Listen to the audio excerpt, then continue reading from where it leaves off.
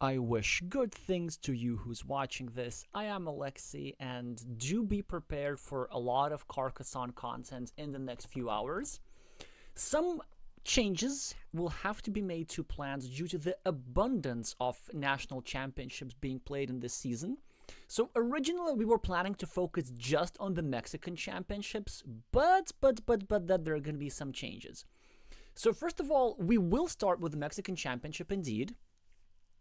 Yesterday, there was the group stage, or rather the Swiss tournament stage, with around 20 players or so. Now, only 6 remain. They have a bit of an unusual playoff format with 6 players.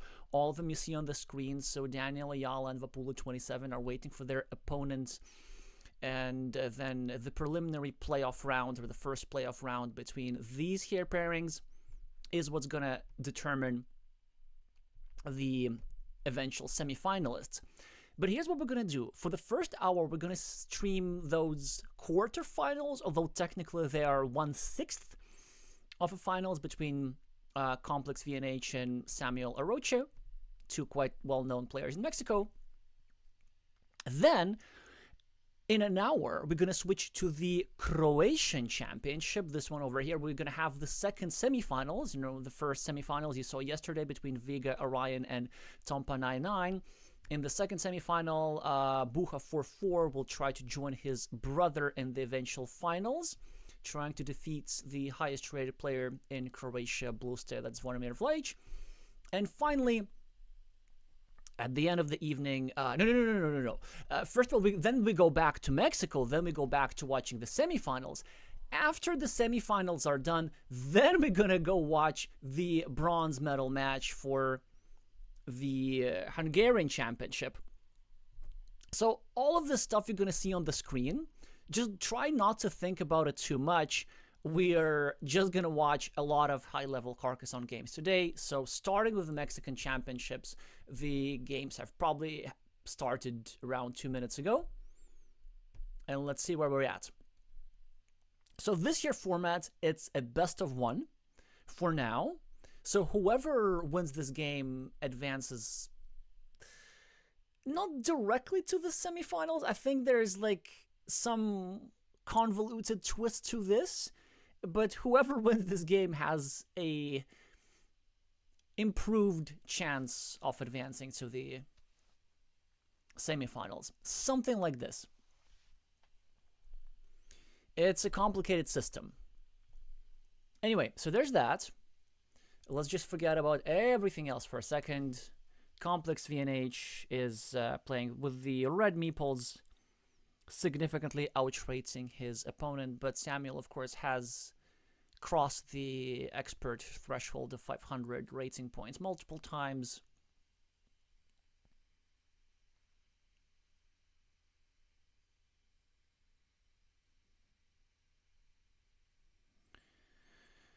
Alrighty, so what are we having? Well, Complex VNH is indeed ahead on the scoreboard after finishing a 6-point city, but Samuel goes right back at him with 4 points of his own, plus 11 for Samuel.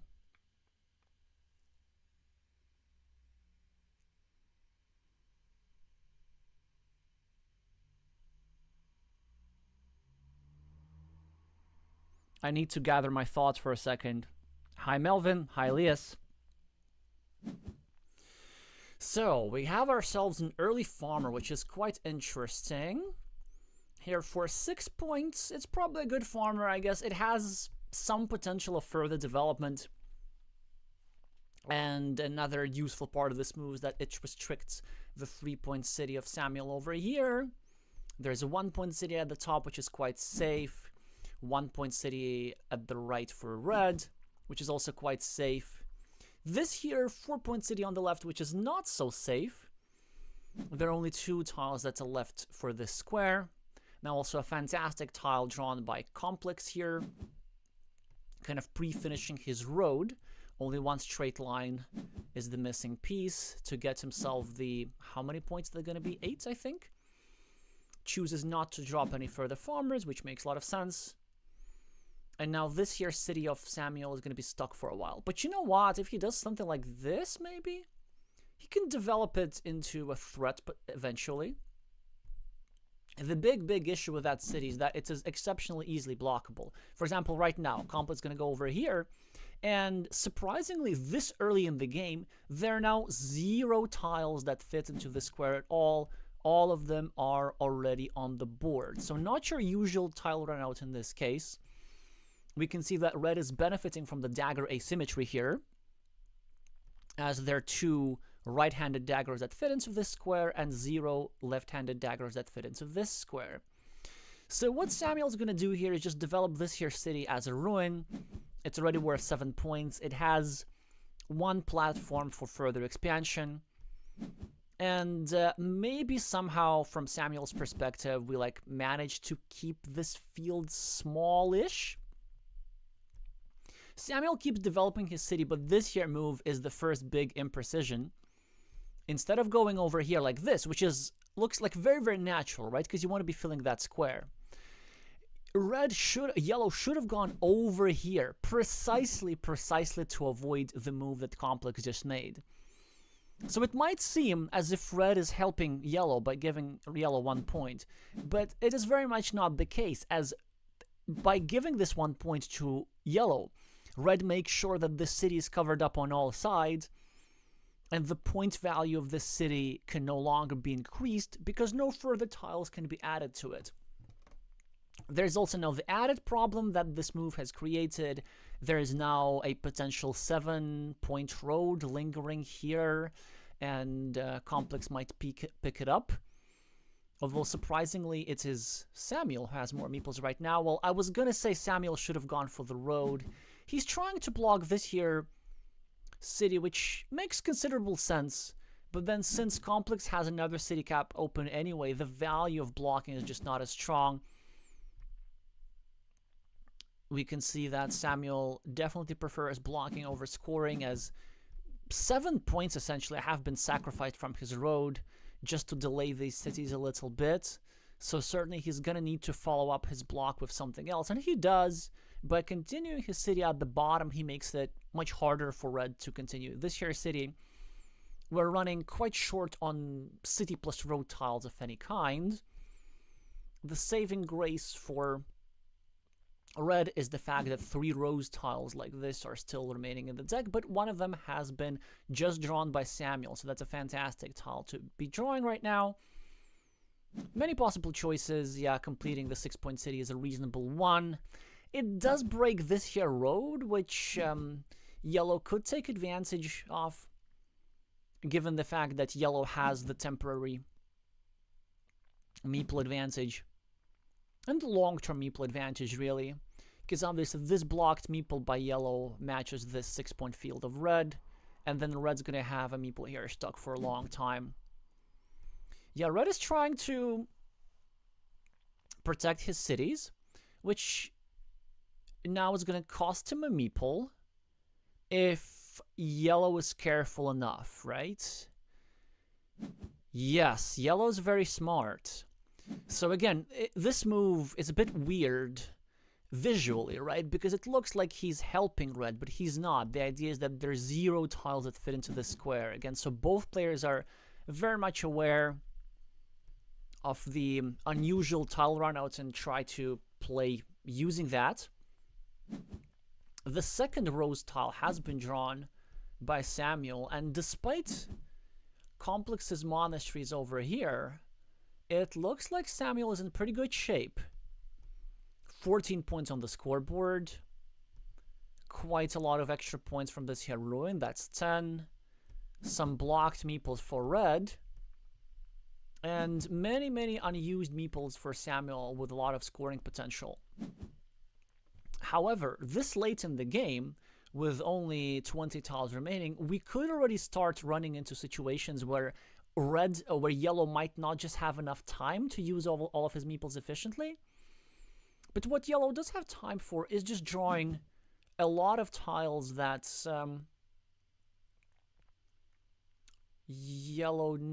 red needs, right? For example, this one would have fit into red city. This one also would have fit into red city. This one that Complex just drew does fit into red city, but it's a big question if you even want to use it, and he chooses to use it, which I quite like. But the reason why this move wasn't obvious is that an alternative was available. Complex might have preferred to go over here to permanently block this here meeple, but this would come at the expense of his own meeple, so this certainly makes things difficult. So Complex preferred to develop his own city as opposed to blocking Samuel's. There's still a few city caps that fit into that square, so Complex should be a little bit worried, but he keeps drawing the tiles that yellow needs, so both players seem to be drawing each other's tiles. This here field here in the center seems to be already looking quite good. Samuel now starts a new city complex with another city cap that yellow needs. Hi Daniel, hi Nalaheim. Thank you so much, Daniel, for clarifying the format. So whoever wins this pair plays against Vapula. Oh, okay, now I understand. Yeah, so whoever wins this pair qualifies for the first semifinals, and then the loser of this pair is still going to have one chance to qualify to play in the second semifinals. Okay, look at this. Perfect timing from Complex here. Getting this here tile in time to block yellow, but yellow's just going to finish a different city himself. Playing very, very fast here.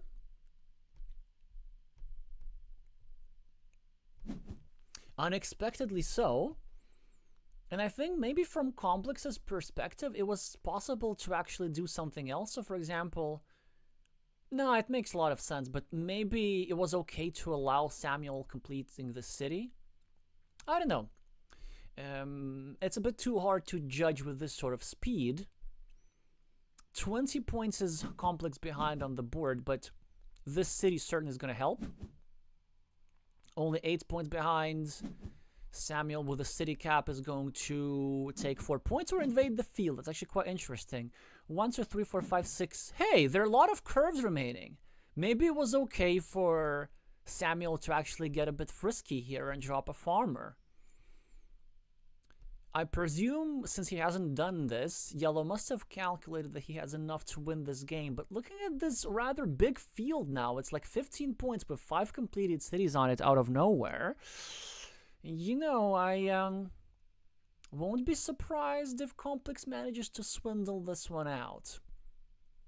So now he has 8 minutes to calculate a rather straightforward endgame with 4 tiles remaining. He chooses to drop a 6-point farmer, which makes a lot of sense. Gets 2 points for the monastery. That's an 8-point move, but Samuel gets another curve, and he's probably going to go over here and equalize the field. No, he chooses to invade the field in a different manner, which might be correct. And what can Complex do about this? There's still one more curve remaining to fit into the square. So basically, Complex must hope that he himself draws the curve. So what do we do? Do we just go here? Do we grab a 5-point road? And this is exactly what he does. Unfortunately for Complex, he's not going to lose this big field, as the last curve is in fact in his hand. No, never mind. The last curve was this one, right? So, or this one. So there are no curves.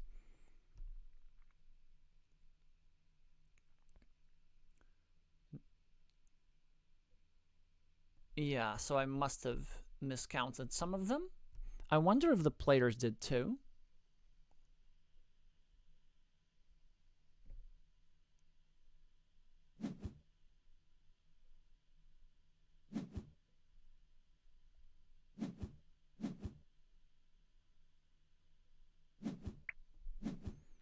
Hi, Horim. Good game, very quickly, says Complex. And honestly, I'm not really sure who won this one. I think it's actually might be Complex because of his fields. Let's see in a second here. Yeah, this here move was a bit puzzling to me, because Samuel chose to try and invade the field like this instead of simply taking the invasion which was already available to him.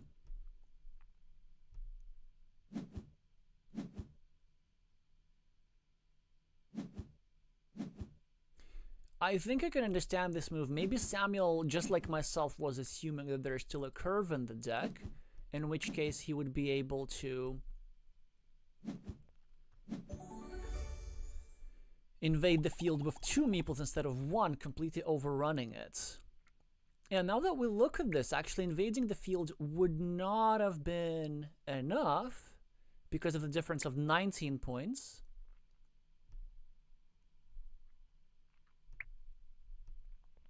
It was a very, very fast-paced game.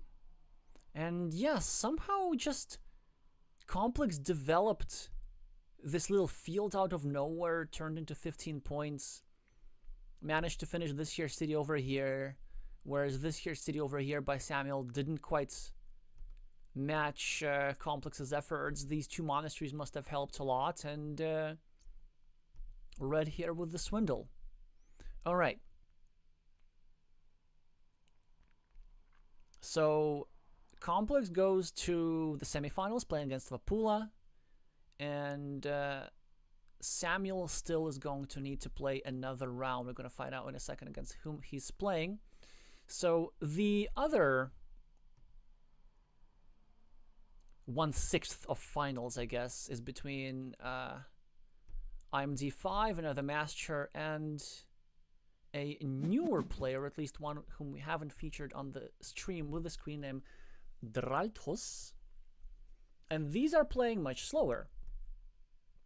And the position here is much more equal, so this actually could be very interesting. So IMD is playing black, and he has a bunch of meeples blocked, so this here precariously placed meeple is all but dead. There's 1 tile that fit into this square. Red's meeple feeling a little bit apprehensive, but at least there's still 2 tiles in the deck that fit in this square. This here square is of course dead, and this benefits the 8-point monastery of red more than it does the 1-point city of black. And this here city is quite interesting. It is shared at the moment for 10 points, but IMD is trying to invade it and take it over, and it certainly is going to be valuable regardless if it gets completed or not. Dralthus is now trying to do something about that city. However, I could see how it could go very, very wrong, but he gets a fantastic tile. Well, I'm not sure if it's fantastic, but it's good enough. So if he just goes here and finishes the city for 6 points, he will make it slightly harder for IMD to complete this connection. And most importantly, he will already block this square, not allowing the city to get completed. So that's a form of damage control. The reason why I would be very inclined to make that move and not wait for something like an extender, which I guess is the original intention of Red trying to equalize that city. The reason why I would really want to bail out as soon as possible, which is exactly what Red does, is because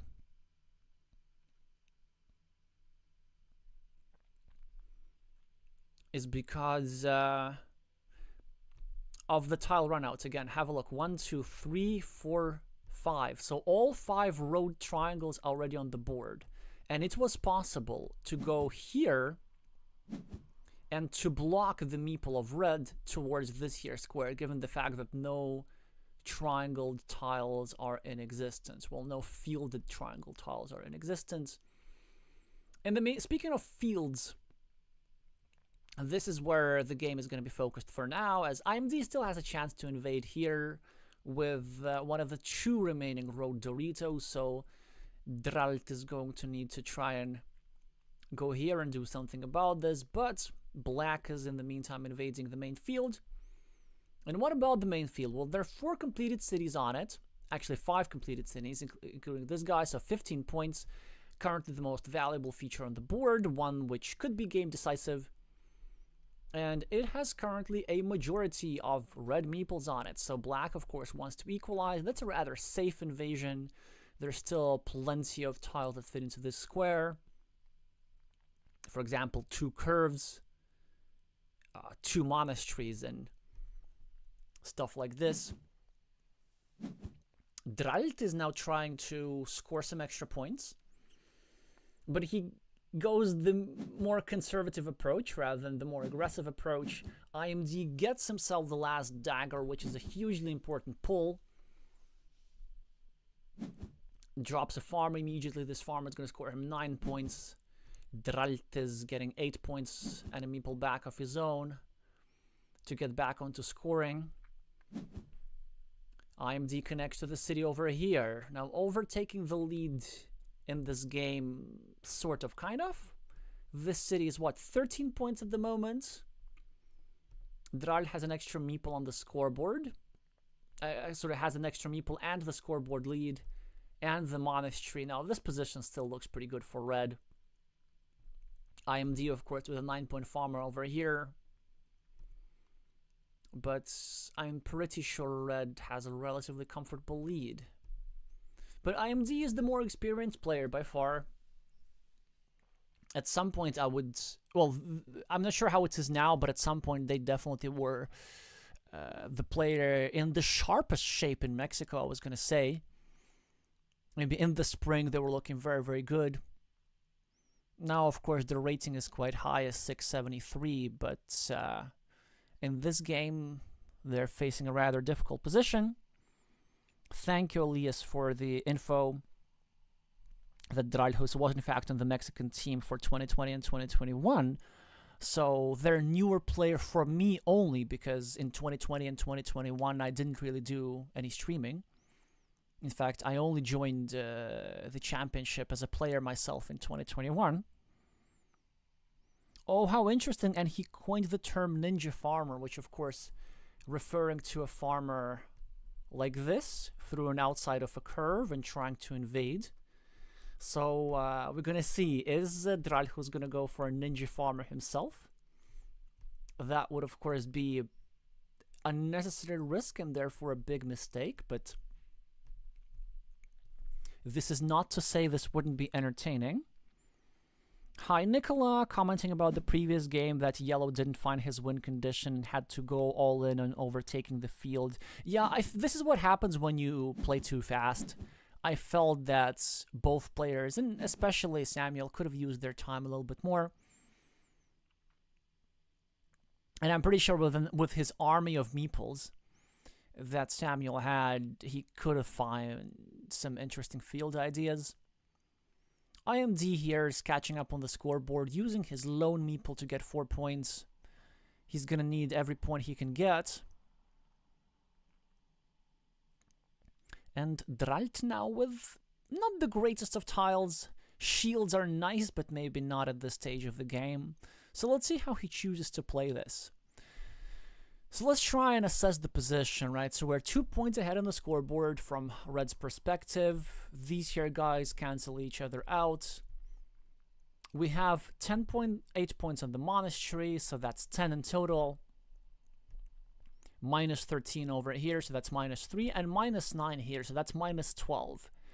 And, of course, we have this 15-point field. So technically we are at plus 3 at the moment, but we need to bear in mind that when the black meeple invades here, we're going to be at minus 12, and 12 points is an awkward number of points for just one meeple. And so that's why red chooses to preemptively invade the field. And this is actually very, very interesting.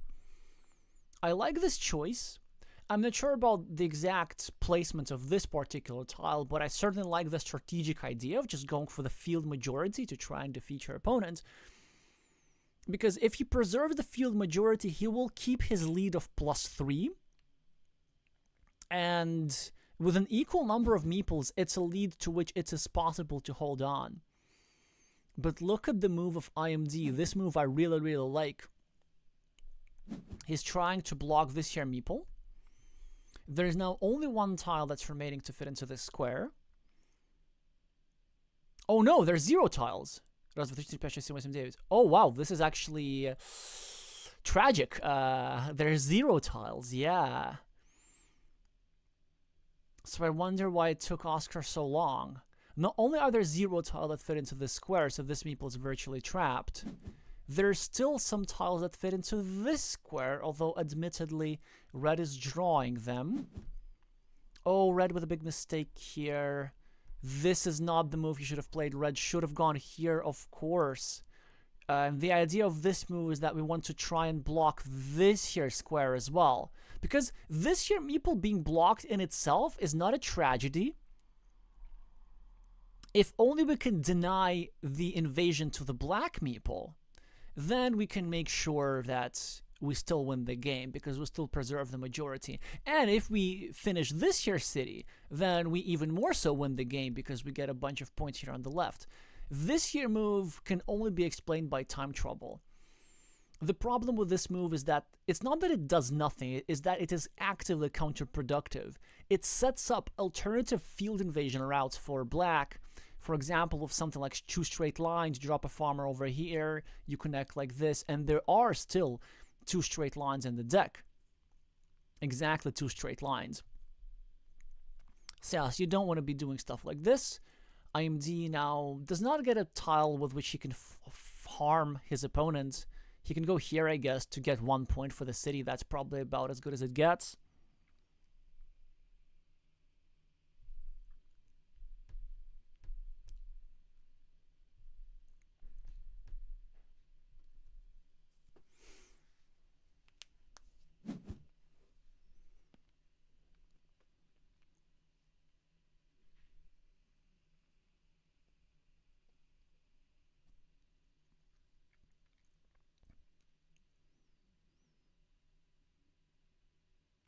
Oh, but then Drarthul is just going to lose on time. Oh, that's unfortunate. That is very unfortunate. So, of course, I like when players think for longer, but not when it causes them to lose the game. Now, we also need to know what the rules are regarding the championship. And I see that Daniel Ayala, who's also the tournament organizer, is typing in the chat, so I believe we're playing with the usual strict time rules, meaning that if you go below 0, then you lose.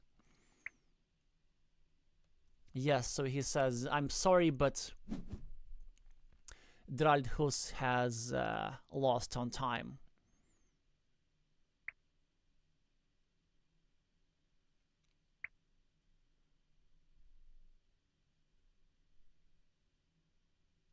Draldhus still says, let's finish the game, like, I can see that I lose, but yeah, and IMD is also saying that I would like to finish the game regardless, just to see what would have happened, but it is official. We know that IMZ has won this game, not necessarily on the board, because red is still ahead in this. And it seems that unless black manages to invade the field, then red is going to win by points, which is going to make this time loss even more painful.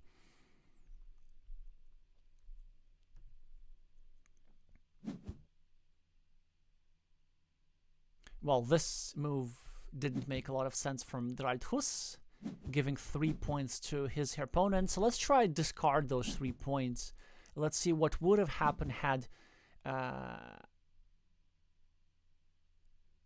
the newer player, or at least the newer player for me, had less time, had more time. Yeah, so we see this field connection is now complete, but had red gone here with this monastery like this, then red would have been useful to use this here straight line for blocking.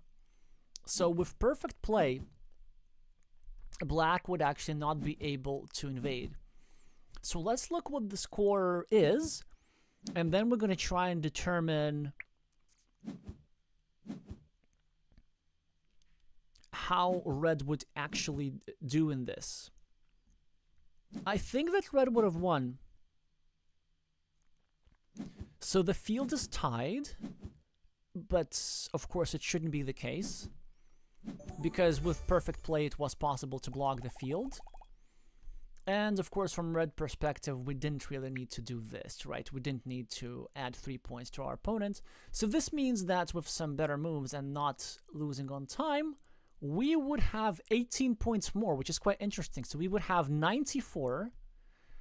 Well, no, we wouldn't have 18 points more. Our opponent would have 18 points less. So our opponent would have 77, and we have 76. So we would have lost this game by 1 point anyway. But that certainly would have made it a little bit more exciting. Alrighty, so congratulations to IMD. The higher rated players keep winning. And now we're moving on to the next stage of the tournament.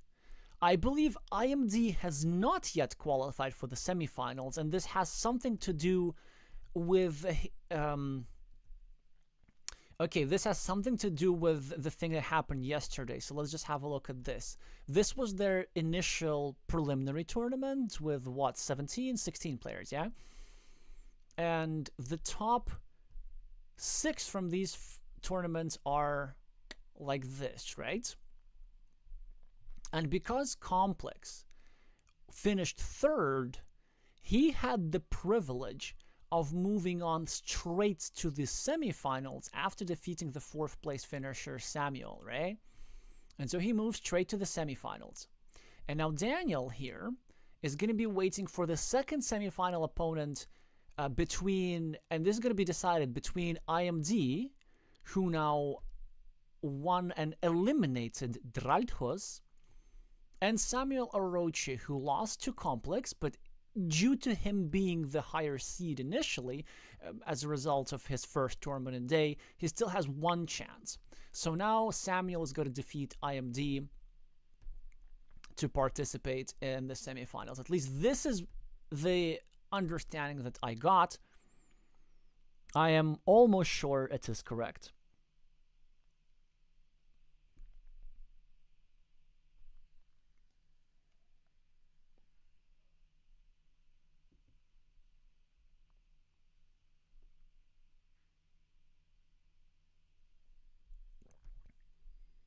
Ah, yes, I see Nicholas pointing out in the chat that with some different moves,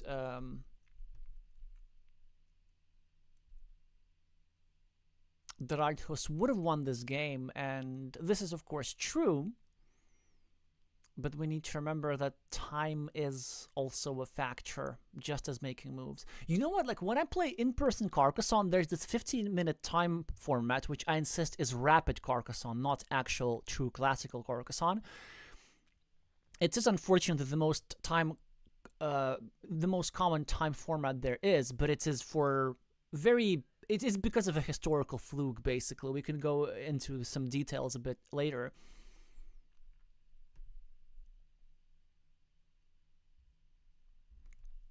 Yeah, so what was I going to say?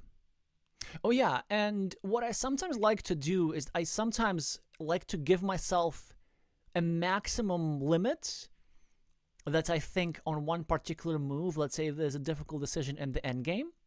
And then if I reach that limit, then I just make a move knowing that even if I don't find the best move right now, then the time that I'm saving is something that I can use later, and it therefore increases my win probability because I'm going to have that time later in a critical moment. All right, thank you, Elias, for confirming that I got the format correct. So now the only thing that remains is to find out when exactly are these guys playing. Wait. At 1800? That's a bit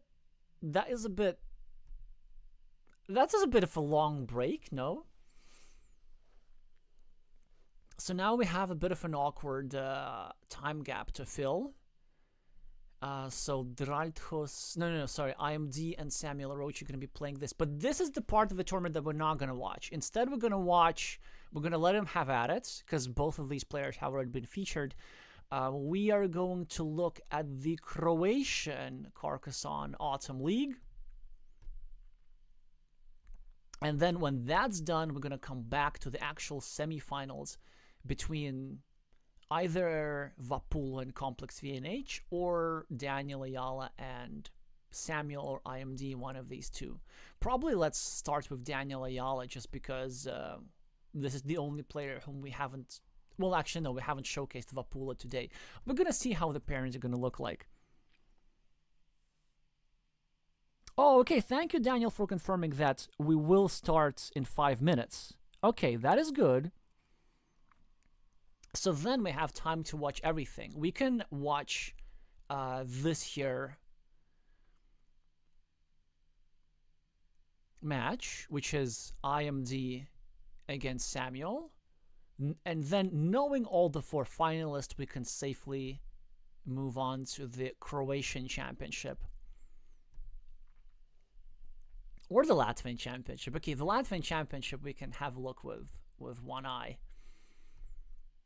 Just so many interesting things happening at the same time.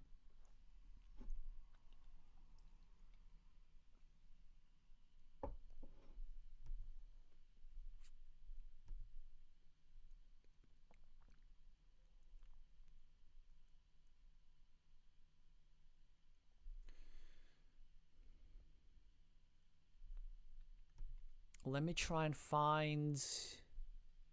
Aha, there we go. This is the tournament that they're playing. I'm pretty sure that this is supposed to be the tournament that they're playing.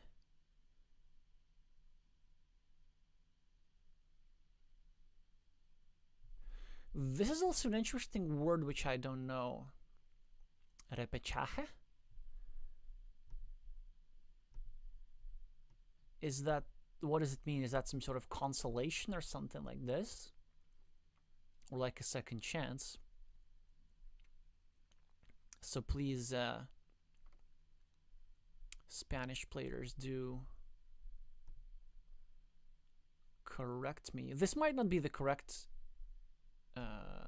link, but you sort of get the idea. Okay, similar to wildcard. Oh, and the semis are gonna start earlier. Okay, okay, this is good to know. Also, one thing that would be nice to find out, so like, what are the chances of the finals happening today as opposed to on a different date? Anyway, we're gonna be watching as much Carcassonne as there is. Oh, look at this. Samuel is alone listed in this match so far. I'm sure it's going to be updated in due course.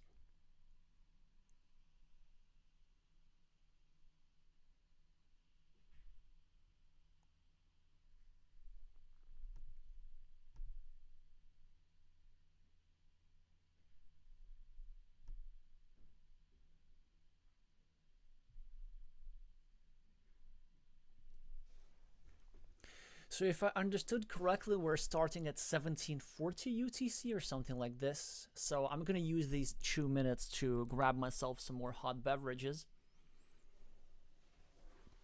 And I encourage you all to do the same.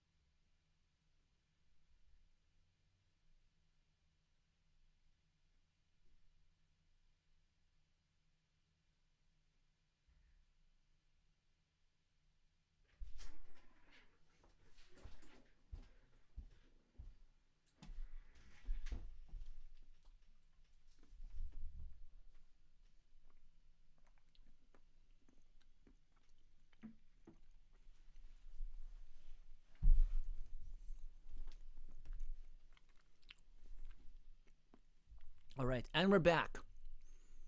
And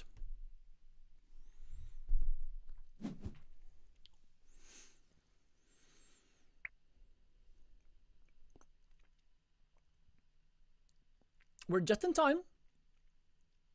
Samuel is going to be the starting player. Both players are wishing each other luck. And I'm going to guess being slightly insincere. Samuel's with yellow, IMD with black.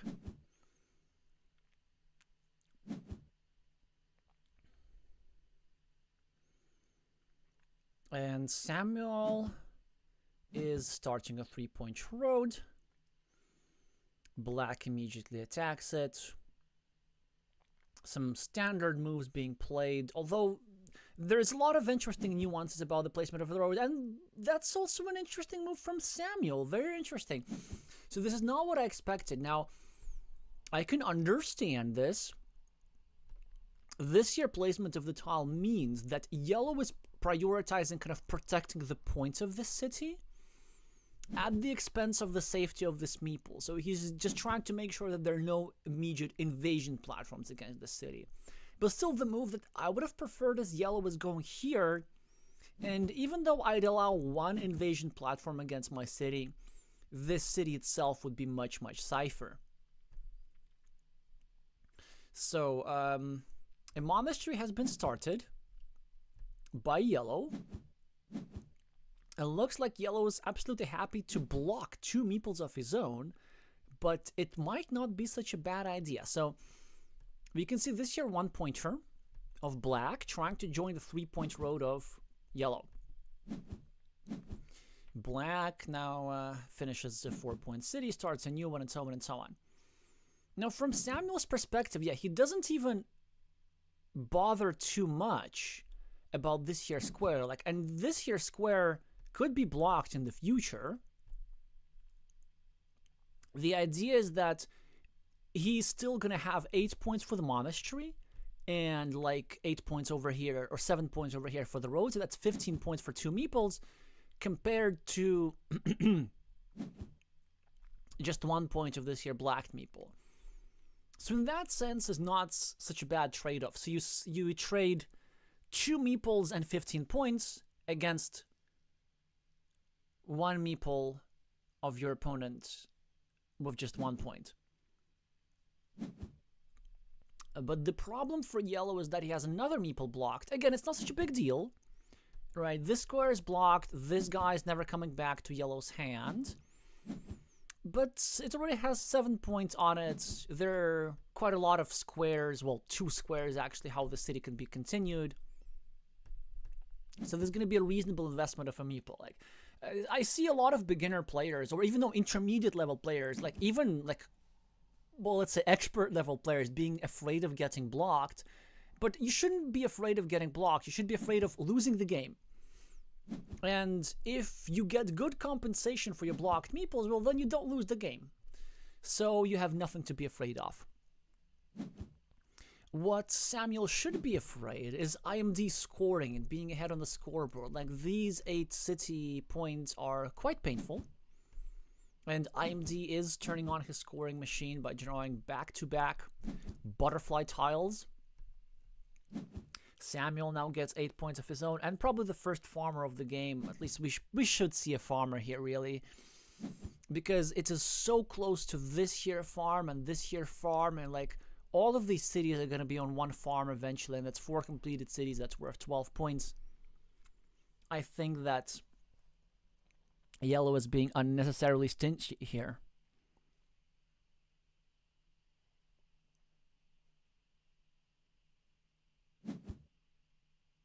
Hi, FZ. As IMD is taking 2 points, FZ is asking, were you able to record anything at the Carcassonne World Championship? Will there be video about your experience?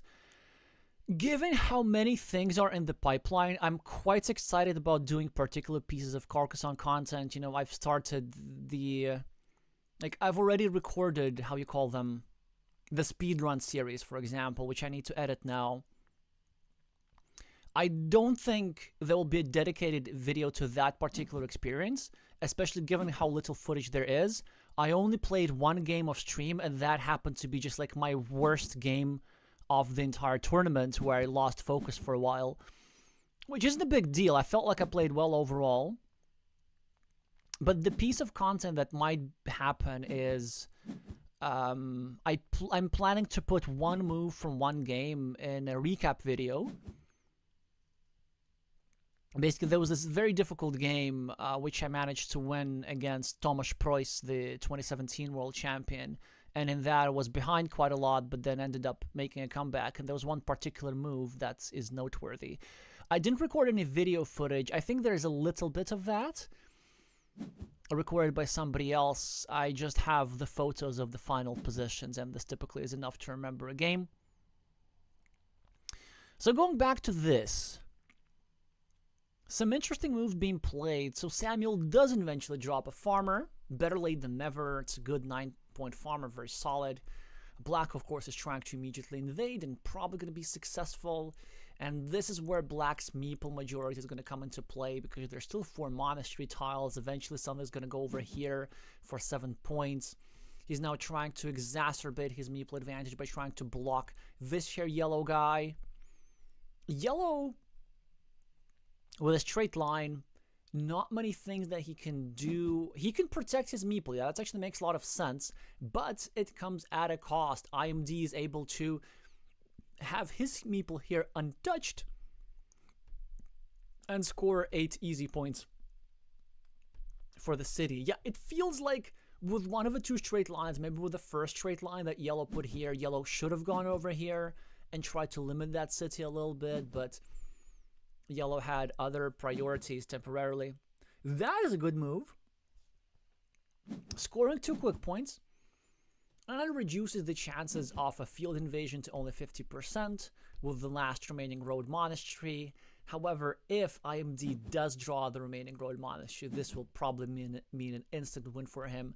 Not only a field invasion, but also 9 quick points. Well, 8 technically, but eventually this square is going to get filled, so this is going to be worth 9 points. But then also, even if Black doesn't invade, if yellow completes this city, suddenly Black's field expands over here at the bottom. There are these green squares, so this farmer is quite well placed regardless. Oscar keeps scoring, despite the fact that this meeple is a bit dangerous, given the fact that there's only 1 crossroads remaining, but maybe his idea is to get 2 back-to-back curves. That could also work.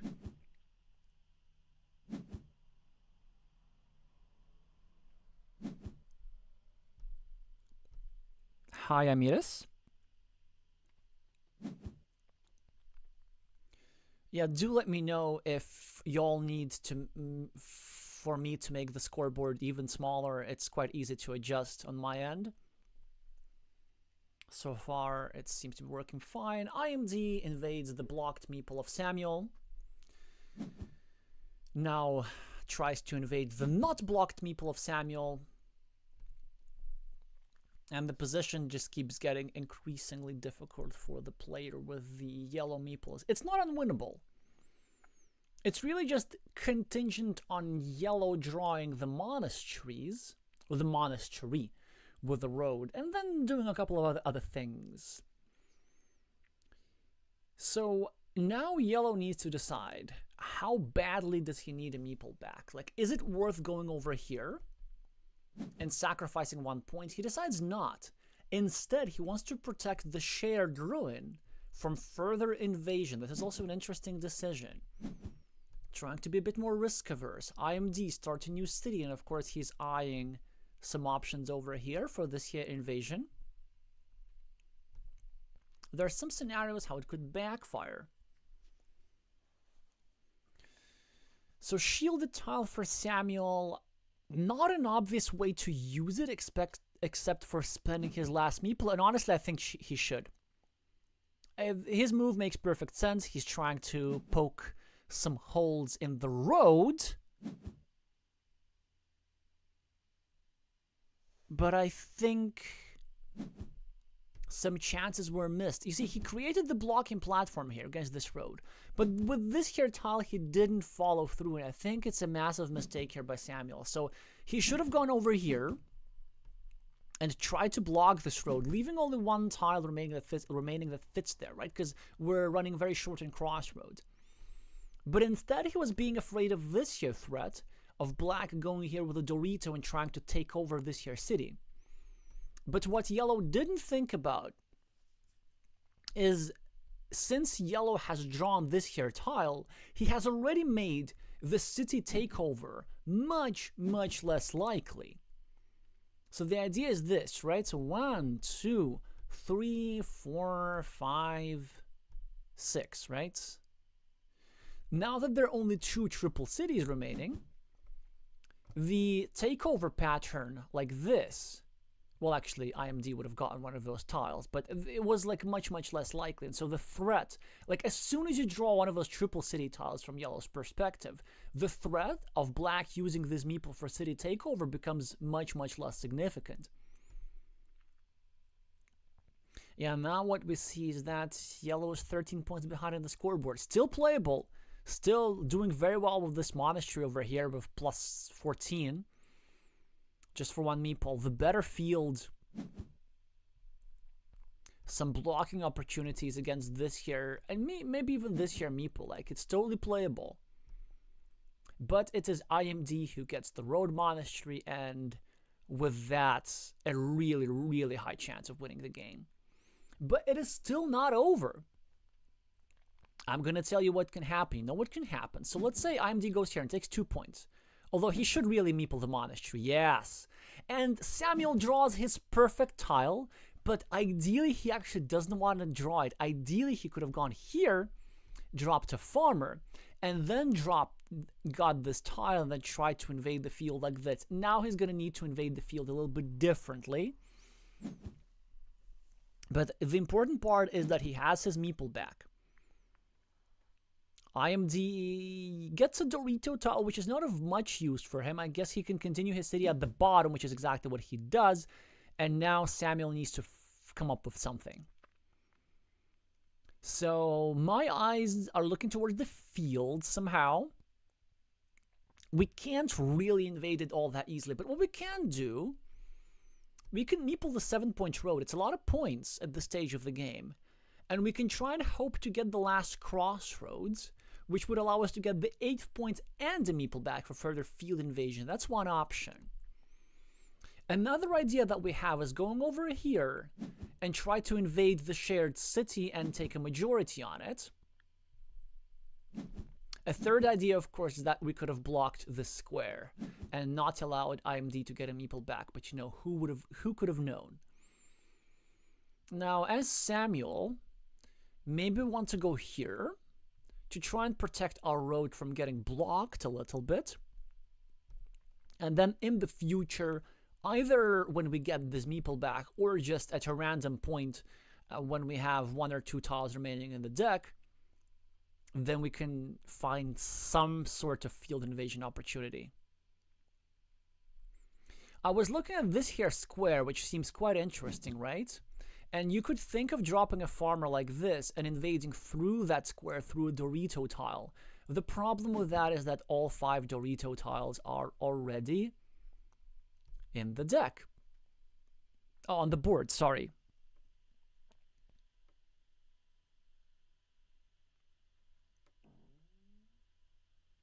Craft Giraffe is commenting, yellow is constantly trying to block and not finishing the block. Yeah, that's completely true. That's what I was referring to. So typically, if you're going to spend the tile on just creating a blocking platform with your next tile, you really, really want to follow through. Because if you don't, that sort of devalues your previous move as well. Like in Carcassonne, very often in order to get good, you don't need to have a perfect plan. You just need to follow through with the plan that you already have. Make it imperfect, but make it a plan. So Samuel decides to drop a farmer, which makes a lot of sense. IMD gets himself the crossroads, but Samuel can still win if he invades the field, if I'm counting correctly. Although these 3 points will help IMD a lot. So will Sam be able to invade the field? And yes, he does invade the field. But IMD is just going to finish his city and simply outscore his opponent. The field, whilst a nice acquisition, is only worth 15 points, less than the current difference on the scoreboard. And by going simply over here, or actually over here, yes, IMD will be able to take, first of all, this 6-point field, and then another 6-point field on the left, eventually scoring him 12 points for 2 meeples. Almost as good as the main field currently under Samuel's control.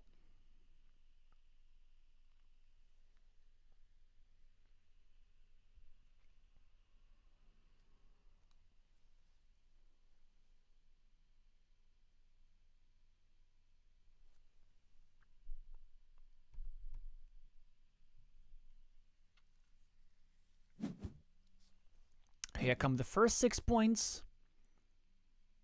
Samuel gets a monastery, with which he cannot do nothing much.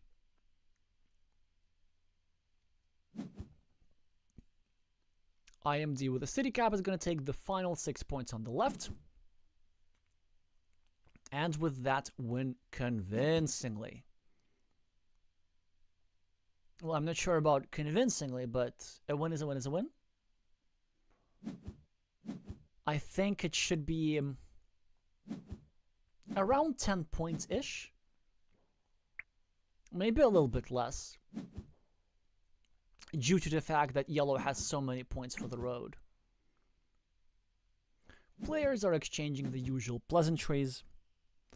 And in a second or so, we will be able to congratulate IMD for moving on to the semifinals. So far, no surprises. The highest rated players just keep winning.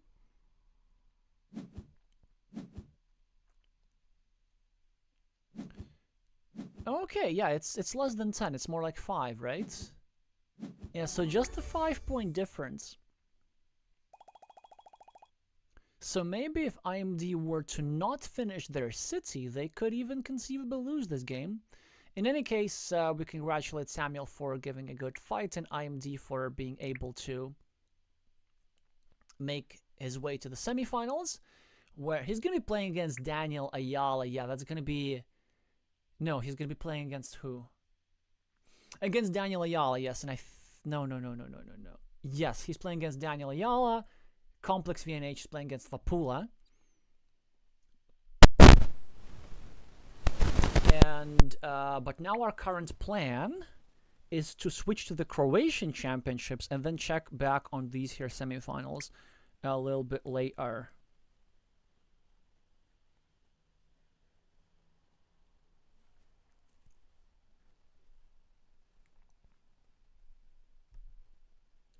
Yeah, IMD is asking how many places they have for the Carcassonne Champions League, which of course is, I think it's typically 1 place for most countries, at least the direct tickets to the main stage. Anyway, we're gonna let them sort this out a little bit later, and now our second dish of the day, the Croatian Championship. Of course, yesterday we witnessed the victory of Tomas Buhinicek over the experienced expert with a screen name Vega Orion 2-0, and now the other Buhinicek brother is going to try and defeat Zvonimir Vlajic with a screen name Blustay. Both of these players have been previously featured, should be immensely interesting. So let's just go to the players' profiles. 5,000 games of experience for Blustay, and how much is it for Buha? Probably a little bit less. Only 3,000 games of experience, but now in excellent shape. Rates at 650. So rating-wise, they're even the favorites against Blustay. And let's see what happens. Now, Philip is having himself the starting player privileges, and already 4 points will be transferred promptly to his scoreboard. Zvonimir starting a new city in the only legal place possible, Buha now with the meeple over here will be of great annoyance to this here green guy. It's always an unpleasant configuration to be him. Like when you have this extender and you're soon to be restricted from both sides, whereas this here part of the board has all these unrestricted squares at the bottom. This meeple here gets blocked at quite a reasonable frequency. At a significant frequency, let's say.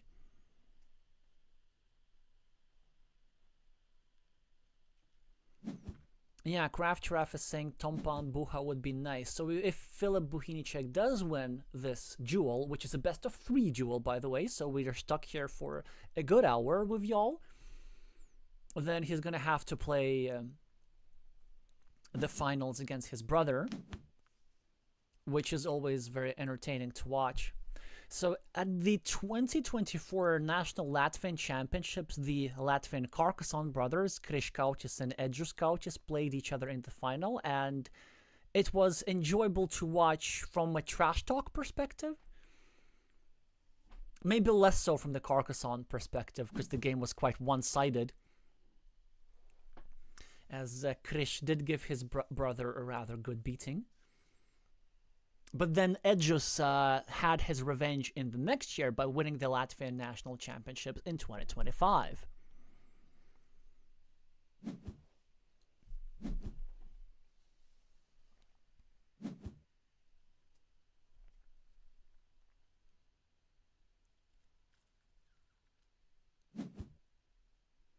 Alrighty, so 3 quick points were scored by Blueste finally to have something on the scoreboard.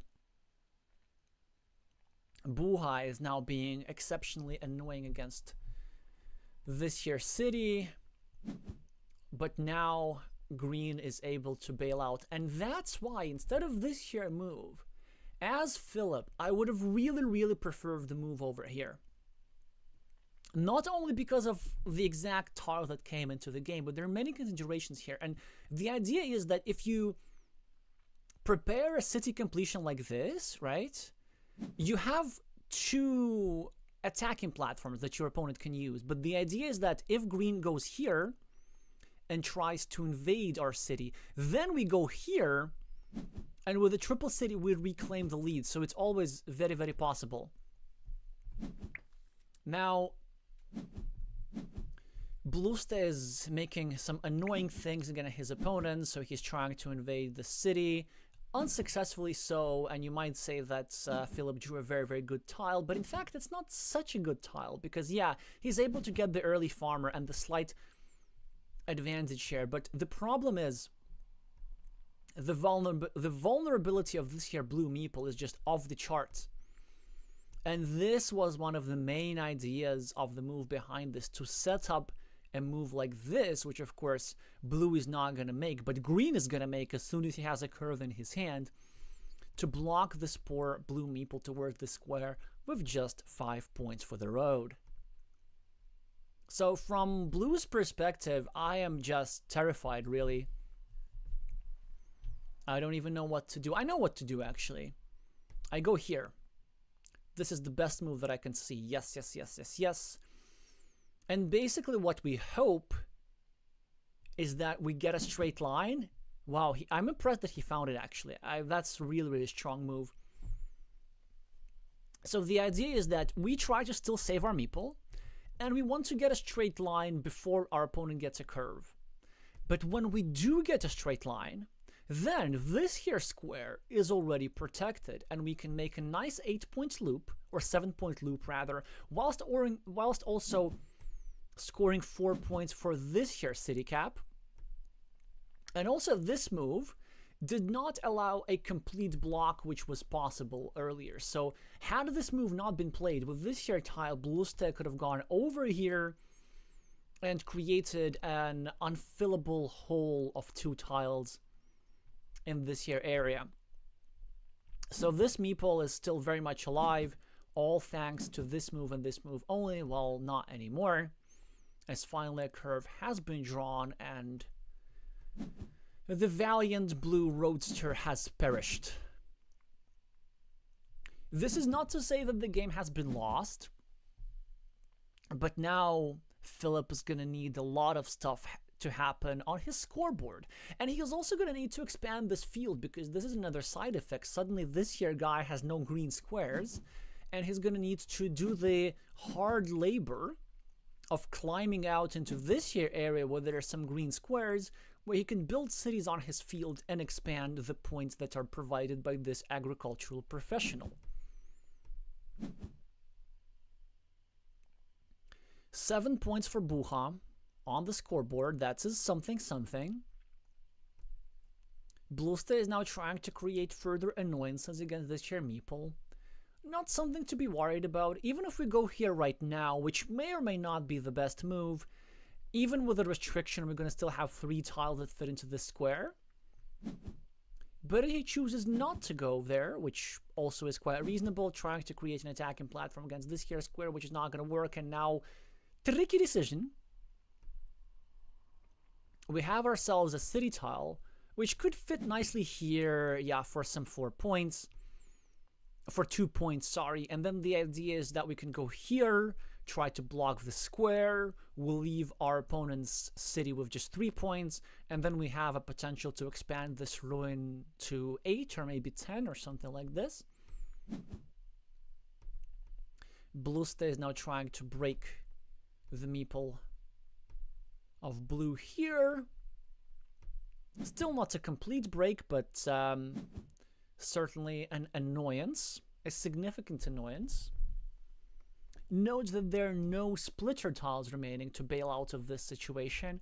If blue wants to continue his city, he's going to need to draw one of the 4 remaining Dorito tiles, and then a bunch of city caps, which probably going to give enough time to Blueste to either invade the city himself or block it.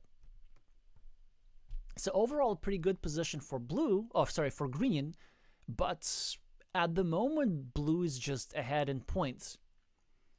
You know, this sort of situation is very similar when you're playing football and your team is ahead like 1-0, and then they get a red card. And then you have to play for 45 minutes, like 10 versus 11, and you just hope that the game ends as soon as possible. You just hope to hold on. And this is something that blue must be thinking about it. Also, I find it extremely inconvenient that the player who has blue in his screen name is not playing blue. So he should either switch to blue meeples or switch his screen name to Greensta. Buha is getting himself more scoreboard points, which is exactly what he needs in this here position. Zvonimir with a curve, presumably wants to use it for blocking or maybe not. So my number one idea was to go here, but this here is possibly even stronger because look at this. Look how savvy this was. It prevented Buha from going here and using this tile to invade this here city. So this here in direct defense is a very nice find. And it is predicated on the fact that 3 out of the 5 vanilla city cap tiles have gone out, and so have both splitters. So actually there are really not that many tiles at all that fit here for the potential invasion. Only 4, which are the 2 remaining regular city caps, plus the 2 remaining regular Doritos. Philip is now getting probably the best tile in the deck possible, which he can use here to consolidate the city. And in fact, I was even getting worried that he didn't play this move instantly. Eventually, of course, finds the best idea, but Blueste with an extremely annoying move, blocking this here guy for just 6 points. There's now only 1 tile that fit into the square, a dagger tile like this, and unless blue manages to draw it, he's going to be stuck with this farmer scoring only 6 points for these here 2 completed cities. Buha with an excellent move of his own. 5 points monastery and the restriction against this here city. It also helps for him to have drawn the Dorito tile. Now only 1 tile that fits into the square for a city completion. And also the continuation over here looks very nice and annoying. Now I start liking this position for blue more than I do for green. Yeah, when you play these sort of imbalanced positions where like one side has one side has the scoreboard lead and the other side has the meeple advantage, the position assessment can change from one type of assessment to the polar opposite in just a couple of turns. It's the Carcassonne equivalent of the Sicilian defense. Please, chess players who are watching this, back me up that this analogy makes sense.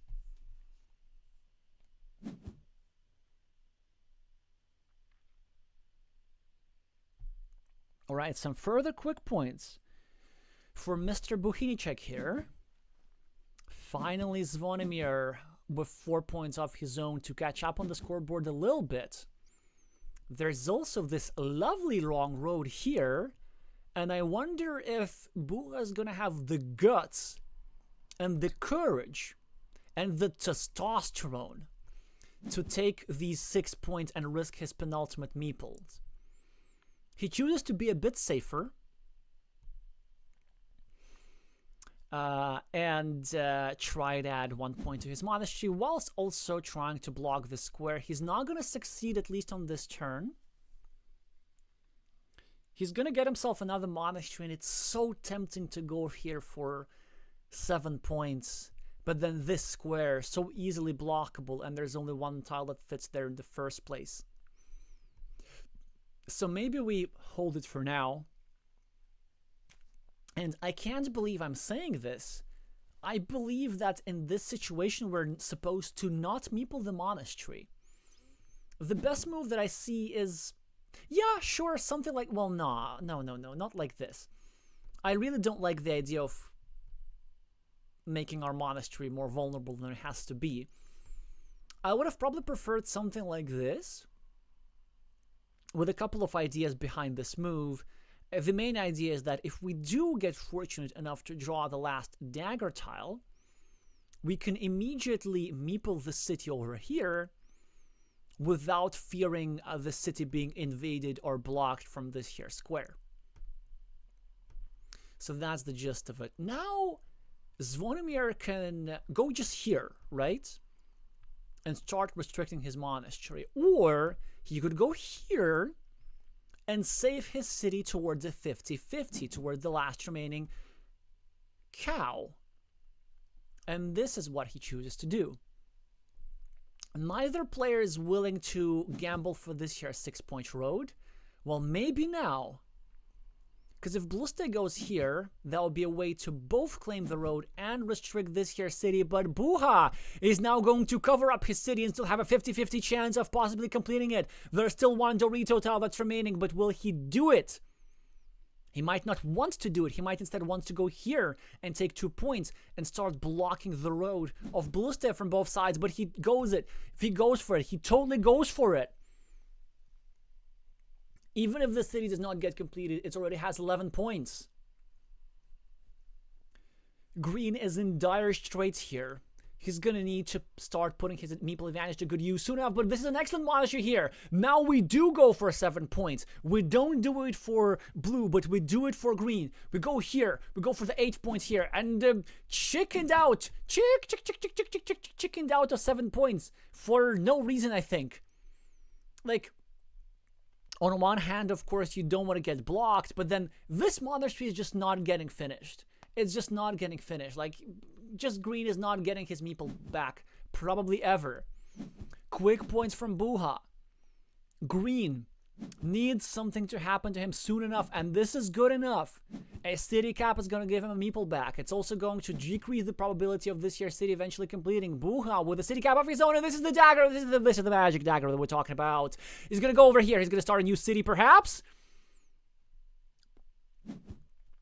And this is exactly what happens. Bluste must do something about it, but how? He chooses to go for a monastery tile, controlling the city. Philip now with a curve.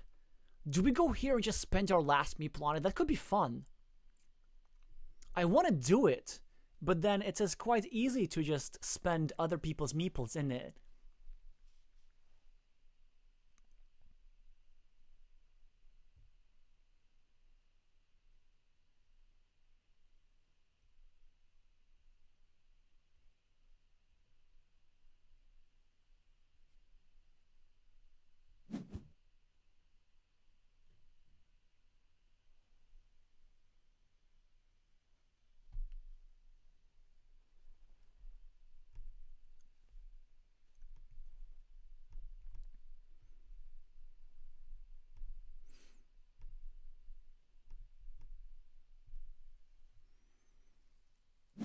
So he chose not to do it. Bluste getting himself a meeple back and scoring a little bit as well. Also creating some blocking opportunities against Bucha City. Bucha does not get a city cap, but he gets himself a very, very nice tile that he can use to either score 2 quick points or maybe to be a bit more greedy and go over here for this road. No, he chooses to score quick points whilst also protecting this here city from being invaded or blocked. We're now much closer on the scoreboard. Bluste invades Blue City before it can be completed. Green really catching up here. But his meeple advantage is not that great. Like, Green really needs the last cow to go here and finish the city and drop a farmer, but it does not appear to be happening anytime soon. Mr. Buhinicek can go over here and obstruct the square a little bit. This is what I expect them to do. And in fact, it's obstruct the square not by a little bit, but by a lottle bit. Wait, what? This is a move that doesn't make a lot of sense to me. It does not obstruct the square at all. I'm sure there must have been reasons. Not reasonable reasons, but reasons. Alright. So what is Philip gonna do? Option 1, we go here for quick points. Option 2, we go here for quick points. Option 3, we go here for a 7-point monastery. Anticipating that our opponent is going to give us a meeple back when they finish this here city and we finish our monastery in response. 2 quick points is the play. Decides to stay safer. Blue step with a Dorito tile, meaning that there's nothing that fits into the square, so this city is never going to get completed, so that's a bit of a sigh of relief. City cap for Buha.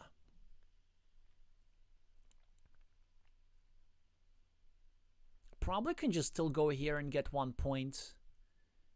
Won't hurt, I guess.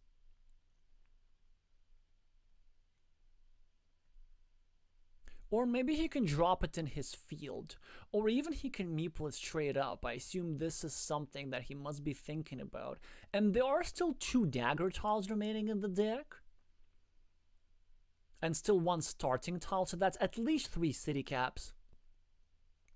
I think we gotta do it. We gotta go here and start a new city and hope that we get a meeple back soon enough.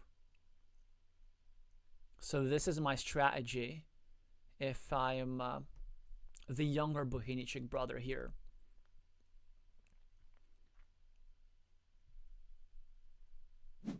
And this is exactly what he does.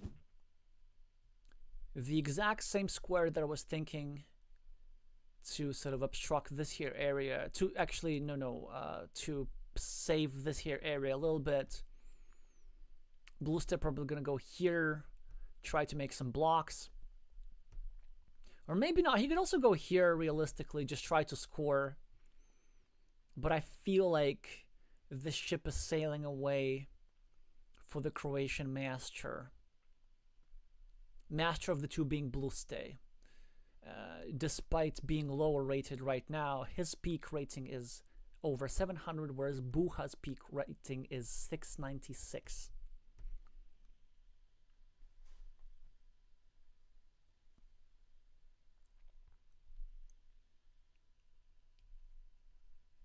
So where does this curve belong?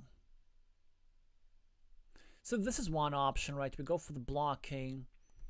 Option 2, we go for the scoring here. Option 3 is something like this. We take 1 point, which makes some sense. Option 4 was trying to expand our field a little bit with these here shenanigans, but we don't really need that.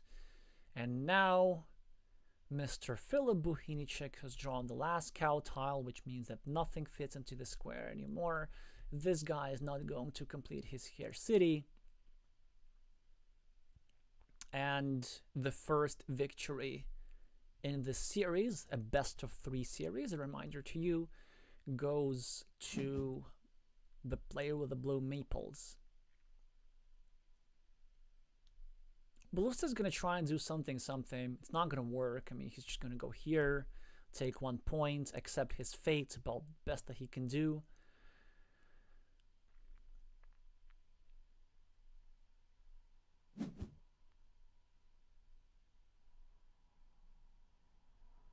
Yeah, this was an interesting move, worthy of respect for sure.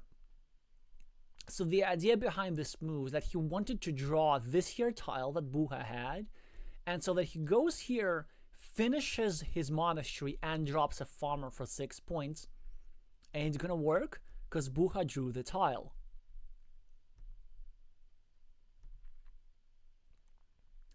Zvonimir with 1 more tile left to place in the game after this one. I cannot see what he can possibly do. Scoring 1 point could work. Scoring 1 point here could work. Going here for the road could also work. We also know that there are 2 city caps remaining in the deck, and that Bluester cannot draw both of them. And this means that Buha is guaranteed to finish his city.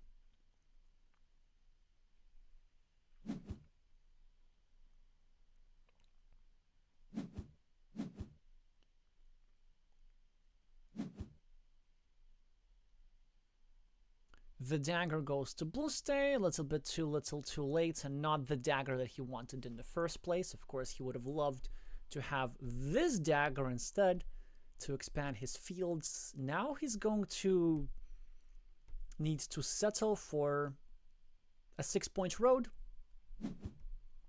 which is something, I guess. Oh, look, and the third tile was also a city cap. And a 4-point move is being made. Filip is going to win this one. And the score is 1-0 in the series. And whilst the points are counted, let me just do another I told you so. Not that it would have influenced the game, but what did that tell you about this monastery meeple? It like looks safer in practice, whatever. Like in theory it looks safer, but in practice it's never getting completed because there are just too many tiles that need to be placed. So green was much better off placing it over here for 7 points and had a 50-50 chance of finishing it with the dagger that he ended up not drawing or whatever. But at the very least, he would not have been forced to spend all these extra tiles to add extra points to the monastery, and he would have ended up with 8 points instead of 7 anyway. So, again, quite a difficult game here for Bluester, despite the fact that he managed to block a lot of his opponent's meeples early on. But just a thought about monastery safety here. Because when you think about these sort of things, many players try to choose a place when they want to avoid getting blocked, whereas they should be thinking of choosing a place where they have a chance to get the meeple back. Not getting blocked and getting a meeple back is not the same. So players exchange pleasantries, they move straight on to the second one. And Bluester is going to be the starting player. No points on the scoreboard, as 4 points over here were scored by Buha, who now invades the city of Bluester, a move with which I fundamentally disagree. I think it would have been a bit better to leave that city alone and instead try to go for some blocking options, but now that we have committed to that idea, it's still a move with which It's like it's a low variance move with which we get a completely playable position. So players are now equal on the scoreboard as Bluestay finished his 4-point road at the top. Now probably going to get 4 more points and maybe even an early farmer. That wouldn't be crazy. That is very much Zvonimir's style. He, like, whenever he's in doubt whether to drop a farmer or not, he's going to do it. Sometimes it can backfire if the farmers are a little bit too early and the field gets restricted. In this particular instance, this farmer is just fine. Like, it's going to go here, here. All of these here green squares are going to be part of it. And now especially, this is a fantastic tile for Bluestay as he gets himself a second farmer for 9 points. Also some extra city points over here. A tertiary farm is here. This here guy comes in right for support. And already a pretty good position for green.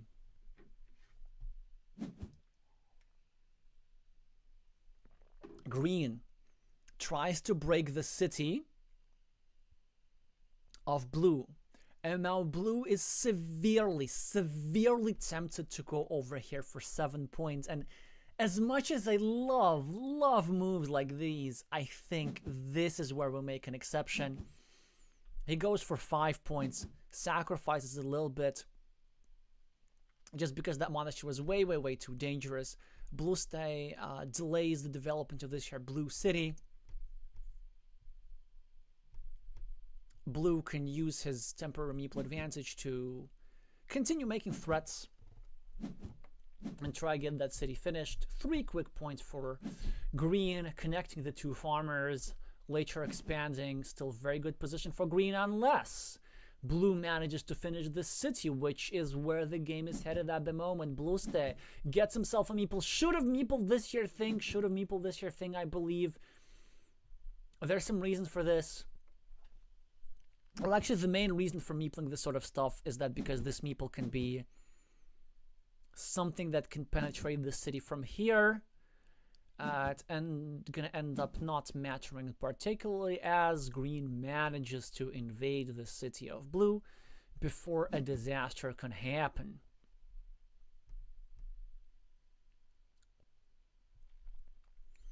Mr. Bohinicek is continuing his road whilst also controlling the field. Ideally, what blue really wants is a tile like a curve going on over here. And then with a couple of curves, he'll be able to control the growth of this field quite nastily, capping it at the 4 cities which are currently in it, which would not be enough to justify the investment of a whopping number of 2 meeples. We're still quite far away from it. Somebody can place a monastery over here. There's still one more road monastery that can be drawn here like this for green to expand this field even further to include these here castles. Green now is in a good position because blue is playing way too riskily. Instead of calmly finishing this here city for 6 points, he decides to make a 1-point move and give back Bluestay a platform to attack this city with a 2 versus 1 majority. And there's still 5 tiles left that fit into the square. Now it's a big problem for the younger Bohinicek brother.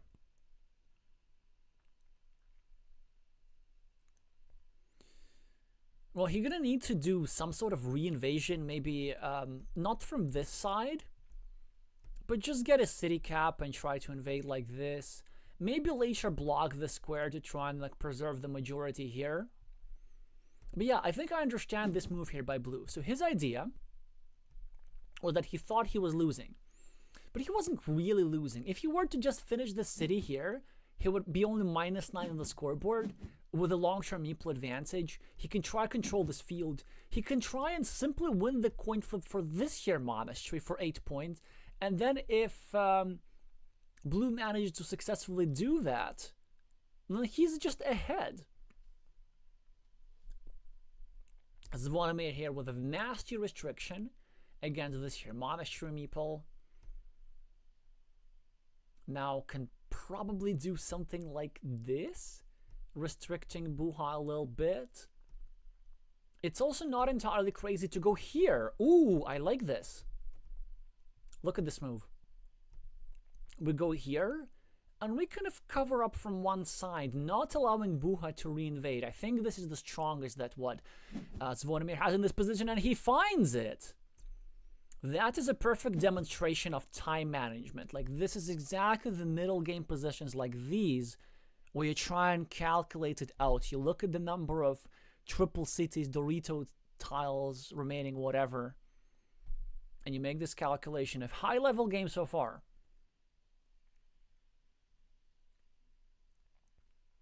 Bluste with the scoring tile takes 2 points.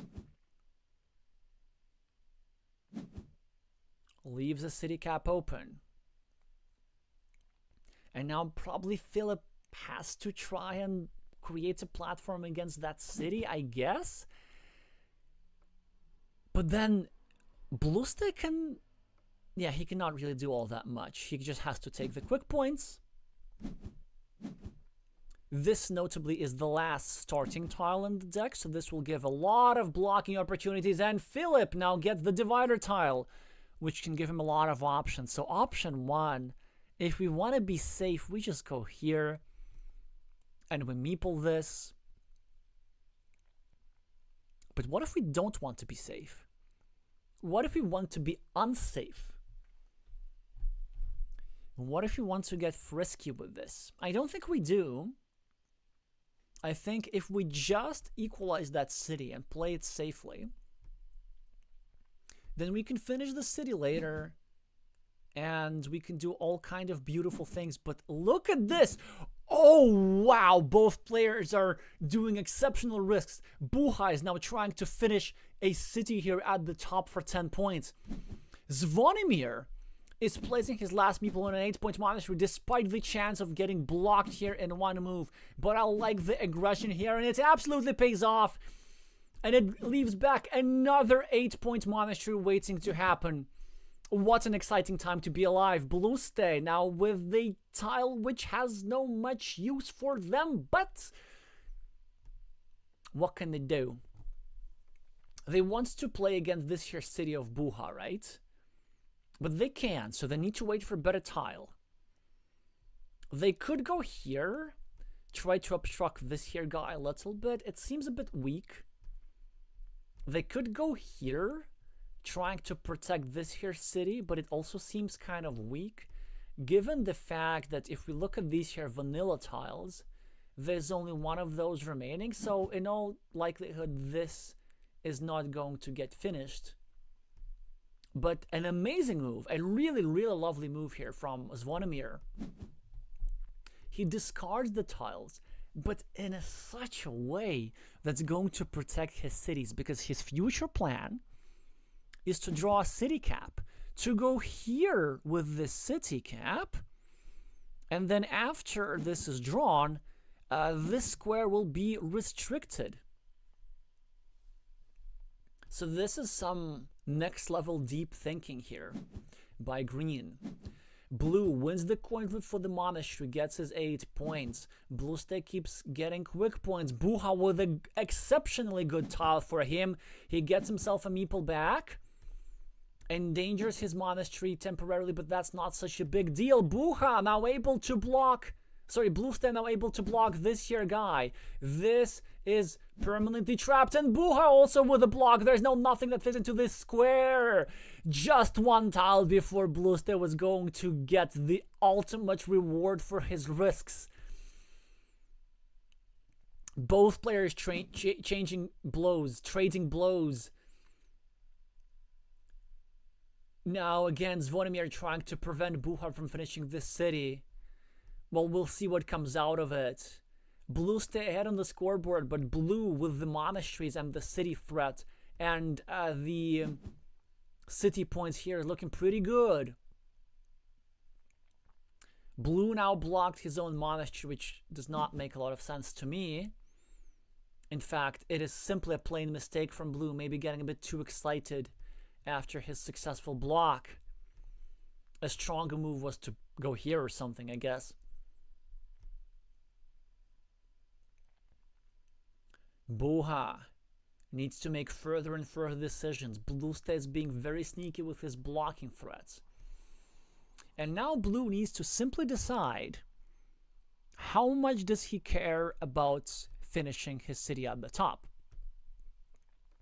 An option that comes to mind is that we go here and we preserve the chance to draw a Dorito and 2 city caps, and we don't give our opponent a chance to do an immediate block. And we also get 1 point in the process, so that could be quite nice.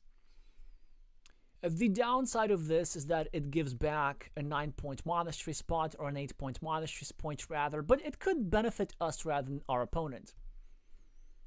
An option 2, which is the move that I'm inclined toward, is going over here, getting 1 point for the monastery, and most importantly, denying our opponent the opportunity to draw the last vanilla city cap to fit into the square and get 8 points and a meeple back, as well as an extra castle in this 12-point field. In fact, I feel like this is an absolute must. In fact, it was an absolute must on the previous turn. I'm really not quite certain why Philip does not see the completion of the city as a big threat. My eyes just keep darting back and forth. What was that? Why would we do that? Why would we help protect our opponent's city? Somebody make it make sense. Okay, time to read the chat for me as Blue Stay keeps scoring points and restricting the city a little bit further. Buha might start thinking about investing himself into 5 or 6 point monasteries. He does this. I have no idea why he wants to block his own meeples instead of his opponent's. Maybe nervousness or whatever could be the only explanation. Possibly tile miscounts, either on my or Buha's parts, could be a different explanation, but like I still keep looking. 1, 2, 3, 4 means that there's still a vanilla city cap that fits into this square. So overall, Buha is doing perfectly fine for points with all these cities and monasteries over here and another city over here, but Blue Stay is doing better with his field scoreboard and this here little threat.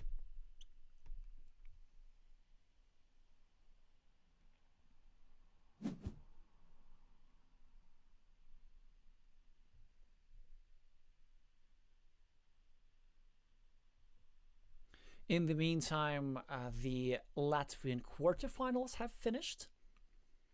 Napalm defeating Apple G. The higher rated player prevailing again. Now Zvonimir needs to make a rather easy choice. You either go here and block, or you go here and block, but this is not an obvious move at all. So of course the blocking part is important. Yes, you don't want to allow your opponent to finish the city, and a reminder that there are no starting tiles remaining, so there's nothing that fits into this square.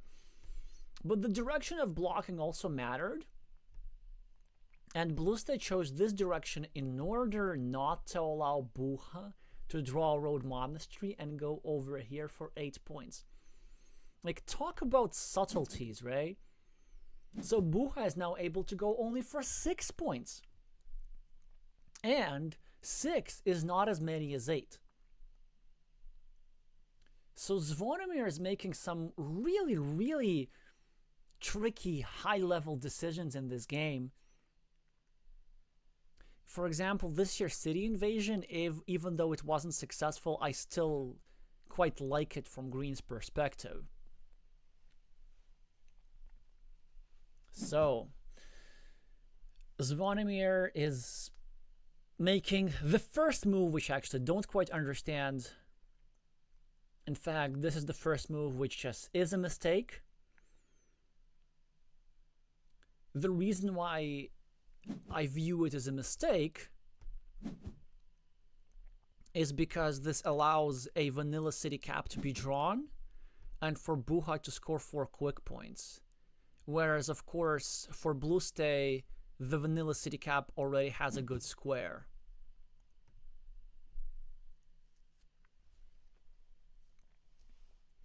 The last meeple of blue is being placed on a 6-point ruin, which at this stage of the game makes some sense.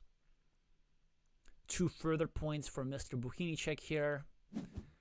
Gonna make him the master of ruins. And the Vanilla City Cap tile. The Vanilla City Cap tile has been drawn for a lot of points.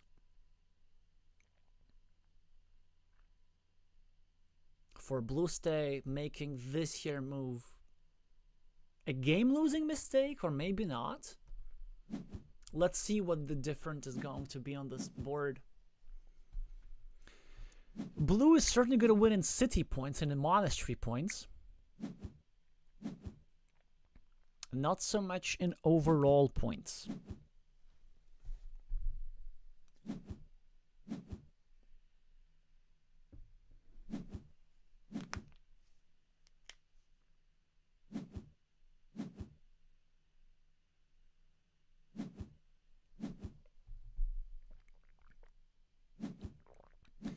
So it looks like we're headed to a decider, right? Wait, did Blue Stay even win? Yeah, I think they did, right? And look at this, look at this. This was indeed the game-losing mistake. 3 points was the victory. And the only reason why this victory was even possible is because by his own hand, Blue went over here and saved the meeple of Blue Stay for no reason, giving him 1 big critical tile, which ended up making all the difference. So, hopefully Philip will be able to mentally recover from this blunder and deliver us a good decider. 1 Blue Stay, 1 Buha. And Buha is the starting player again, but it is Blue Stay who is already ahead on the scoreboard. Some cities have been finished quite quickly, and I'm not even sure who finished which here city. We already have a field fight. Green already has a better position despite not being the starting player. The first monastery has been drawn controlling this here city. These here meeples are placed precariously. Now Blue needs to go here to save his meeples. It's going to be rough. But if Blue manages to draw the road monastery for this square, then suddenly the situation will be completely changed. And there we go! Philip, with not quite the road monastery, but a monastery which sets up the road monastery. And we're gonna see some trash talk in the chat coming imminently. Always exciting to see that.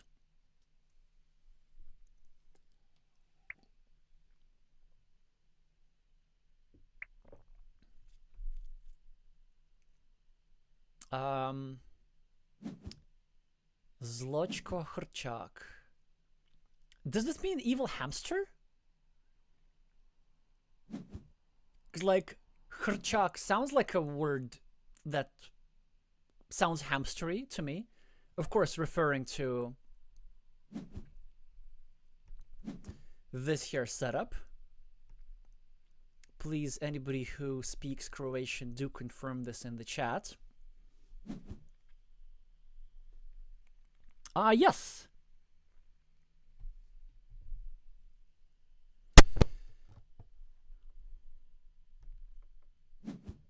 Oh, also, while we're at it, I'm sorry, like, this is just more interesting to me than Carcassonne.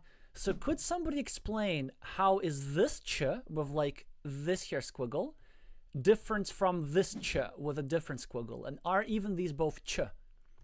Or is one of these letters something else? Alright, so back to the game. Blue is behind 12 points, but I still like Blue's position. Like, he's doing just fine. He almost successfully blocked this here meeple of Green. Green is not able to defend, but Green is doing a great job trying to leverage his temporary meeple majority. He dropped the 0-point farmer, anticipating the monastery, and then this will unite all farms and give the majority to this here guy. Mr. Buhinicek gets himself a blocking tile, which is quite useful to have. He might not even choose to use it given the fact that there's still only one tile remaining to fit into the square. So he might want to chance it. Instead, he does this, which is also very interesting. But Blueste is now going to be able to defend. And I'm now a bit puzzled why he hasn't played this move yet. Of course, a natural move is going to happen. And we'll look at this. This setup of the blocking tile works out quite nicely. Blueste keeps building up this monastery. Buha is now going to finish his city, but I think it would have been quite nasty to just go over here and make the block, because now Blueste is gonna do what? Take 2 points? What do you need the 2 points for? Why can't we just go here? And then also, Buha helping the monastery of green is also so-so, but whatevs. Also, yeah, I think this is one of those moves which were absolutely rushed by Zvonimir, because even if he chooses to take these 2 points and not go here, and not try for this here invasion, which will prove to be not necessary as he simply gets himself a meeple back. But even if he does this, like, why not take 2 points over here? Because when your opponent has the meeple majority, you want to deny them monastery spot. Zvonimir now trying to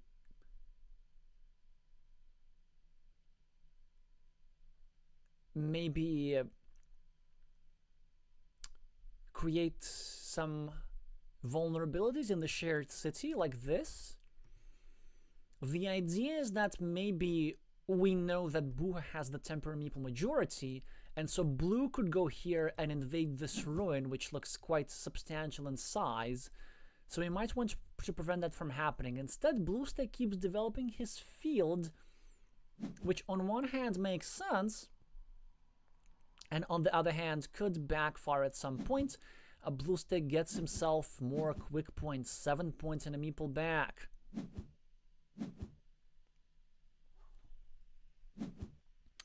Mladen confirms that Ch is softer, like TJ together, and Ch is similar to CH. Okay, so is this like Ch and Ch?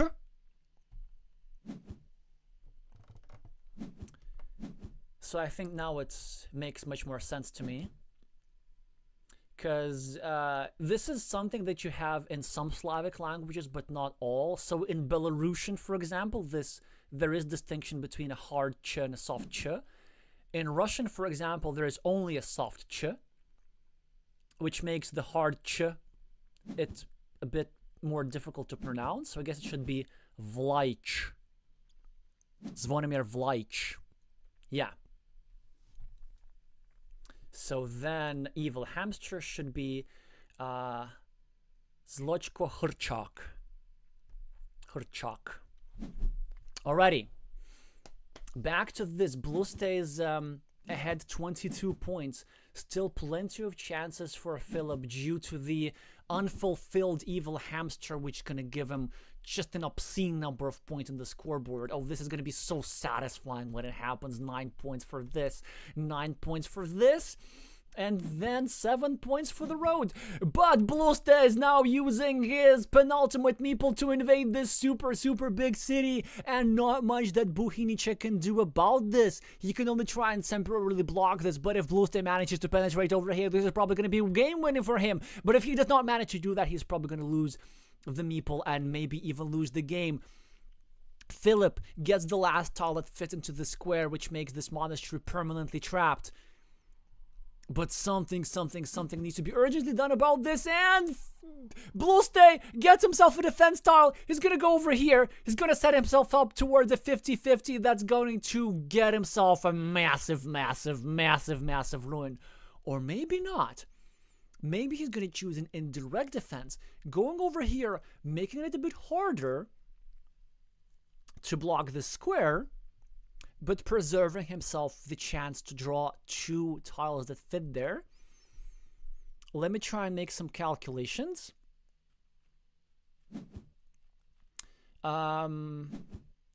These are quite similar moves in terms of the probability of them working. The other one was maybe slightly higher probability, but like it's very, very subtle. Players exchange quick points. We have a huge critical tile that fits into this square. I doubt if I'm gonna have enough time to pull up the graph. FZ is asking, how did you manage to get such a good level of English? First of all, thank you.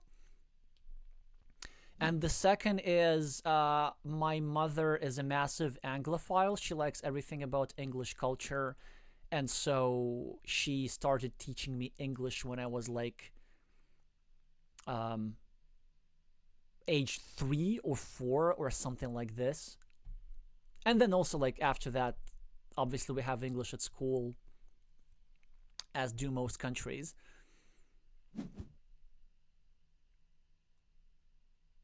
Oh yeah, when I say my mother is like a huge fan of English culture, like she has nothing to do with England regarding her ancestry.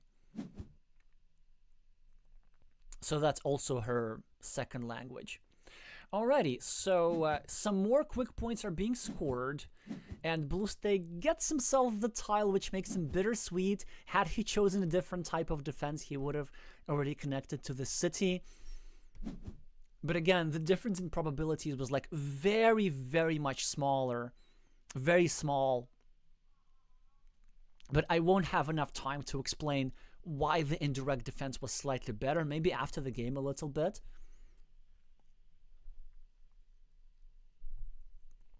So 22 points on the scoreboard. Bluestay now is going to not drop a farmer and be a bit more disciplined. Buha catches up on the scoreboard with 5 points for Red Road. Now only minus 18. Still both monasteries lurking in the deck. This here critical tile still in there. All the suspense has been saved for the end. Regular monastery for Bluestay. We have a spectator typing in the chat.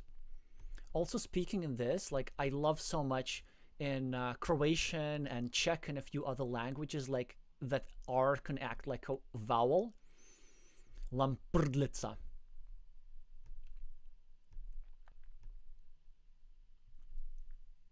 Like foreigners just absolutely love those words. They sound so pleasantly aggressive. Alrighty. Philip here with a straight line. Not many places to use it. Really just needs to make a waiting move of some sort, unless maybe we can think of some farming. Does it make sense to do some invasions, perhaps? If we go here and drop a farmer, how often do we get blocked? 1, 2, 3, 4, 5, 6, 7, 8. Ah, that's a problem. All 8 crossroads are already out. So this would be exceptionally easy to block. So I guess what we need to do... Okay, here's our plan. We go here, we drop a farmer for 6 points. Then we get a road monastery, and we temporarily let our opponent into the main field. And we get 3 meeples back. And then we try to do something else to tie the farm. Another crazy, crazy, crazy approach is that maybe as blue, we don't even bother placing the monastery there. Maybe we want to go here instead. I don't like this move by blue. I really think that blue should have spent his meeple. Blue should spend a meeple now. Or blue can just go here and drop a farmer. That's also an interesting option, setting up one of those road monasteries very, very, very aggressively. Buha is very close to losing this game. He needs so much. He needs to be the first to draw the monastery. He also needs to draw the critical tile for this here square to deny Bluestay this here invasion. Hi Napalm, congratulations on your quarterfinals win, which unfortunately we haven't seen yet.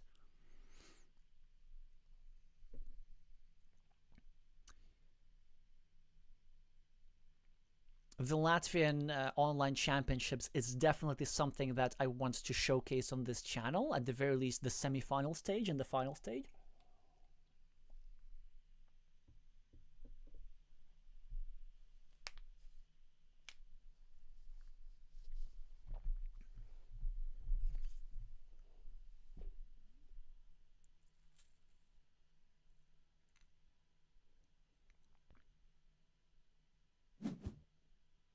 And he does it. He does it. He does it. He does it. Okay, this is so exciting. I love the high variance stuff. Yes, it could work. It could very well work. And I think really like Buha's idea is to just not use the evil hamster in the evil hamster square. Blue stay. Ooh, this is so interesting. So Blue stay is just doing normal stuff. He pre-builds himself a long road in case he gets himself the critical tile. Buha now needs to make a decision. Do we go here and score the points, or do we go here and meeple the monastery and get the majority on this field? No, he scores the points first. He's gonna score the points first. He's gonna sell out for points. But then he has to draw another road monastery, because if he doesn't, he's gonna be so lost. Blue stay with the tile which doesn't give him much. What can he possibly do with it? 5 points? No, there's no reason. Also, Buha is ahead on the scoreboard for now. Not that it's going to help him too much. And he gets the second monastery. This is just perfection for him. But Blue stay gets himself the critical tile. He's going to get a gigantic ruin, and now Buha needs a, I don't know what kind of miracle. Actually, wait, is this still winnable? So how big is the ruin? It's like, it's close to 20 though, right? The only way how I can see Buha winning is fighting for the field, but is it possible? No, it isn't. It was so close. I was thinking if there were a vanilla tile, he could go here and drop a farmer and try to connect the farmer through this here area, but there's just no vanilla tile and no vertical splitter either. Aye. So I think it might be one of those cases where we just roll over and lose.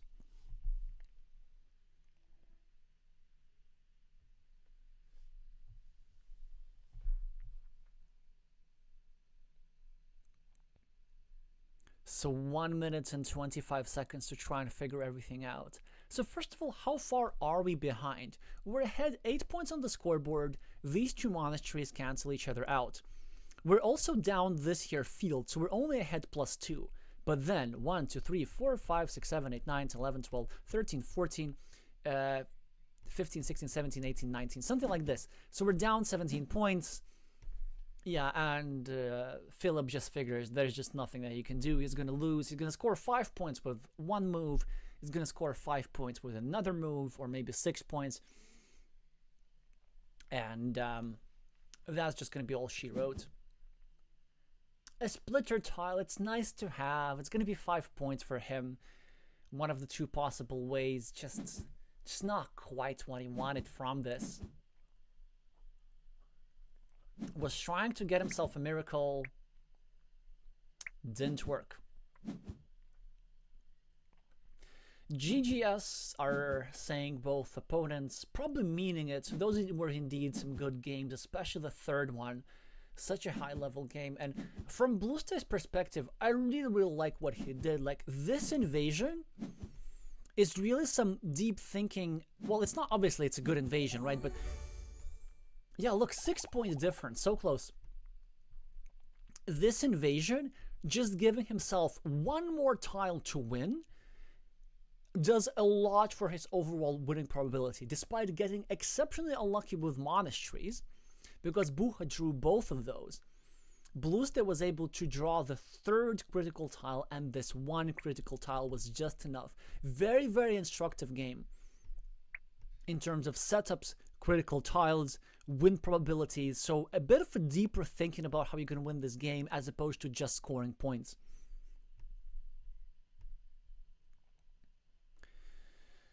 Okay.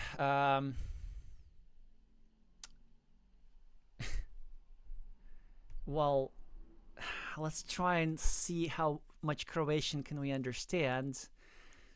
Something, and 2 hamsters, and it's just Tom. Is it something with a shield?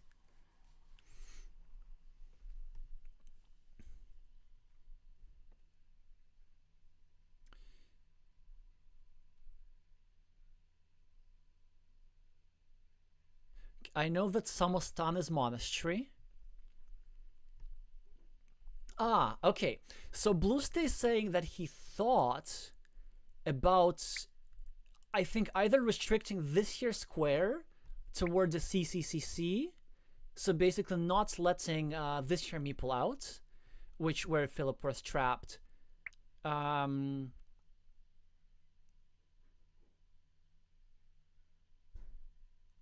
But basically they're discussing this here square. This is what I'm getting.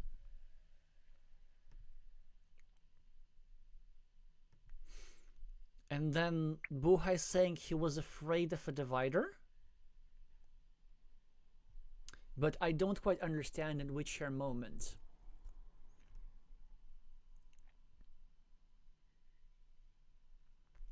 Now Blue stays saying something about blocking from the other side. I presume blocking regarding this here city situation earlier.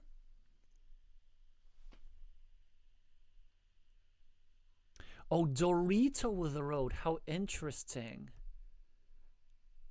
Trokut s testom.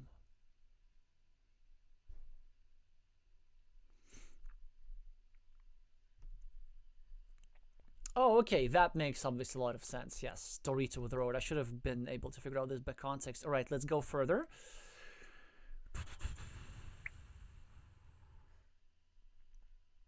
Something about the defense of the monastery. And a very beautiful sounding word, Dovrsavanyej, which I don't know what it means. Something with... Okay.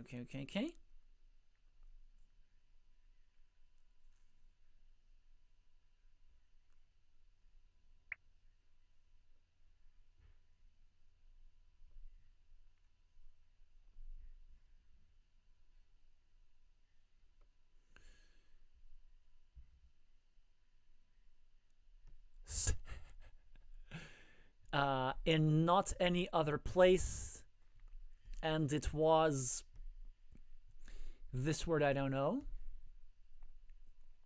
This obviously is saying his ruin. I presume this one.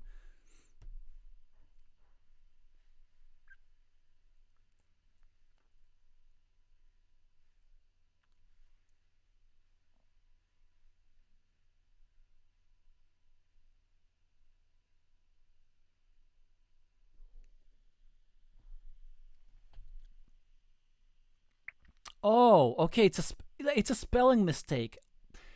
It's obviously it changes everything. Dovrshati, yeah. Wait. Dovrshavanie. That makes a lot of sense. Completion. All right. I appreciate my resident Croats in the chat a lot. Quite a bit. So. So yeah, so Buha is saying it was his last resort in this situation to try to just go for the 2 monasteries.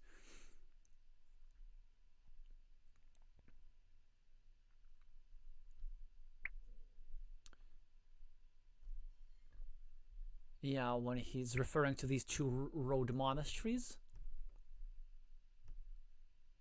Yeah, we can figure this out. What else?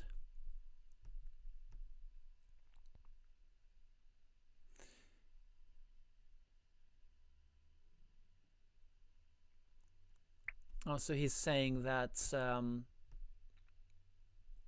the beginning was amazing, the mid game was totally yours, and the end game was mine. Referring to the fact that he drew both of these monasteries straight away.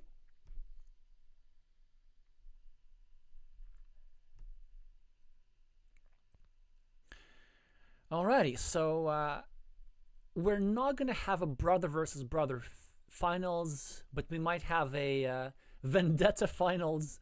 Will Tomasz Bohnicek be able to avenge his brother and defeat the currently only Croatian master, Zvonimir Vlajic? We're gonna find out, I don't know when. I hope in the next. And of course, we're gonna do all our efforts to stream that one. Alrighty, so that's so much for the Croatian championships. Now, let's check back on the Mexicans who have started their semifinals.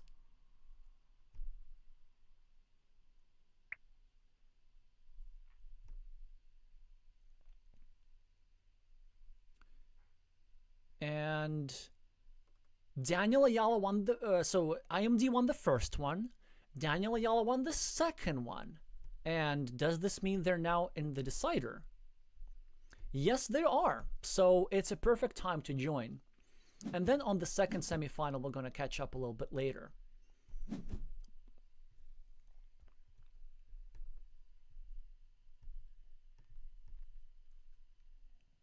So a reminder to y'all that Daniel Ayala, IMD5, Complex VNH, and Vapula are the 4 players who are still in contention.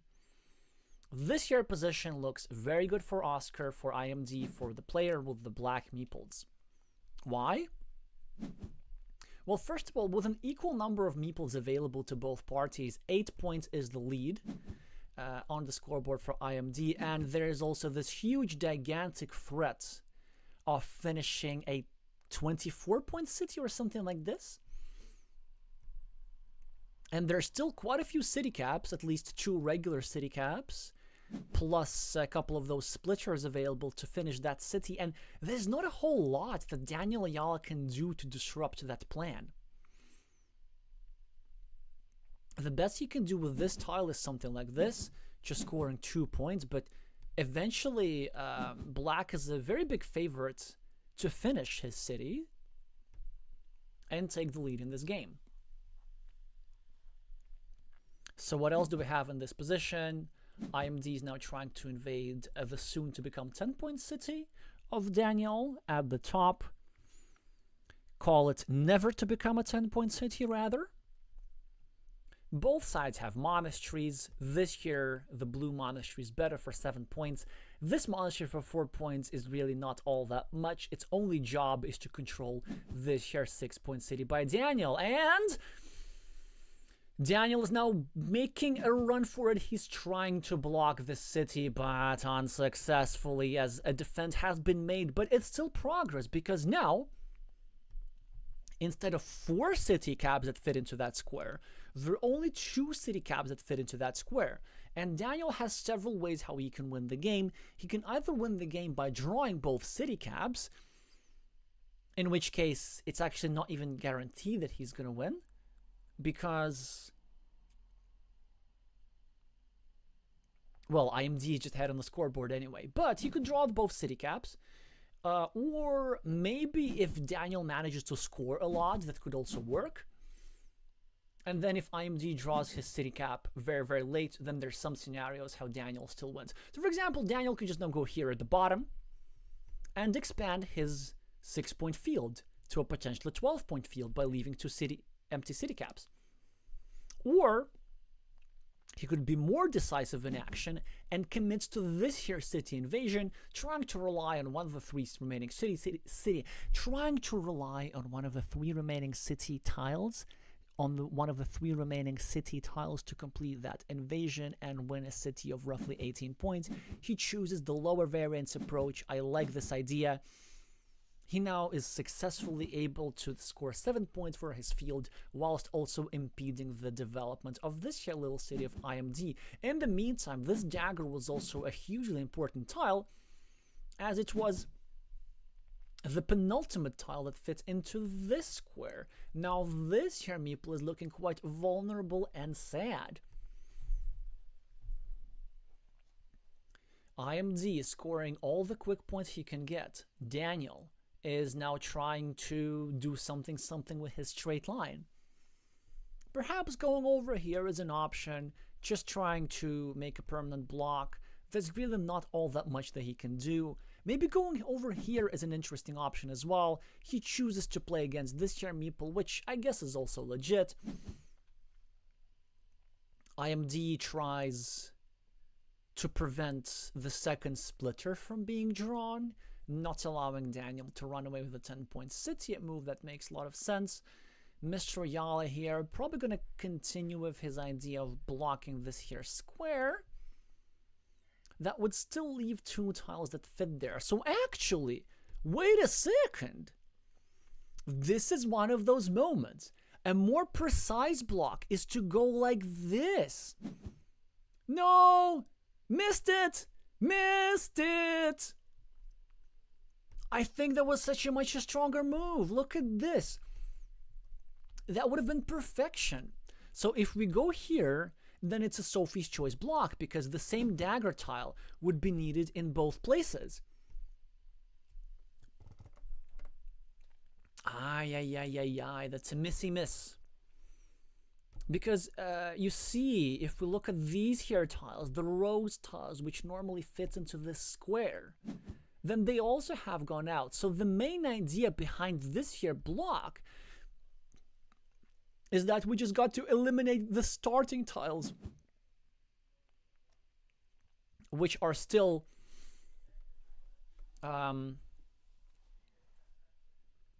we got to eliminate the starting tiles because they were still available in the deck. So this is one of those moments where one of these standard moves goes out of the window because of the peculiar tile runout that we're having. Well, Daniel does draw one of those starting tiles, and he can later block the square towards something else. He has himself a good tile to use. He can go here probably to get 1 point, also add an additional vulnerability to the square, but instead he chooses a more decisive approach of trying to gun for a 6-point city. Something that is quite important to do once you know that a big city cap is lurking here. IMD places his last meeple on a field, which seems a bit impatient to me. And this will end up costing IMD 2 points because he's not able to score with this tile. Daniel, with the first of the 2 city caps, has to be very pleased with himself. Now only 1 remaining tile for this square, and Daniel has a genuine chance, and he might even choose to drop a farmer in this area. Yeah, why not? We can afford this. If our opponent gets a curve or something like this, then I guess IMD can invade, but then we can re-invade with the last oh boy, with the last city cap at the same time, denying this here city to his opponent. So the 25% sometimes do happen. It is annoying when these moments happen, but IMD still has chances. He has to keep his head cool. Now we have a different critical tile. Now black needs to draw the final dagger so that he can have himself a meeple back and maybe a chance for some field invasion. This tile for 2 points also not gonna hurt. Daniel with the road tile. He can probably go here and try block the square, or maybe he can try and block here and preemptively try to block field invasion opportunities, because the idea is this. If IMD gets the dagger on the very next move, and now I'm triple checking again, yes, such a dagger does still exist in the deck, then maybe on his penultimate move, Black can go here and drop a farmer, and on his last move, he can go here and equalize the field and still win the game as a result of his higher scoring ruin.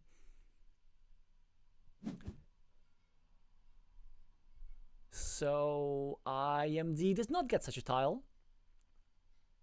And with that, I believe Daniel has won it. Which honestly I did not expect. Black was in such a good position. But Daniel has won it. Yeah, he gets a curve and it's like, whatever. Just place it anywhere to do wherever. Like here for 4. Here for 4. Hi Zvonimir, congratulations on your win.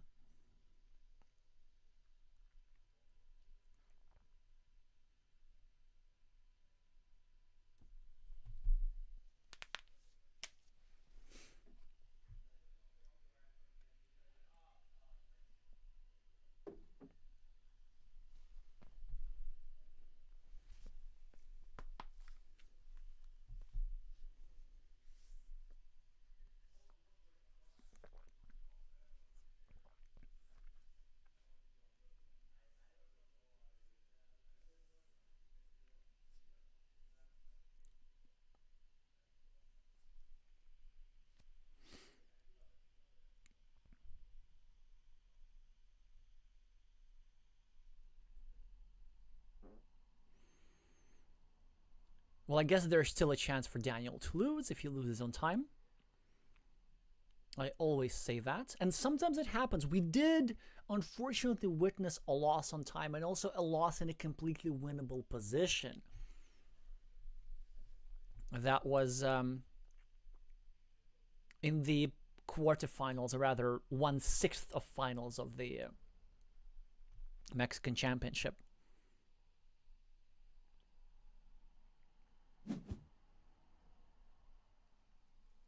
Well, IMD gets himself his dagger, so that's something. I don't think it's going to be quite enough, as Daniel is going to score 5 points with his last tile, which is quite smart to have not placed his last meeple. Yeah, look, what a lovely 5-point spot. Why don't we just take it? Daniel wants to double check everything, make everything extra sure. I don't know what the last tile is, but it's probably some sort of 4-point tile for IMD. And it is exactly the case, or 5-point tile rather, going for a 5-point road at the top. Any of the 2 5-point roads. And there we have it. Good game is saying Daniel. A more concise GG from Oscar.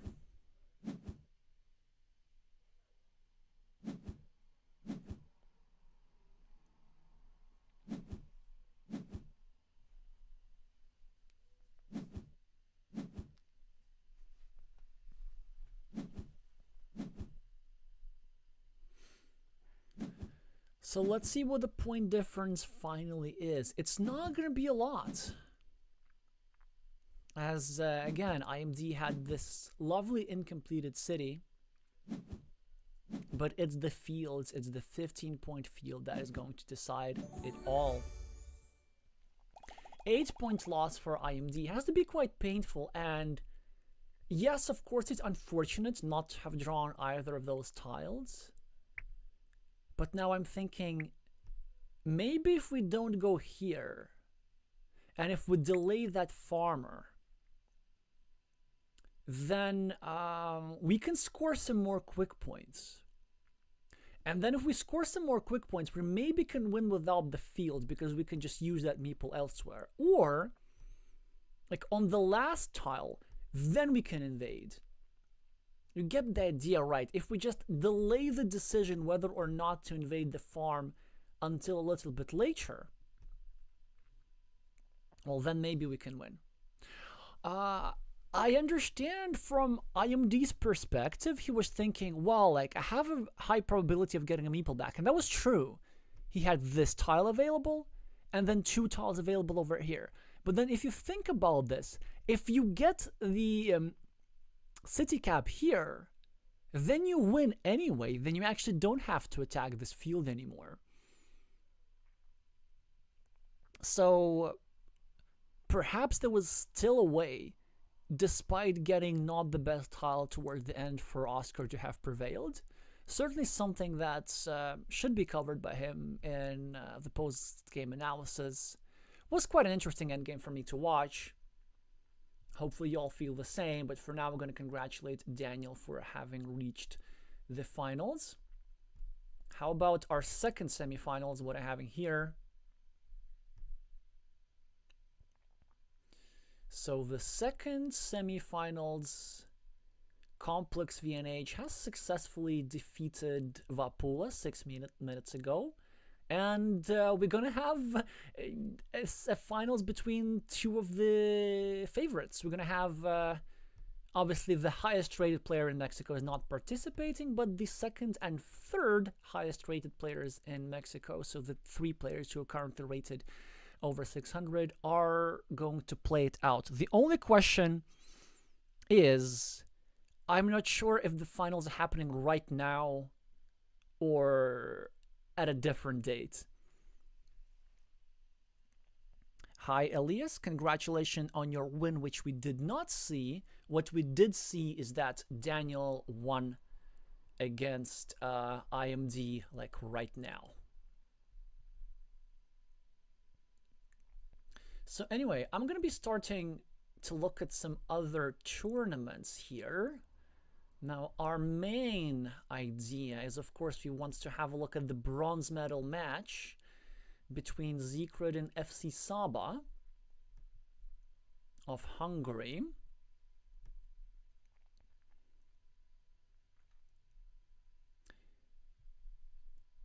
But for now, let's see what's happening in Silex and Saxum. There's also this German semi-final, which will actually be quite interesting, between Medusa, Hope, and Karabujan, but it's a best of 5, so it could take a while, and I do not want to miss this here third place match.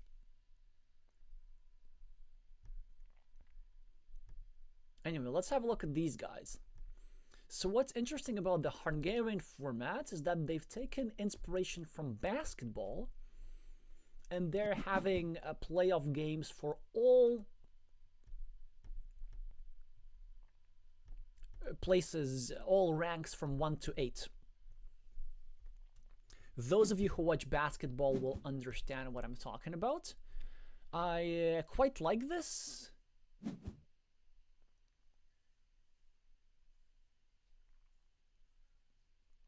Because this simply means more games.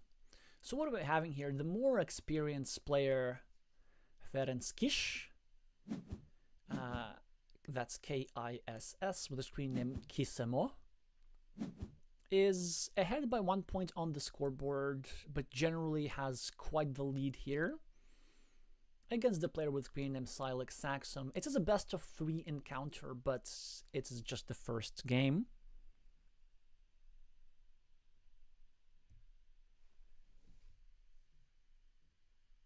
Okay, thank you, Elias, for confirming that the final is not today. So now the rest of our day, we will be focusing our attention on Hungary. So first of all, let's see how this game is going, and then we might even have a little look at what the Germans are doing.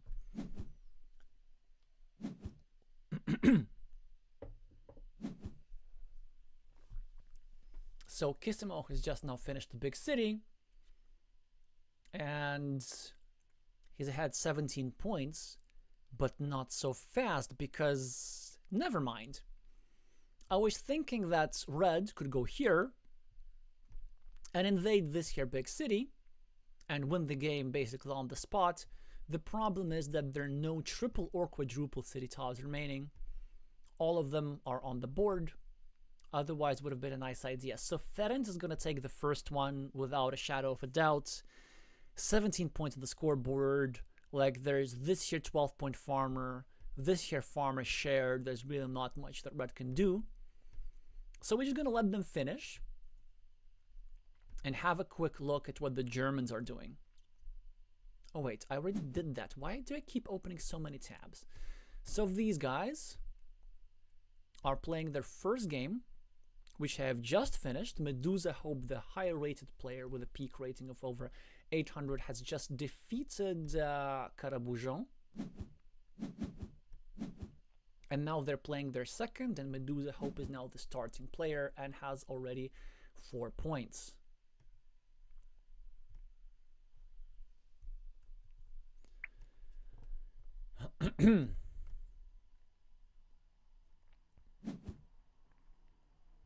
So we will let's just watch that one for a second, because in this one, really, Ferenc is going to take the first one pretty much no matter what.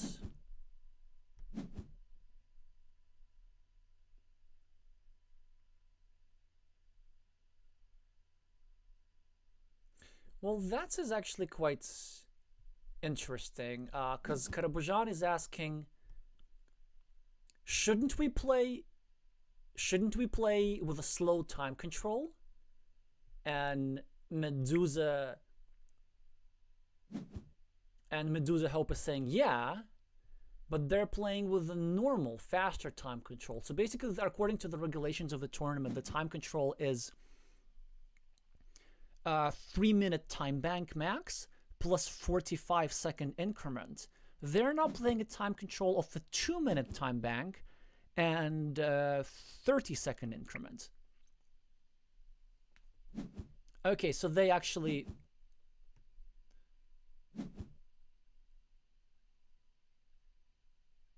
So what they're supposed to do is that they're supposed to cancel this game and set up a new one. But if I understand correctly, what Medusa Hope is saying is that he's saying that he's just going to fix it in the next one. Which is, well, it's quite interesting, right? So obviously we have a policy of non-interference, and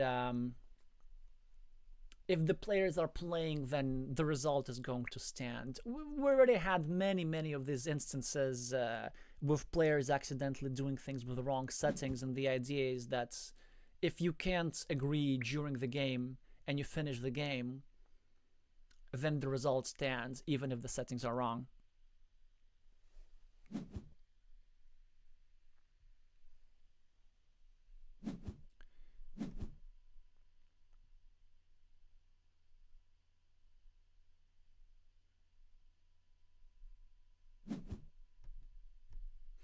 Alrighty, a lot of blocking here. So Medusa Hope has already successfully blocked this Meeple of Caraboujon, and Caraboujon has basically almost successfully blocked this here guy. He only needs one more tile. He can actually do it right now by committing these here squares to 2 starting tiles, or he can try and do it later and first of all try to deal with Medusa's threats of finishing this here medium-sized city. Instead, he simply continues his road, which also makes a lot of sense. Kind of trying to preserve 2 attacking platforms, one of which he now uses to try and prevent a disaster. Medusa now with a couple of very interesting moves, so restricting his own square, but this is with the purpose of not allowing Caraboujon to use an extended tile like this and make a permanent block of his meeple. So Medusa can actually still finish the city technically. He's also making it a bit harder for blue to continue this road. Let's see how blue responds. Probably 4 points is still the move, even though it exposes an attacking platform against this here city. You just have to score at some point. What does Medusa want to do here? Maybe something like this, trying to block the square, or maybe something like this, trying to block the square, or maybe nothing. And there's some good reasons for that as well. Although, you know, this move I don't like. Like, it's a something, right? But if you're gonna, why not just go here, right? Why not just like poke a bit, at least some holds against Blue's Road Dweller. Blue now connects the cities, just wants to make sure that Medusa cannot get a splitter or re-attack with a third meeple, so being a bit risk-averse here. Medusa Hope is being very aggressive with the scoring, starting a new loop road like this. That's rather nice find. Carcassonne can't really do that much, although it's a fantastic tile to now equalize on meeples. 4-point meeple blocked here, 4-point meeple blocked here, and it's his game on. It's now a complete equal position and be slightly better for Medusa because he has this beautiful loop road set up as well with some scoreboard lead on it. Carcassonne with now 4 points to respond is probably going to be his move. He might also want to go over here, but that would be a bit too chickeny, so I hope he doesn't do that. Yes, some nice aggression and retaking the lead on the scoreboard. Let's just now real quick look at the Hungarians who are now done with the first game. They're playing the second one. Kissimo being the highest rated player with the lead. Will he be able to convert?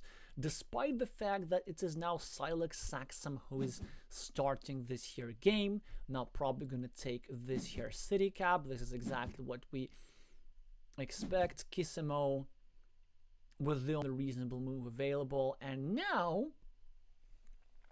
this is something where we're going to see interesting stylistic differences. So a normal move is to just go here, but also there are several directions, right? So we can either go here to kind of protect our city from invasion, or we can try and go the other way. And I like this move probably best. A third approach was to just go here and try to create some pressure on the square straight away. Both players exchange a draw of... Oh, wait. I have to make this full screen, of course. So both players exchange the draw of straight lines and managed to get something productive out of it. Red was trying to invade Green's road unsuccessfully, as Green is the first to score in this game. 5 points on Kissimo's scoreboard. Silex doesn't have a lot to do. 1 point makes a lot of sense, with the downside of giving back 1 monastery point. Oh, this is now super annoying to deal with, because look at this. So this restriction, in and of itself, not a big deal. Still 3 tiles that fit into the square. But then look at this Green with this here meeple is trying to do something like this and take over this here area. But if he does that, then a normal move in this situation, like if we just ignore this here, is for Red to go over here, finish the shared city, simply to not allow this meeple to do any shenanigans. But with this here in the position, he cannot do that, because if Red goes over here, then Kissimo just gets a straight line and blocks his meeple permanently, and this is not something that we want to do. There are really no good moves here in this situation, but I think I see a solution. It's a rather unorthodox one, and not one which a player with this experience will typically find. Like, I haven't streamed Silex before, I'm just judging by the rating of 417. The best move in this position, I believe, is to do this. To give a point to your opponent, to prevent the worst kind of threat, and just to still have a playable position afterwards. Because the main idea is, like, even if our opponent finishes a city for 6 points with a city cap, it's not such a big deal. A lot of the time, we end up blocking the square, and then we have the advantage of extra 4 points in this here mini battle. And then if we do complete this here city, then we get 10 points here. So this position is completely playable, but it can be so counterintuitive. Like, you don't want to continue your opponent's city, but in this case, I think you have to. He goes for the second best move. It's a reasonable move. He kind of starts building around the square, creating a vulnerability, and it ends up working. Kissimo with the first monastery of the game. That's a fantastic draw. 5 points, controlling the road of Red, as well as setting up a second monastery. The Hungarian here with a difficult decision again. So in normal moves, you want to go here. I think it's still the move. and you want to do a slight restriction of the square. This still allows some scenarios of a Dorito tile and triple city tile being drawn. And we don't want that. But then if we go here, like this, and try to equalize that city, well then suddenly Kissimo can go here, and with 2 Doritos do this. But red decides that it's not such a big deal, because there's so many Dorito tiles gone out that maybe invading with too many Doritos is not what we want to do. Another tricky decision for Silex, like Kissimo is just pushing from everywhere. So this here city move, of course, is intended to draw a vanilla city cap or similar on the next move, block the square, and yet continue his own city. And again, I believe that this is where, from Silex's perspective, we have to bite the bullet and add points to our opponent's city, yes, just to save that square. It's a very, very important square, and he manages to have the discipline to do that. A lot of credit goes to the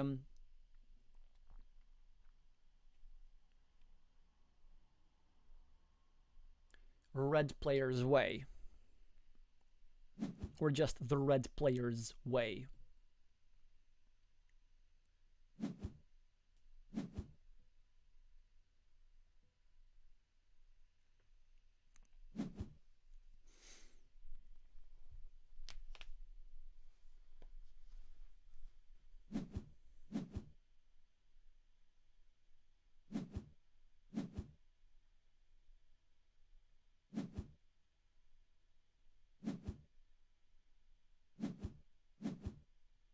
Wait, so some interesting things are happening in the German match. Let's just have a look at that real quick.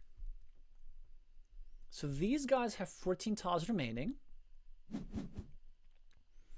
And Medusa is still ahead on the scoreboard. But he has more stuff blocked because of this here 6-point meeple. However, he still somehow manages to have more stuff. More meeples available to play. I can see why. The blue guy has the blocked road. The blue guy, however, has this here monastery available. So that's quite interesting. What can he do? Probably some quick points here, or here, or here, or better here for a variety of reasons. Yeah, this also makes some sense. Eventually, Medusa is going to invade this here field at the bottom. Currently under blue's control, but after this move, not anymore. So both of these guys are going to be sharing 9 points for these here 3 completed cities. Caraboujon with another scoring tile. Takes 3 points like this in a 2+1 shape. Maybe this would be what I slightly prefer, of course. With no. You see, with 2 monasteries remaining in the game, the last thing that I want to do as blue is kill off my own monastery spot. That just looks like self-immolation. If we go here, or here, it's the same 3 points, but it preserves the chance to draw a road tile plus regular monastery. And there's still 1, 2, 3, 4, 5, 6, 7, like 2 curves remaining, for example. So it's a perfectly reasonable combo to be hoping to draw. Again, it looks like not a big deal, but in a position as tight as this, it could easily be game decisive.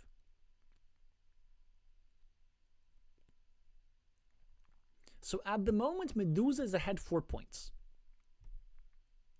So this means that Caraboujon is going to need to do a bit of something.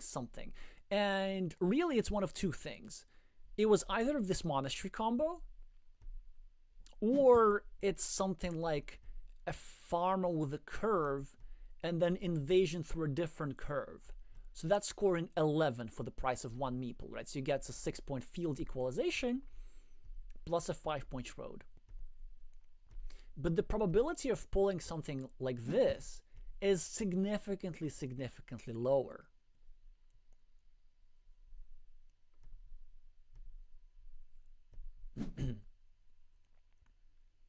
Medusa? Oh, Ooh, this is interesting. So Medusa just does not meeple a monastery, which makes sense.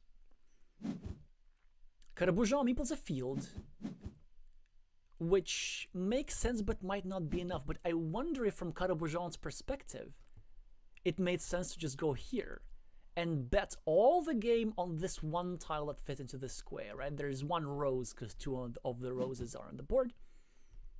Medusa just scores. Again, Caraboujan could still do that if he chooses. It's going to be less potent due to a lower number of meeples. Another thing that he can hope for is a tile that Medusa just had himself, which would allow him to finish a monastery and get a meeple back. Let's see if many of those are remaining. And yes, there are. Okay, so now this move actually makes more sense. Instead of going for the monastery setup and Caraboujan is going to meeple the city. This is so interesting. I think he should have, but okay. No, he should have. Of course he should have meepled. But the idea of this is that he's now trying to draw a vanilla city cap tile, of which there are still 2 remaining that will enable him to finish the monastery and start this new city. So it's a different idea than the monastery setup, and one that also frequently worked. So I can definitely see it working. But the reason why blue must have meepled this here tile is because blue had already committed to this here pattern of drawing a vanilla tile or similar as his winning idea. Like, there's no going back from this. He's not winning unless he does get one of these vanilla city tiles. So he might as well meeple it right now in order not to allow Medusa to meeple this tile himself. Imagine if Medusa gets the first vanilla tile and goes here. Well, then he meeples it for 4 points, and now as Caraboujan we cannot use the second vanilla meeple tile because obviously we don't want to finish our opponent's monastery, our opponent's city. Medusa now tries to make some blocking moves, which makes some sense. This is sort of preemptive blocking, not allowing Caraboujan to get 2 vanilla city tiles to finish a city, but it does allow him to get a vanilla plus a rose tile. It's rather an interesting endgame. So what are the remaining tiles, right? We have 2 vanillas, rose, monastery, unless it was discarded, which it wasn't. And something else, I think some sort of a road tile, a curve. Yeah, so this is the situation, I believe. The monastery goes for Medusa for 5 points. Curve goes for Caraboujan, who... Oh yeah, he's losing. That's it. There's nothing that he can do. I believe at the moment he's down something like... What was it? See, he was up 2, up 1. He's down 4 points. The same 4 points. The same 4 points. They're just like... Like, what do we even do? So the remaining tiles are vanilla, the other vanilla, and a rose. And we have only 1 tile left to play. Yeah, there's just only so much that we can do. And you know what Medusa can do if he so chooses? He can just... Yeah, sure, this is better. We can even... Oh, yes, this is so much better.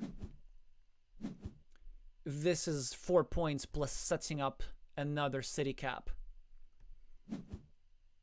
Caraboujan could, of course, score points here. That's not going to be good enough in there. Not going to be good enough. If he goes here, that's also not going to be good enough. Yeah, so he gets 4. Medusa gets another 4 for getting a 3-point city in his field, despite not having a meeple to meeple it and getting 1 extra monastery point. So I believe that Medusa is going to be winning this one by 8 points or something.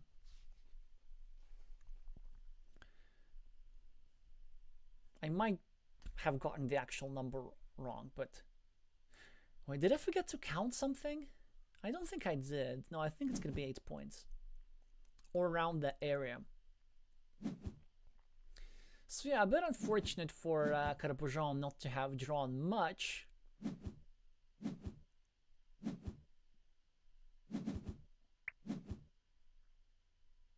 So he's asking, was that it, or are we playing a best of 5? I believe they are playing a best of 5. So this means that Carcassonne has lost the first one, and now he's going to need to win 3 in a row if he wants to make it all the way to the finals. In the meantime, we probably must have developments in Hungary. I feel like a news agency, you know, now we're reporting from Germany, and now we're reporting from Hungary, and now we're reporting from Mexico. A very exciting time of the year. Now this one's very tight. 1 point advantage to Silex. And a farmer here for 6 points is decent. Eventually that farmer is going to matter. He might not want to go over here. Ooh, this is actually very, very interesting. So look at this. Never mind the 6-point farmer. Never mind the 7-point monastery by Kissimo. Never mind the 9-point farmer by Kissimo with the chances of developing. Never mind the 1-point meeple over here and the 2-point meeple over here, which are like sort of kind of precariously placed, especially this one. But do pay attention to this here city in the center.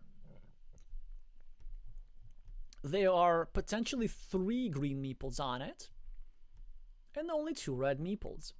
So this is a city that could very well belong to Ferenc, with a couple of caveats. First of all, there's only 1 tile that fits into this square, and there's only 1 tile that fits into this square, so there's less than a 25% chance of Kissimo actually being successful.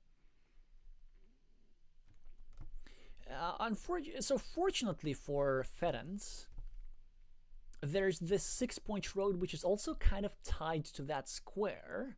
So if the city does not get completed, then red is going to lose the same number of meeples as green. However, there is still this one scenario where red draws both the horse tile and the road Dorito tile. And then here's what red can do. Red can use the road Dorito tile over here just to get 1 point, and then just have the safety of knowing that this square is never going to get filled. And then he can get himself the other horse tile to go over here to connect these here pairs of meeples without, of course, relinquishing control of the city, and then just using this tile as a rodent that could help him get a meeple back and a meeple majority and so on and so forth.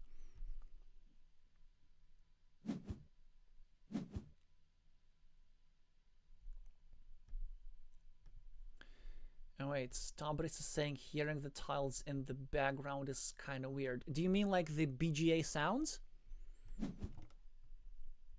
Yeah, I will, I can make it quieter a little bit actually.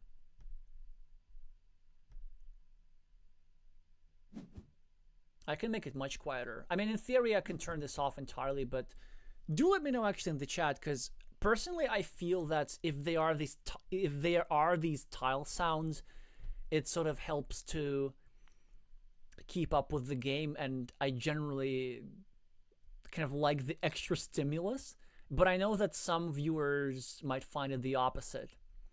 So let's just find out what kind of viewers do we have today. So do you want the same tile sounds from BGA, softer ones, or none at all?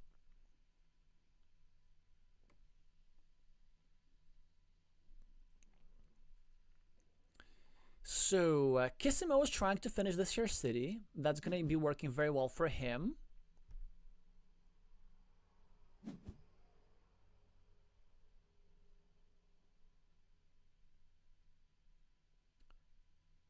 Silex was trying to prevent that from happening. Oh, look at this, so interesting. So first of all, Silex got this critical tile, denying this here, right? And then Ferenc got the other critical tile, but of course he does not want to go over here just for 1 point, simply because he does not want to help continuing the road for red. So now this is blocked, this is blocked. There are a lot of blocked people in this position. Interesting farming move here from Silex, trying to invade the 9-point field at the top. Honestly, that's actually kind of going to work. Because there's still many monasteries remaining. There are 5 remaining monasteries. That's a lot of monasteries. But there is only 1 remaining vanilla city cap. And if Green were to draw the last remaining vanilla city cap, he would go over here and limit the square towards the 6th non-existent vanilla city cap, which is why Silex chooses to preemptively kind of protect that square a little bit. It makes a lot of sense, but it has a downside that now only a road monastery fits over here and a regular monastery does not. And there was this nice idea of getting a road monastery here to make sure that this farmer unites with this farmer, and then getting a regular monastery here to make sure that this farmer takes over the 15-point field, the resulting big field entirely. This idea is still possible, except that red is going to need to draw both road monasteries to make that happen. Wait, Nikolay... Oh, okay, the tiles from the other tabs. Are there other tabs? I thought I closed everything. Because this game is finished. This game is finished. They have started their 3rd one, right? And we want to have a look at this. But I haven't opened that yet. Okay, let's actually try and clean things up a little bit. This is from the Mexican Championship. Mexico, Mexico, Mexico, Mexico, Croatia, Croatia, more Croatia, more Croatia, more Croatia. Hungary, we need to keep this open. And more Mexico, more Mexico, and more Mexico. Okay. So now we just have 2 games.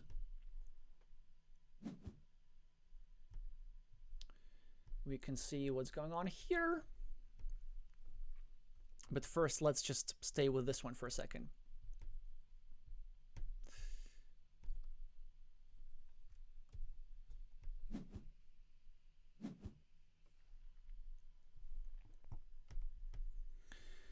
So Silex had 7 points, but I still much prefer the position of Kissimo for several reasons.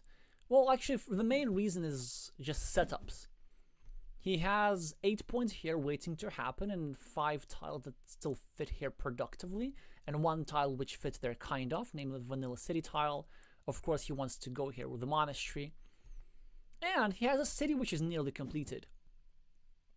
And from Silex's perspective, it's a really big threat. Of course, he's going to try and get a block. Kissimo gets one of his monasteries, is going to be in the lead now. On the scoreboard, Silex is now, of course, going to block this square, which I believe would be very close to a permanent block. So this is the last of the 3 tubes, so he does not need to be worried about Green extending his city. He does need to be worried about Green completing his city with the last remaining divider tile. But there's only 1 of those, and we can still go here later and try to block this permanently. I think it's really a no-brainer. Because if we don't go here, our opponent still has multiple tiles available for finishing said city. Let me see why he didn't go there. I don't have a good explanation for it. No, I don't. Okay, I have. Okay, I know. So he's waiting for a straight line. And a straight line would allow him to go here and block this city permanently. And a curve would do the same. Yeah, I can see that. I can totally see that.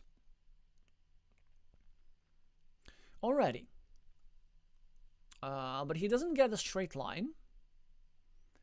He gets himself a different city cap, which can be either used here for 7 points, and it's a bit difficult to turn down, or it can be used here for just 2 points, but sort of pre-building around this here monastery. Kissimo gets himself some more good things. And this is why I really wanted to do some sort of blocking, because now this here city area is entirely unrestricted, and I believe we are seconds away from witnessing Kissimo's ascent to the 7th place in this championship. It's something that's going to be very, very difficult to come back from. Well, maybe Silex can win if he just draws the remaining city caps, but there's still a lot of those city caps. So he starts with this here move, which of course makes a lot of sense. Kissimo chooses not to take a ruin, which is quite interesting. Silex is probably gonna take the monastery, but you see there's a problem now. He wants to go here for 8 points, but maybe that's why it was better to use this tile here earlier, so that this monastery would have been pre-built, so that he could have gotten himself a meeple back immediately. But he probably still has to go there, unless... Why don't we try and be more gambly? We can go here. We can take 0 points and hope to draw the last monastery later, so that we end up taking over the field entirely. And that's reasonable. I think we can totally do that. He chooses to meeple it, not meeple it, I don't know. He chooses not to meeple it. Kissimo with the regular monastery, which surprisingly is not actually the tile that he wants. He cannot do that much. Yeah, this is a very good farmer. Very, very good and very annoying farmer. In fact, this whole monastery idea goes out the window. And you know what? Given the fact that from Red's perspective, we're facing an imminent threat of our opponent finishing a city in our face, then maybe our best chance was in fact going here with the monastery and waiting for the second monastery to be drawn a little bit later. It's a bit difficult to pull the trigger on something like this. Now, of course, we do this, which really doesn't do all that much for us. Kissimo is going to finish his city and drop a farmer for good measure. And yeah, we have a monastery, but it's like whatever. We could score 5 points for a road, that's something, but we're down 19 points on the scoreboard. And we only have a couple of farmers to make up for it. Well, actually. So let's say 9 is... Okay, whatever. This is also a 5 points move. This is perfectly fine. Because we're expanding our field in the process. Actually, no, this wasn't perfectly fine because we give our opponent the opportunity to score here. So we just lost 2 points, but it's whatever. It's whatever at this point. Silex takes 3 points himself. And it's not going to be such a big difference because of Silex's advantage on the field and the extra road, but I still believe that 20 points on the scoreboard is just too much to overcome, especially since Kissimo is going to get his 7 in 2 possible ways. Either here at the top, scoring 4 points and getting for his top field, or going over here at the bottom for the same effect. Silex with a scoring tile. A little bit too late. The best that he can do is what? I guess 3 points. A bit of an unfortunate draw towards the end. Losing the coin flip, which was worth 8 points actually. So we're gonna evaluate later how much that would have mattered.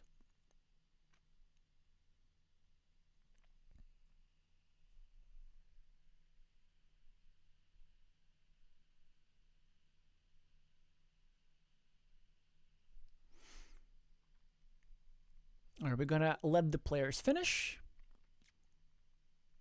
And then we're going to switch our attention to the 3rd place match.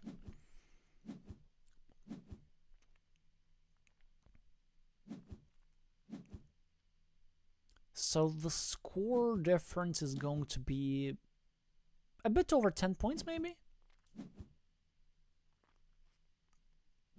Both players exchanging pleasantries as per usual.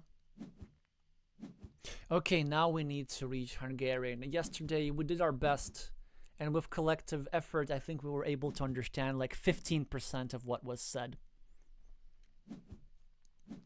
Cursi is a word which I see a lot. I still don't know what it means. I should look it up later.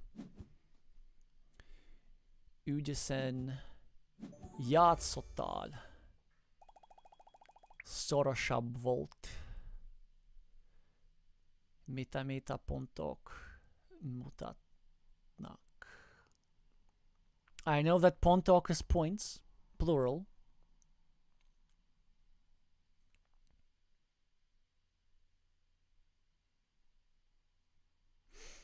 Okay, and congratulations for something in the championship. Maybe just for reaching the playoffs of the championships, I guess.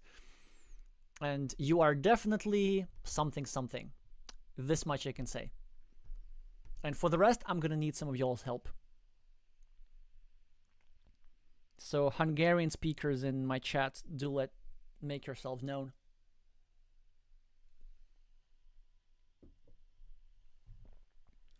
But whilst they type their post-game analysis, we're going to just have a bit look at the Germans, where Medusa Hope looks to be ahead again, likely becoming the finalist of the German Online Championships.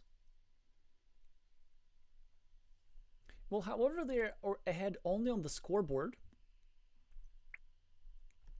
This here big ruin belongs nicely to Caraboujan. Given the fact that there is this here 7-point monastery to compensate for it, maybe it's not quite enough stuff for Caraboujan. This one's going to be genuinely close. So what are we having? We're having 2 monasteries which are equal, 2 fields which are soon going to become equal, 2 fields which are soon going to become equal.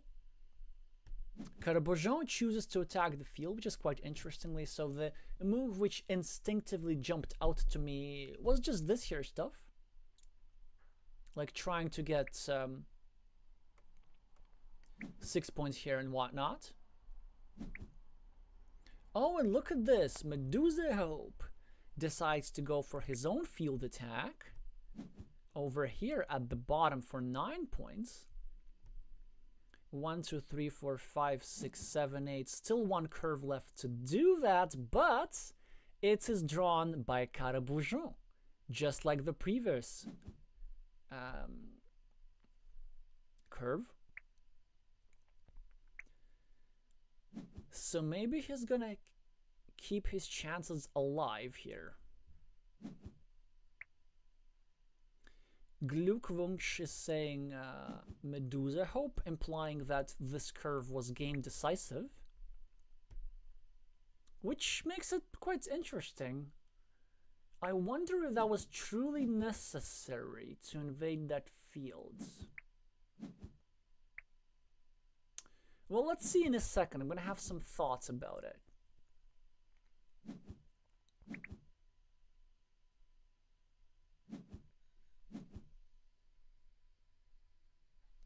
Oh, thank you, Elias, for the win. So Cursi is short for Carcassonne, which is thanks.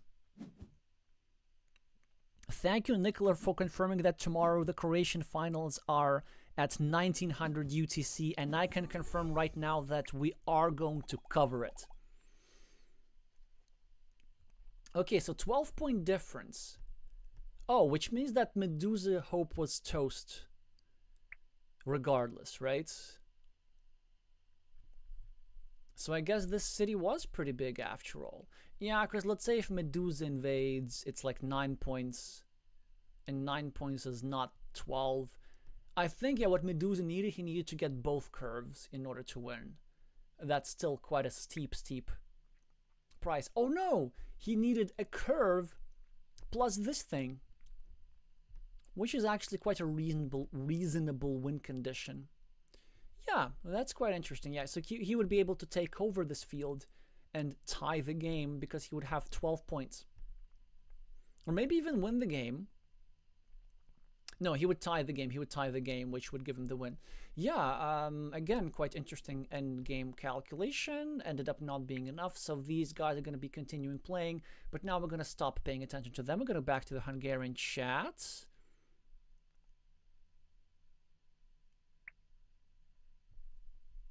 As usual, something with the monasteries.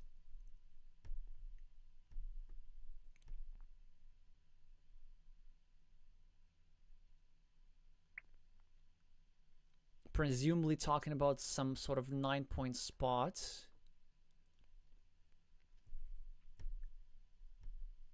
Which was where? Oh, yeah, maybe they were discussing about, they were discussing about this here area.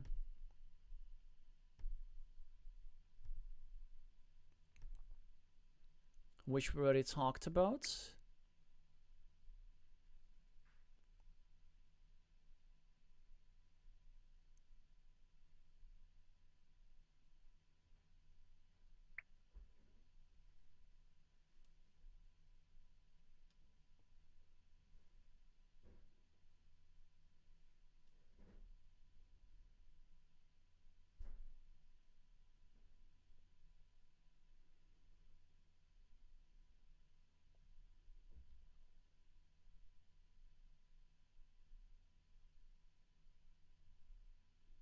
I'm just gonna scroll down for those of you who can read Hungarian, because we soon need to move on to the next match, which has already started.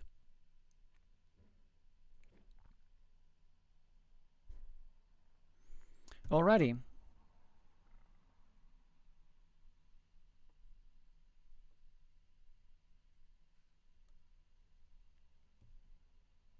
So our final match remaining is also from the Hungarian Championship. It says the bronze medal match between Siegfried and FC Saba. Now, we presume that Siegfried is going to be the favorite because I view him as the strongest player in Hungary. FC Saba, of course, solid, 800 games of experience, expert rating of 521. Win percentage is a bit low, which could possibly speak about the caliber of his opponent that he's choosing rather than the strength of the game. But Siegfried, of course, finished second at the World Championship, has a peak rating of over 800. I finished second at the World Championship in 2024, that is. And it's going to be a bit of an, uphill battle for pretty much any other Hungarian player, but Siegfried did lose against Mosipol in the semifinals. So he's not unbeatable. And look at this. FC, which may or may not stand for football club, but it could very well stand for Ferenc or something.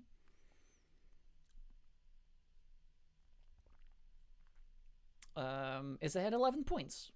And also has the starting player advantage. And also has the better placed monastery. You know what I'm going to do?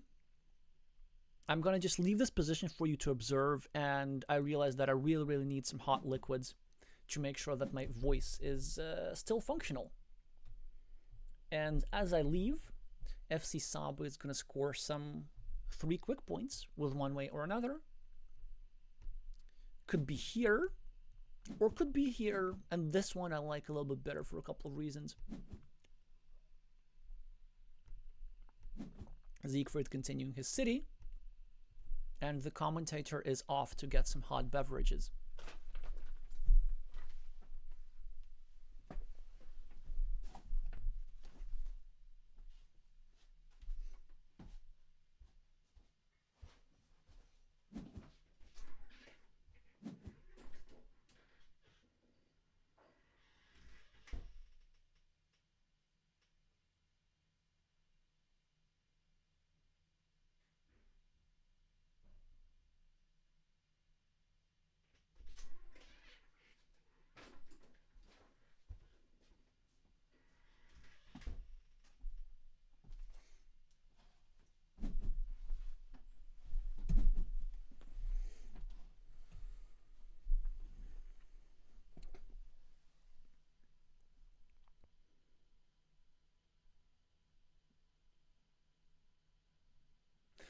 Well, that's interesting. So the beverages are coming in shortly.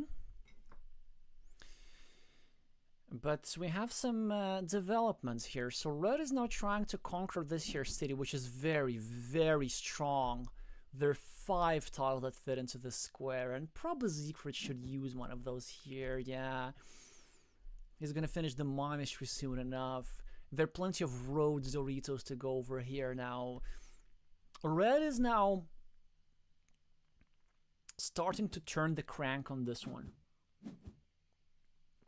But it is FC who keeps scoring.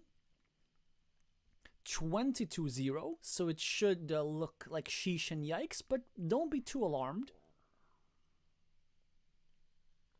if you're rooting for Siegfried, because nobody took away these 8 points and the threat of the completion of this city. And I believe that now, within the next 2 tiles, we're going to find out who is going to have the advantage for the rest of the game. After some deliberation, and we know how much this particular player likes deliberation, we're going to see this here move. And we do. And either blue is going to draw some sort of city plus road tile to invade, or not. And the answer is not. So probably what blue should do is just ignore everything and try to build some stuff for himself. And yeah, that's really it. He could, yeah, just take 4 points, that's completely fine. There's no even real need to try and block the square. Siegfried now is going to cover up for sure. He's not going to take 3 quick points. He's not going to finish this city. He's not going to finish this city. He really, really needs the cover up. There's still 6 triple city tiles and 1 quadruple city tile that fit into the square. Siegfried's going to be quite happy about his draw. There are, of course, some other niceties that he might wish for, like going over here for 3 points, which would also pre-build a long road, which he could meeple after completing his monastery, but this is just not where the priorities are in this position. Also, the way you make decisions like this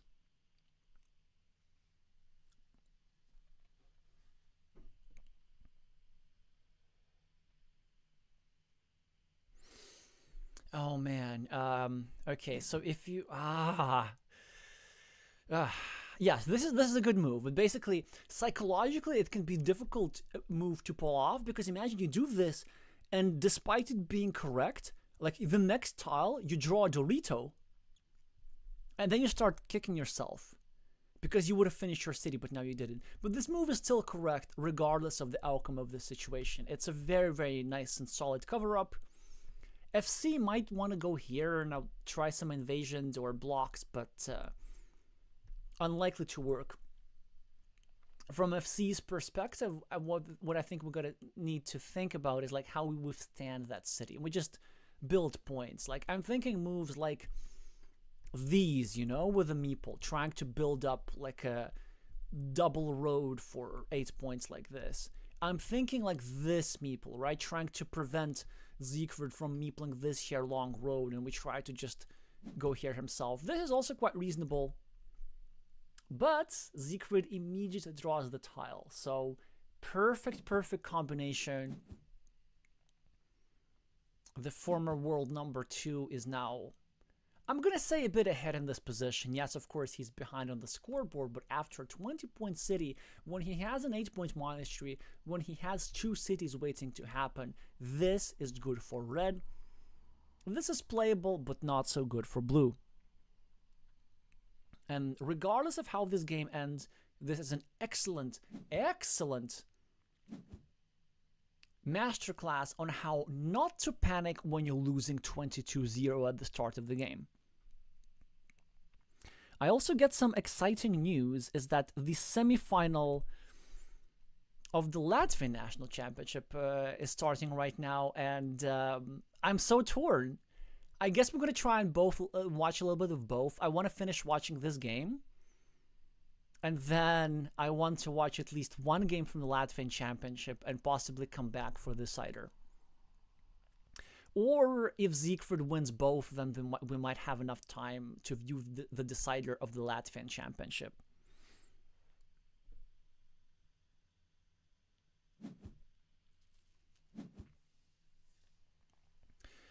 Well, will you look at this? Siegfried is picking up an empty city cap, and FC Saba now with a 7-point monastery. And now, do you hear that?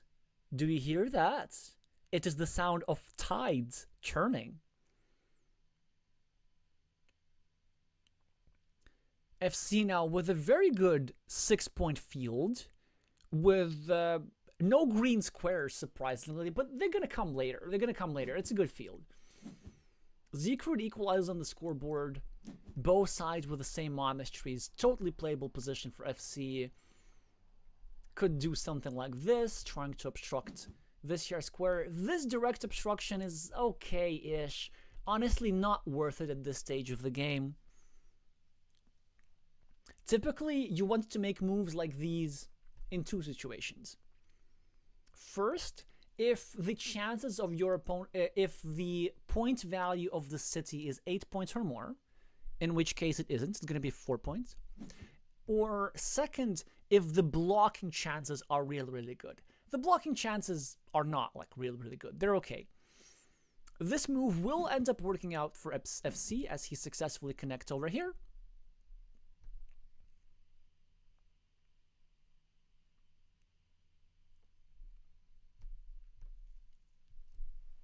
Oh, thank you, Elias, again, with your Hungarian knowledge. It's just F Chaba, right?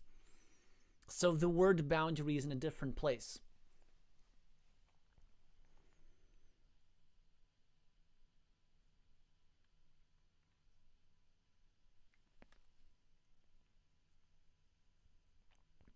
Yes, of course, CS is ch, like Kocsis.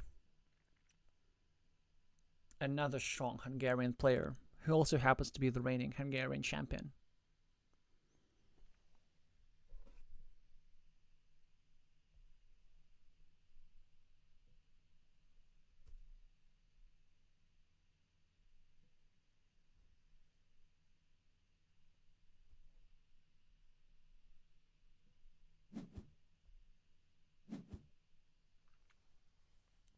Siegfried with a very, very strong move. This is so beautiful. Look at this. So many players would have just finished the road, and that was completely fine. And actually, FC now also with a perfect response of preemptively taking the road himself. That's just beautiful play from both sides so far. But the idea of this here move is that Siegfried is now playing field restriction, and he was also frankly building up the road for himself. It was just snatched by, I'm still going to call him FC, because unfortunately I didn't check what F stands for, but I'm pretty sure we can look at, we can check this out on the Carcassonne Hungary website a little bit later.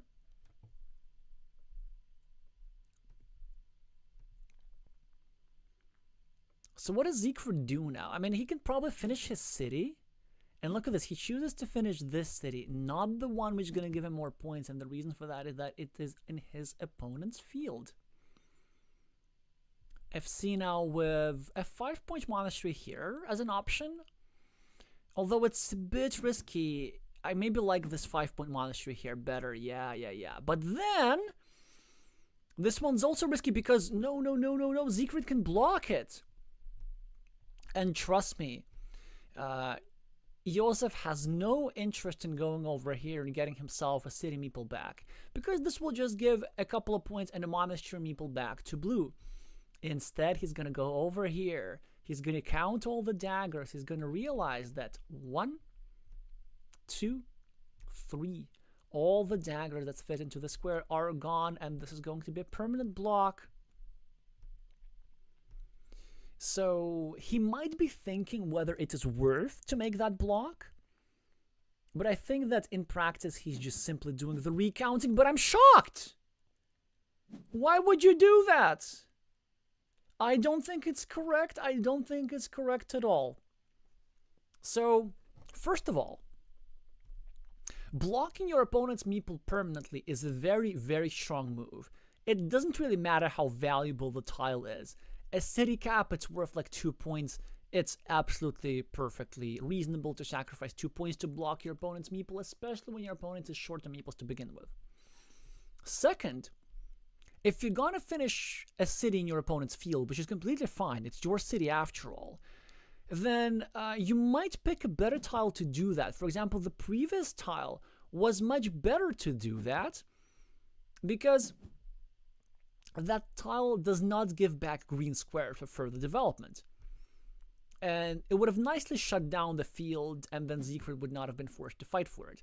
Now the field is juicy enough that he's going to invest in meeple, going to fight for it, going to indirectly continue Blue's road. FC is now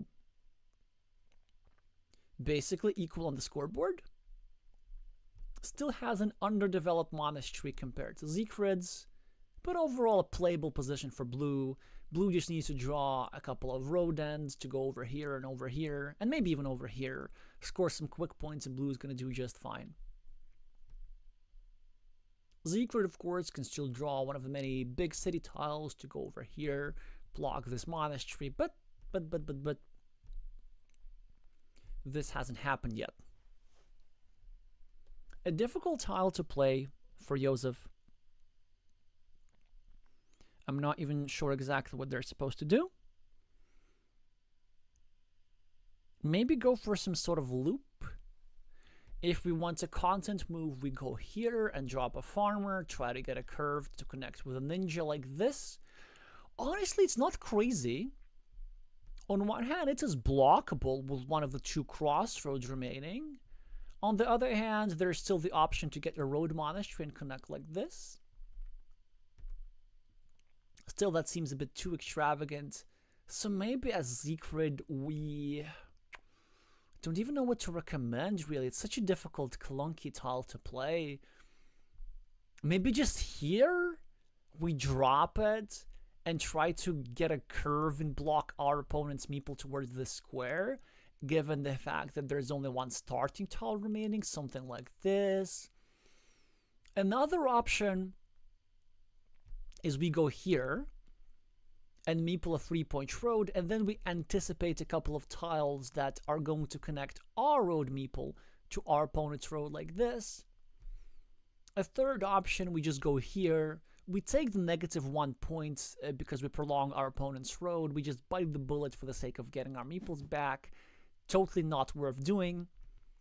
Siegfried agrees, and very nice to see that we do think a little bit alike. I'm not sure if it is the best move, but it is the one which I think is quite annoying to deal with if you are F. Chaba.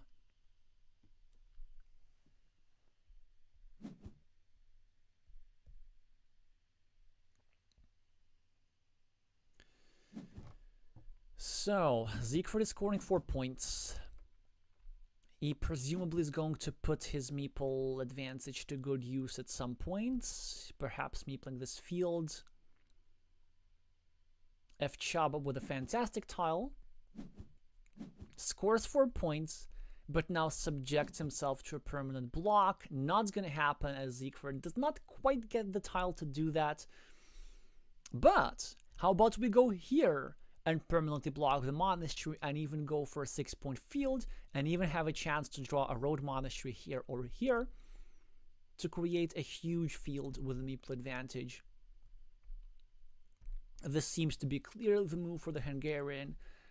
They're both Hungarian. I should use some other word. Yes, but it just seems to be a bit weak. And oh no! Siegfried with an imprecision. The farmer is nice, but I don't see why don't we want to block the monastery. Are we really that scared to give 1 point to our opponent? But this monastery is still totally alive. I can see a curve. And another curve, and another curve, and another curve, for example. Even that configuration alone is enough for us to want to block it. Quite surprised at Josef's decision here. Now with a Dorito tile, the move that comes to mind is not this. I think it was way better to go here and just prevent your meeple from getting blocked. This is one, I think, quite significant mistake as well. Like, I can understand the desire to get a meeple back, but then ultimately it's still a 0-point move. And if you want to get meeples, well, this is an option, right? We can also go here, and it just does so much good for us. At this point, also quite a dilemma here for Evchaba. I guess we could go here and get a meeple back. We could go here and score 3 points. We could go here and score 3 points. This move, I believe, is really strong, actually. It's quite nice. We do get blocked on the square sometimes, but it is a 4-point move, 1 point for the road, 3 points for the farm. If we do get blocked, we can develop this farm a little bit later. So quite an elegant solution by blue to get out of a tricky situation. A curvy tile for Siegfried will probably going to result in the occupation of this 9-point farm. It has evaded the attention of both players for a little bit too long. Perhaps because both of them had quick point scoring tiles. Finally, Siegfried obliges.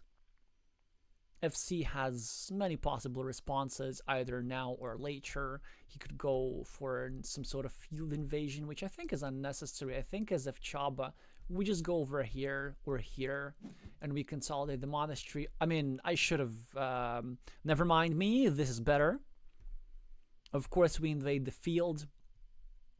And if anything, with only 18-point tiles remaining, 3 meeples is probably enough. So we might not need to have that monastery meeple back. And maybe that was also the idea of Siegfried not wanting to block that monastery in the first place.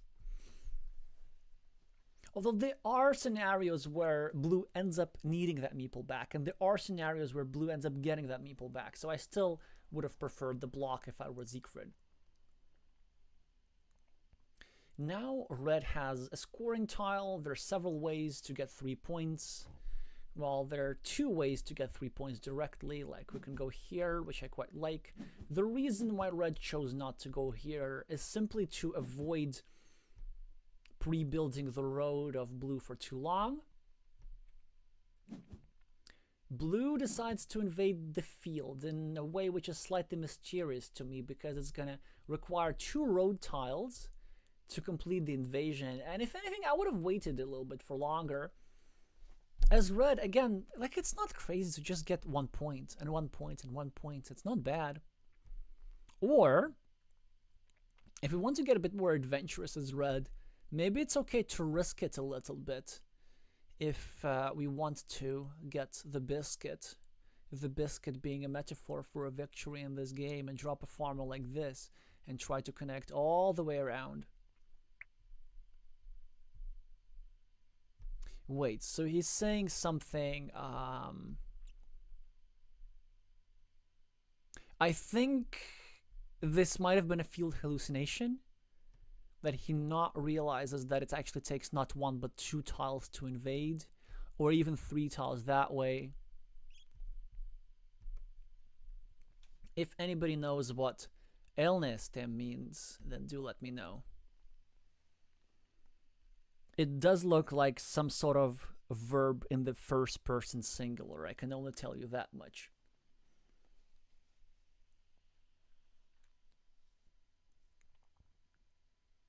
Siegfried, with 3 meeples still, decides to start a new city in a rather interesting way. Let's try and make sense of it. I think it does make sense. So first of all, we leave this city cap, which is quite nice. We can get... Actually, no, I don't like that move that much. Because there's only 1 city cap that fits into the square. There are no vanilla city caps. There's just the splitter. But the splitter we can already use here anyway. So maybe Siegfried's idea is that we use the splitter here, And here we use something like this. We try to just build up a city/ruin and then eventually turn it into a threat of a completable city. I like it. Yeah, I think we go here. We have 4 points and we have a mechanism to build a city here. In the meantime, blue is trying to turn a defect into an effect by doubling down with a second meeple and hoping to draw a bunch of curves to not only equalize but also overtake Siegfried on the farm. So 2 independent field fights. Let's see how it works for them. A lovely tile so far to continue scoring, and also a drop a city cap in his field indirectly, which actually is not that good for them because it's not possible to meeple that city cap. Right? Yeah, because this square is completely blocked. There's nothing that fits here. Maybe turning the other way is... Yeah, you know what? Turning the other way is slightly better, actually. Because imagine if FC gets the splitter. Then he will have a platform to use the splitter to score 4 points. If FC gets the splitter now, they will be forced to go here. Well, they won't be forced to go here, but they won't have any way to use it productively. Siegfried is trying to make some blocking. FC sacrifices 1 point just to open another route for invasions, and Siegfried's gonna need to make a decision. Do we go here and score 2 points and try to develop our city into a threat, or do we go here and make a permanent block of this here square and force the blue meeples to travel all the way around if they want to take over? My first instinct is that we don't think too hard about the city. We simply go here just to not allow FC to get a road monastery, which would of course make it quite difficult for us to win. But in order to make a decision like this, we have to be very well aware of the point situation. The point situation seems to be favorable for FC. Let's try and calculate. So these 2 9-point fields cancel each other out, and blue has currently 6 points for these here farmers, which cancel out over here. Blue's road is a bit longer than the monastery, so that's 1 point extra. Then this here is 6 points extra. This is -4, so 2 points for blue, 2 points on the scoreboard. So now both sides are completely equal, except that, of course, blue invaded the field. So now blue is at +6. And blue is threatening 1 more invasion to get himself 6 further points. That is actually quite interesting. Siegfried is trying to block. 1, 2, 3, 4, 5, 6, 7, 8, 9. So there are no curves remaining, and in fact, there are also no city caps remaining, and no crossroads remaining. So this square is permanently blocked.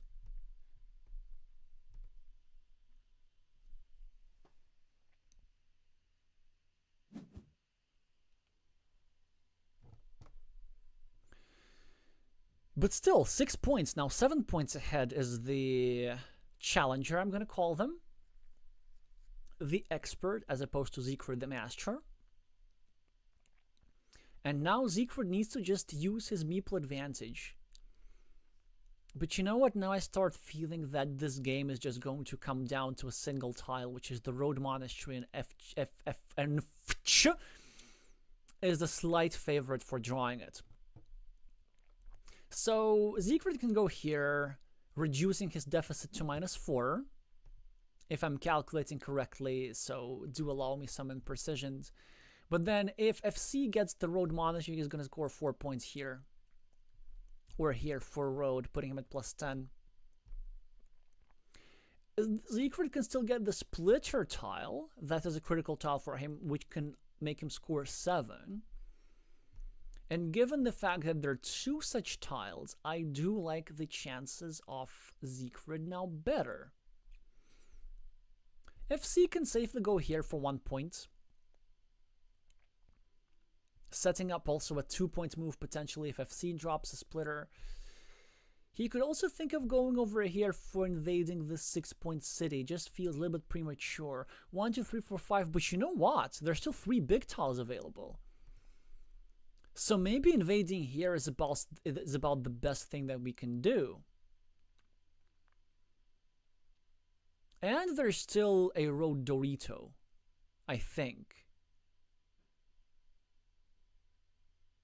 Yeah, I like that move actually. It's an unblockable invasion. But you see, if we do that right now, there's another problem. Siegfried's going to use this platform to reinvade. And all we've done, we've invaded, our opponent have reinvaded, and we just lost points. So this move from FC does make a lot of sense. Siegfried with a scoring tile can do a lot of good things for himself. Probably can score 3, I guess. That makes a lot of sense. Putting him at only -2, I believe, if he does so. Or around that area.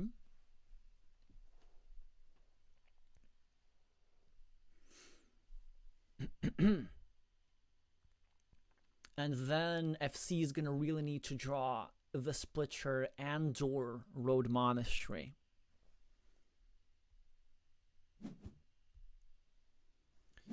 The 3 quick points do come down.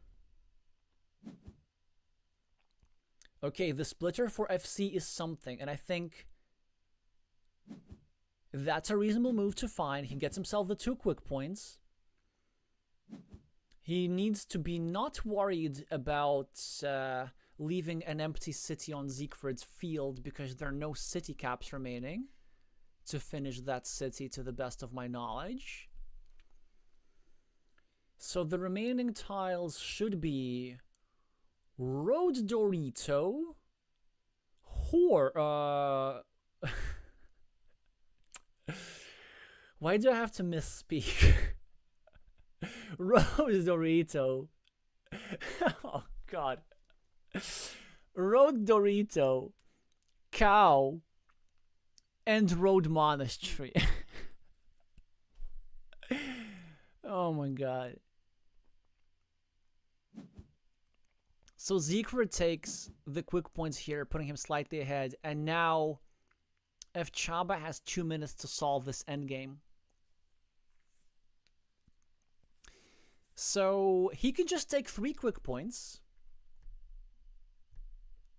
in which case he wins with the Road Monastery, or he can go here, in which case he wins with the last cow.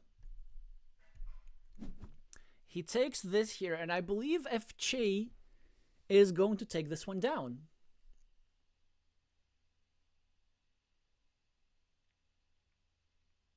The best that Siegfried can do with this tile is 3 points.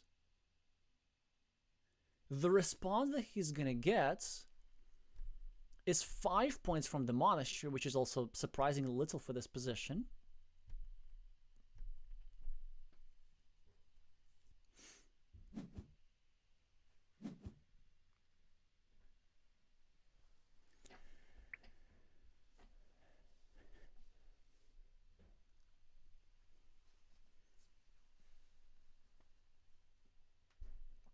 And GG saying Siegfried, he understands everything that happens, and F. Chaba really with a solid game. Absolutely solid game. But also, like Siegfried, I don't see all that much that he could have done. Well, except I didn't like the idea of him finishing this city. Maybe it was this. Yeah, you know what?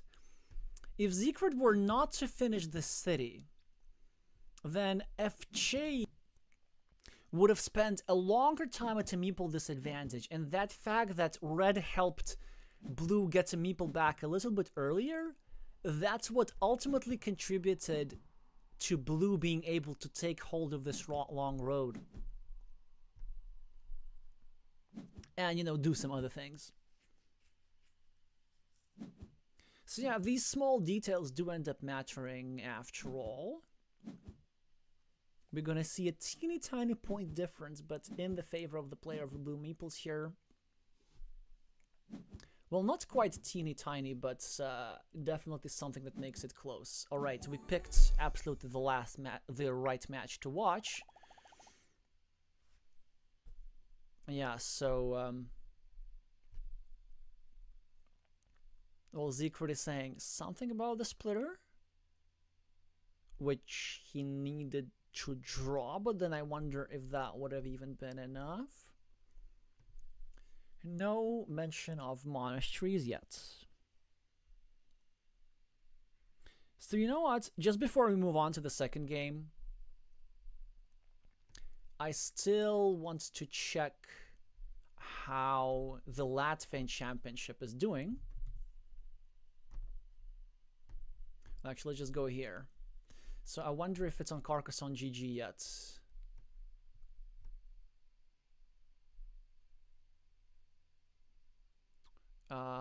Yes, it is. And Napalm has already won the first one. So we might as well go and watch the second one and then come back to Hungary. So Napalm is the new captain of the Latvian national team. An expert player, at times being very close to the rating of 700, but didn't quite make it yet. Overall, very solid style, very thoughtful, very methodic. It should be quite fun to watch. Ashulis is our new recent discovery, gained expert status earlier this spring. The new addition to the Latvian team. I'm quite excited to have this player on the team. I think they're very talented. And they're showing it by being 9 points ahead on the scoreboard. Oh, look at this!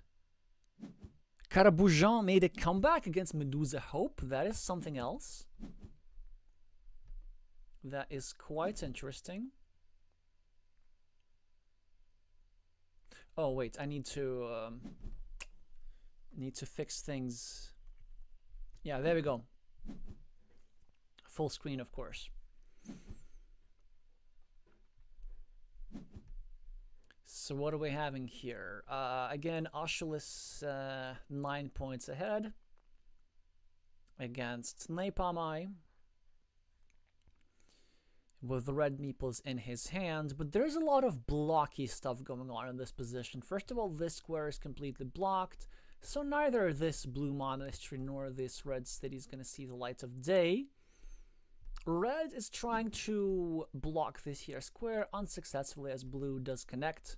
Now the shared city is blocked, and so does this monastery. Blue will be playing this one at a meeple disadvantage, and look at how annoying this is.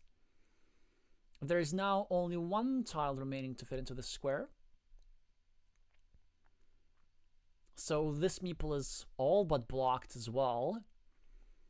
There's another blue meeple occupied over here. This meeple occupied in this mini battle. This meeple occupied in this mini battle. And it looks like Giannis is stuck with one meeple for the rest of the game, or at the very least for a very, very long time.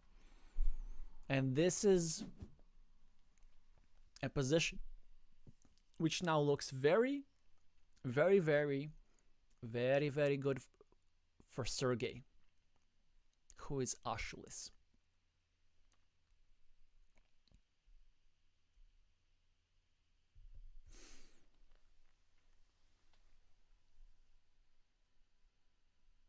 Typically, Sergey is quite a fast player. Giannis tends to take his time, but it's good to see that Sergey is also giving it a bit of a thought. Giannis with the monastery and the first negative consequence of not having meeples. Normally you want to place a 5-point meeple on things like this. In this particular position, you absolutely cannot afford it. You don't have any way to get a meeple back in one move, so you just need to make this move as a 1-point move. Also, this square is about to get blocked, although not quite, as red is now going to do something interesting with his double city caps. He could do this. It's a reasonable move, but I don't know how I feel about that. It feels a little bit unnecessary, you know? There are 3 tiles that are remaining in this square, but it seems to be strategically just not the way to do things. Like, I want to leverage my meeple advantage to the max. I want to maybe go here on a 6-point farm. I want to try and score some quick points, and invade here, win my opponent like this. Or, I want to delay that. I want to just start a new city over here and keep scoring. This move, it's okay, like, it works out just over 50% of the time. And under 50% of the time, you actually get to successfully finish the city. But still, it's okay. This here move by Yashulis is interesting. So he's blocking this square, which honestly is never a mistake. But then I wonder if it was a little bit better to use the monastery as a scoring tile somewhere, and only then block a little bit later. Because the danger for red in this position is that if you don't use your meeple advantage, then if you don't score enough, you might still lose, because Giannis is still technically ahead. These monasteries are going to score him 15 or 16 at the end of the game, because of course tiles are still likely to go here. Then let's say if this square gets blocked, actually,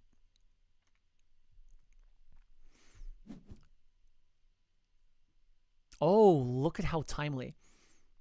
If this square gets blocked, then look at what can happen.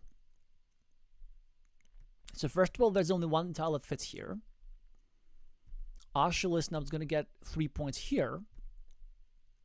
And then the plan of Giannis is now to get the triple city tile for this here square,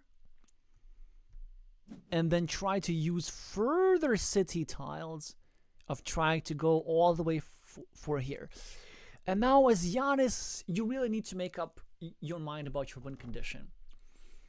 Option 1, we leave this alone, and we go here, we try to get ourselves an 8-point city. We know that there are almost no big tiles remaining in the deck. There's still a lot of city caps. We need to take any points we can get. This is probably the move. But it is also not crazy to actually go here and then simply bank the rest of the game on red never drawing the triple city tile, and us being draw some city tiles and trying to take all of these points from these here tiles above. But then the reason why this move is preferable strategically is because these 8 points, no, to both. Why is it such a crazy idea to want to score 8 points in a completely safe manner, both for blue and for red?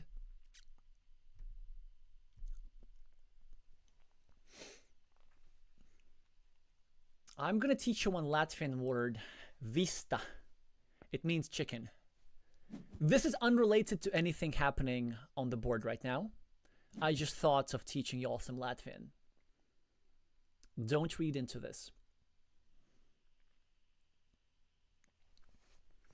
Yeah, also, so for example, Giannis now has fewer points than he could have.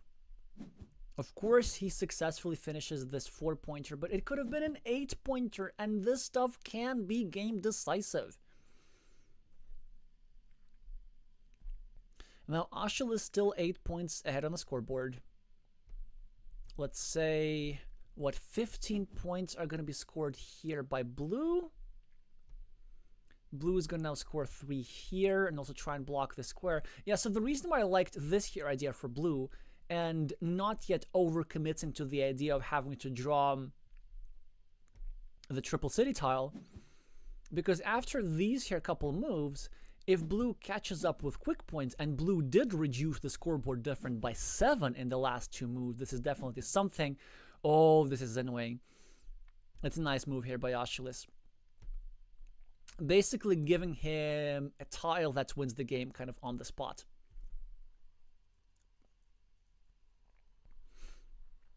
So the idea is this. Let's say if this tile is not drawn by blue, then there are some scenarios how he can win quite easily, actually, without even having all that idea of expanding his side of the city. First of all, now he does have another city to expand. Like, he could get himself a road Dorito, and then the triple city and so on for a couple of points. Or if he just gets quick points, together with his monasteries, he can totally make up for the meeple disadvantage. And I wonder if we're approaching that territory yet. So let's think about these. These are equal. These are almost equal. Actually, Achilles does need to take a road tile here to make sure that he can score extra.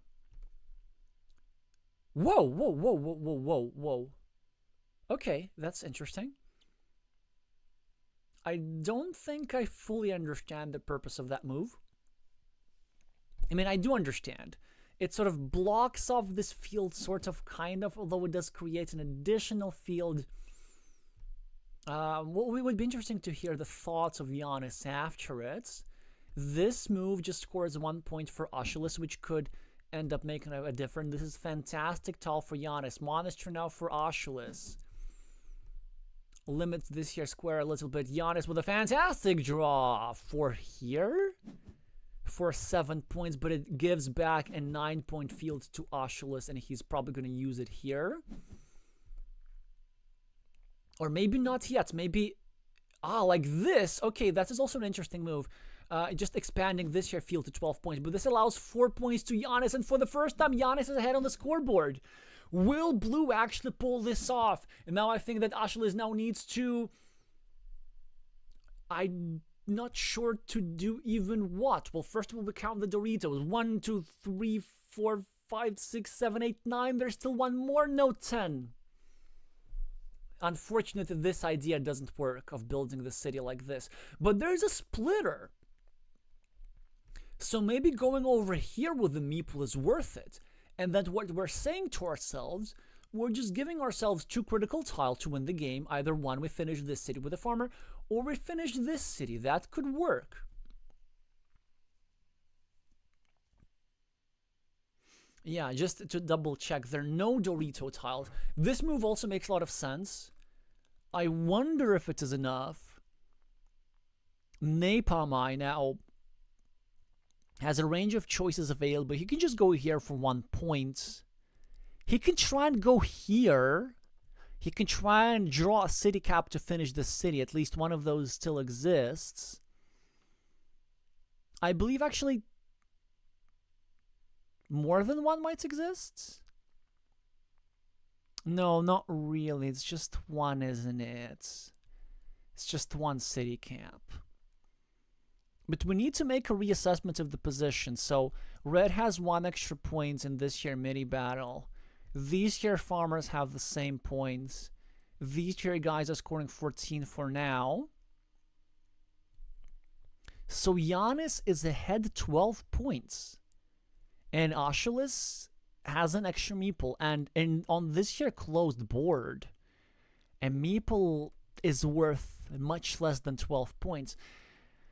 However, an opportunity here for the play with the red meeples, other than, of course, drawing this here tile and scoring a 10-point city with a farmer. Oh, will you look at this? I like this move. The idea of Giannis is trying to basically anticipate this here tile. And what Giannis is saying with this, that even if Sergey is going to draw this here tile, Giannis is probably still going to win. He has like 9 points extra for this. Sergey probably needs to do some sort of field attack. He's down 19 at the moment. And his chances are slipping away.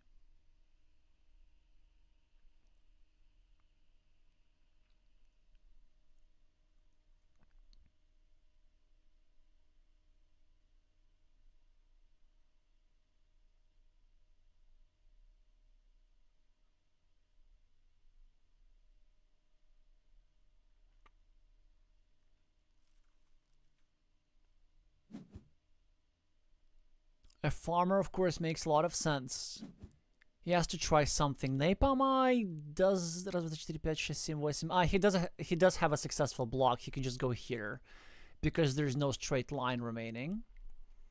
This is probably the straight line that Sergey was hoping for. And Giannis has all the time in the world to make that happen.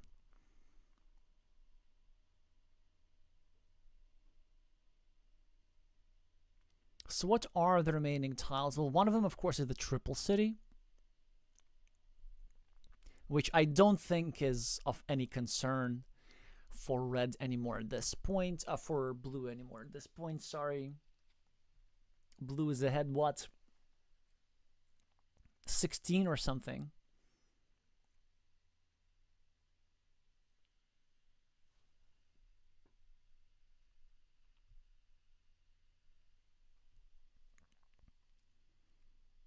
So I think as long as blue does not get his field invaded, he's going to be doing just fine.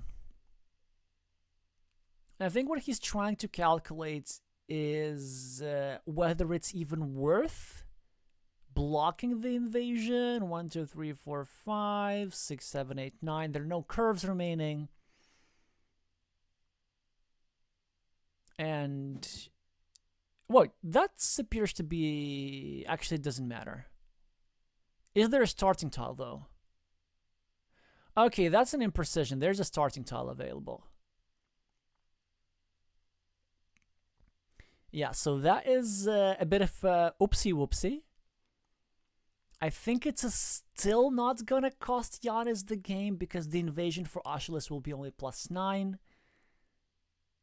The best that he can do right now is go here for 4 points or something. And of course, he's not going to be able to finish the city. And I just want to double check, right? 1, 2, 3. Yeah, I don't see the 4th starting tile.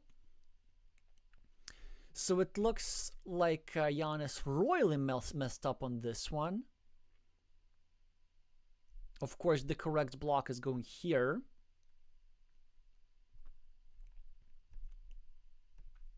But, oh yeah, of course, the 5-point monastery, it makes a lot of sense. Well, Jan is going to draw the relevant tile anyway. So it's not such a major concern. And finally, with his last tile, Sergey is going to get the city finished, but it's not going to serve him a lot of good. It's going to score him 7 points.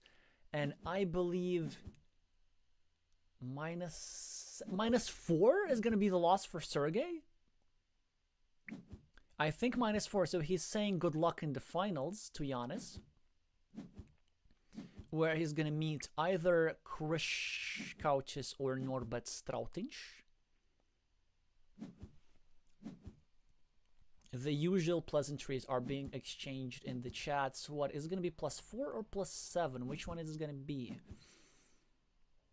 It has to be one of the two in that range, right? Oh, so it's going to be even more so. It's going to be +10. Yeah, I misread a couple of things. So, beautiful, beautiful game. It felt like Giannis was in big trouble, but then the swindle, like, this is exactly how you play the meeple minority. This is exactly how you do that sort of stuff. It's a lot of beauty to watch. So first of all, just kind of like take every little point that you can get. Maybe this was one instance where Giannis was a bit overly conservative, not going for his last meeple here, but whatevs. The general principle is the same. So be generally conservative, get quick points, and then at the right moment, this is where you go for the farm of your last meeple. And this was just perfect timing. Yeah, this also illustrates the power of monasteries, especially in a closed position. So what that they're blocked? So what? 16 points for 2 meeples in a position like this is just amazing, amazing value. Yeah, CraftGiraffe is saying this is a great example of how not to play when your opponent has a meeple disadvantage. Yeah, exactly. So, like, positions with a meeple advantage, they need to be mastered. And this definitely has to be a learning experience for Sergey. That's when you play with the meeple advantage, you just gotta not think, your usual Carcassonne stuff. Like, normally invading a city like this is not necessarily bad, but you gotta think more strategically and less tactically. Like, okay, you have 2 extra meeples. How are you gonna win the game? And the answer is usually I just make a big field and I bully my opponents because I have meeples and they don't. And how is it so that Giannis, who had no meeples, ended up having more field points than his opponents? And definitely something about that is not right. Still a good result for Sergey, finishing either 4th or 3rd. I'm not sure if there's going to be even a bronze medal match in this championship, but reaching the semifinals. There's a lot of competition in Latvia, so it is actually quite tough. And now only 3 remain. Giannis Nepomai also happens to be the player who participated in the Champions League last year, reaching top 8, looking to top that. Well, more on the Latvian Championship a little bit later. Let's go back to Siegfried. Will he be able to come back against Evchaba? Well, maybe so, as their second game is halfway through.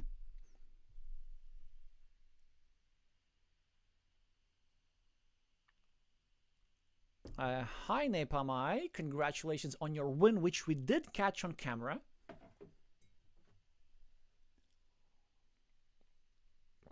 This is some masterful swindling with the meeple disadvantage.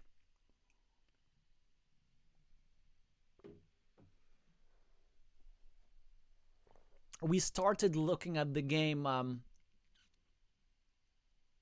starting from a moment where it was very, very grim. And speaking of grim things, it looks like Siegfried is facing ginormous difficulties. So it's a very interesting position here. We're right in the middle of the game with 33 tiles left to play. Siegfried has 3 meeples in hand, and he can now go over here and try to create the threat of completing a city. But what Evchaba has is this here ginormous ruin for upwards of 20 points, probably even a little bit more than that. They're going to have a meeple disadvantage, but a lot of points over here. And Siegfried has lead on the scoreboard now.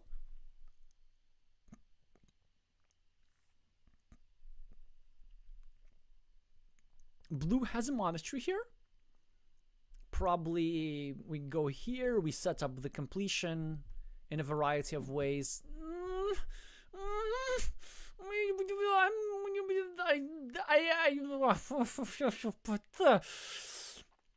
I'm not sure about that move. It's very high variance. I am concerned about not so much the safety of the meeple, but the safety of Evchaba's scoreboard, because it just gives back a 6-point road like it's nothing. And you also gotta think a little bit deeper, right? Yeah, sure, there are only 2 tiles, actually 3 tiles in the deck. The crossroads, there's 2 of those, plus 1 road monastery that go here, right? Kind of only 1. But then the issue is, whoa, that's interesting. Okay, so then the issue with all of that is that Siegfried has the meeple majority, so he can claim that road for himself even with a non-road ending tile. So I have no doubts that this 6-point move is what we're gonna see. I believe Chaba was being a bit too fancy. It was better to go over here a little bit. Speaking of being fancy, the player with the blue meeples is being very, very principled here. So they now scored this move, which is their highest scoring move. Again, it's very reasonable. They take 2 points for the city, 2 points for the road, and 4 points extra by eating up Siegfried City. So it's an 8-point move. But by bringing in a second meeple into the city, they opening up a potential chance of the city being reinvaded. On the other hand, since Siegfried has 2 red meeples and blue has 4 meeples in it, then the chances of red actually going with 2 meeples was very, very low. So of course this move is correct. It adds just only a little bit of extra risk. So Chaba lost this road. Siegfried is happy with these here 7 points. He's even going to finish his another city and continue with his scoreboard lead. It's going to get quite interesting. I still prefer Siegfried here, simply because of the scoring capacity, and without even counting tiles too far, like I see a lot of big clunk has already been drawn, including all 8 triple city tiles and the majority of the Doritos. 8 out of 10 Doritos, in fact. Well, this means that loads of city caps are still remaining in the deck, and the city caps are going to benefit the side which has the meeples, which is Siegfried. He's gonna go places, score points, claim fields, and he should be winning this, unless, of course, blue gets the curve very, very quickly and finishes the monasteries very, very quickly and has 2 meeples in hand so that they can keep up with the scoring pressure.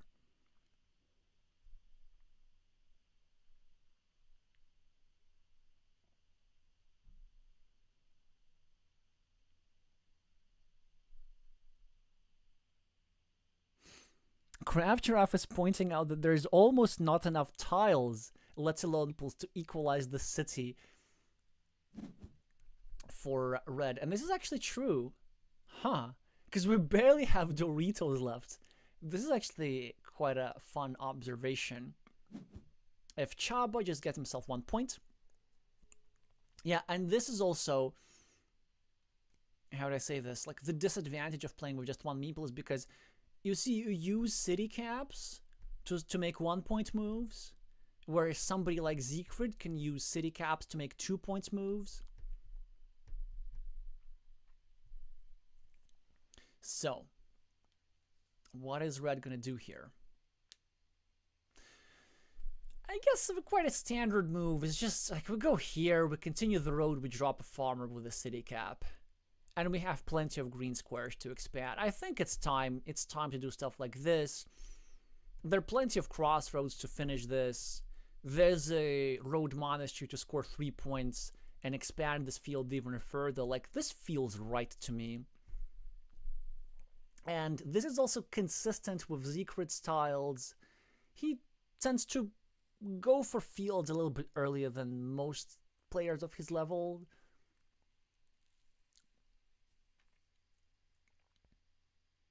Not necessarily earlier, but it just feels like something that he would do. And lo and behold, this is exactly what happens. Chaba is suffering again with their meeple disadvantage. A decent monastery to meeple perhaps for 5 points over here, supporting the city, but you don't really want to do that when you have only 1 meeple remaining. On the other hand, 1, 2, 3, 4, 5, 6, 7. Yeah, 2 tiles to get a meeple back is just not enough, although I'd love to go here. That's a lot of scoring options. Siegfried scores 7 points over here, and I think he's going to take this one home. So we're going to see an equalization, and after that, we're going to see an exciting decider.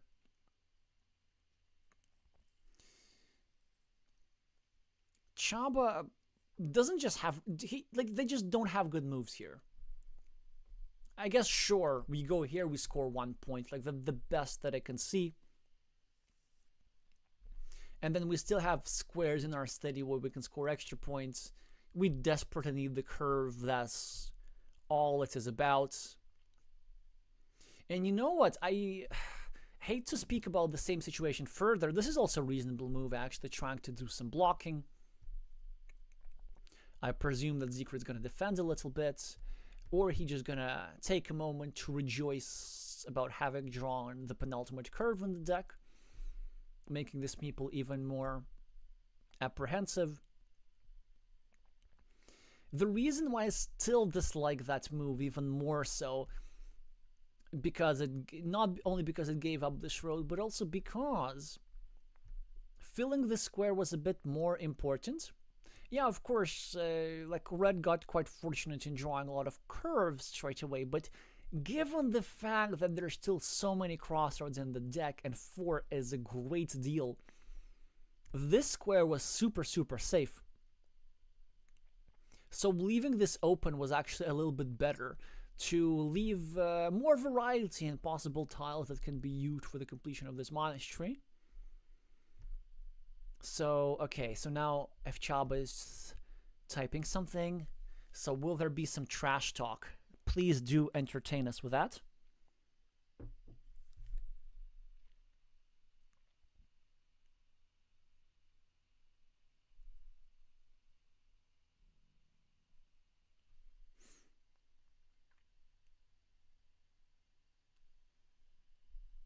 They chose not to type. Oh, wait. I wonder, actually, so somebody who knows the board community interface, if I just open the chat without typing anything, but my cursor is still there, does this distract the players? Like, does this show to them as if I'm typing or not? Because I would hate to distract them by accident. And we can see how if Chaba just building buildings, very big buildings. 1, 2, 3, 4, 5, 6, 7, 8, 9, 10, 11, 12, 13, 14, 15, 16, 17, 18, 19, 20, 21, 22, 23, 24, 25, 28 points is the city. So it's going to be 30. One of the largest incompleted cities I've seen in my life. Also, a ruin which has 6 meeples on it is also pretty rare. But then scoreboard wins. Scoreboard almost always wins.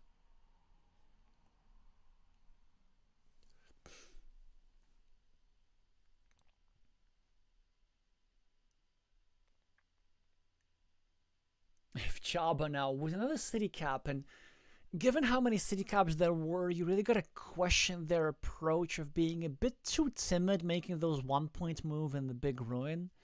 Maybe at some point, as Craft Giraffe is suggesting in the chat, it was just better to drop the city cap and spice things up and try to arrange some coin flips. Yeah, because now I don't believe we can make such a 1-point move. Because if we go here, we don't want to cover up our ruin in the top too much. I think the move that we have to play is just like we have to just drop the city cap somewhere. Here, like here. I don't know where, like somewhere.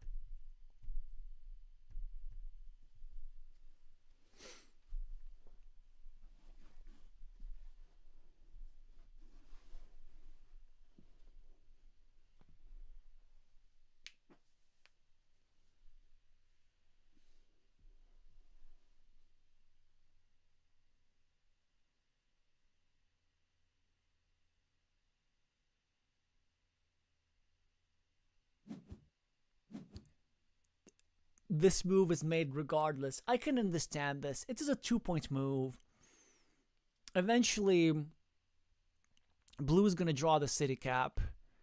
Blue still technically has 1 road Dorito, and I really hope that blue does draw the road Dorito. So Siegfried, please don't block the square, because then if this road Dorito would make this city an even 30 points, and it's just pleasant to observe.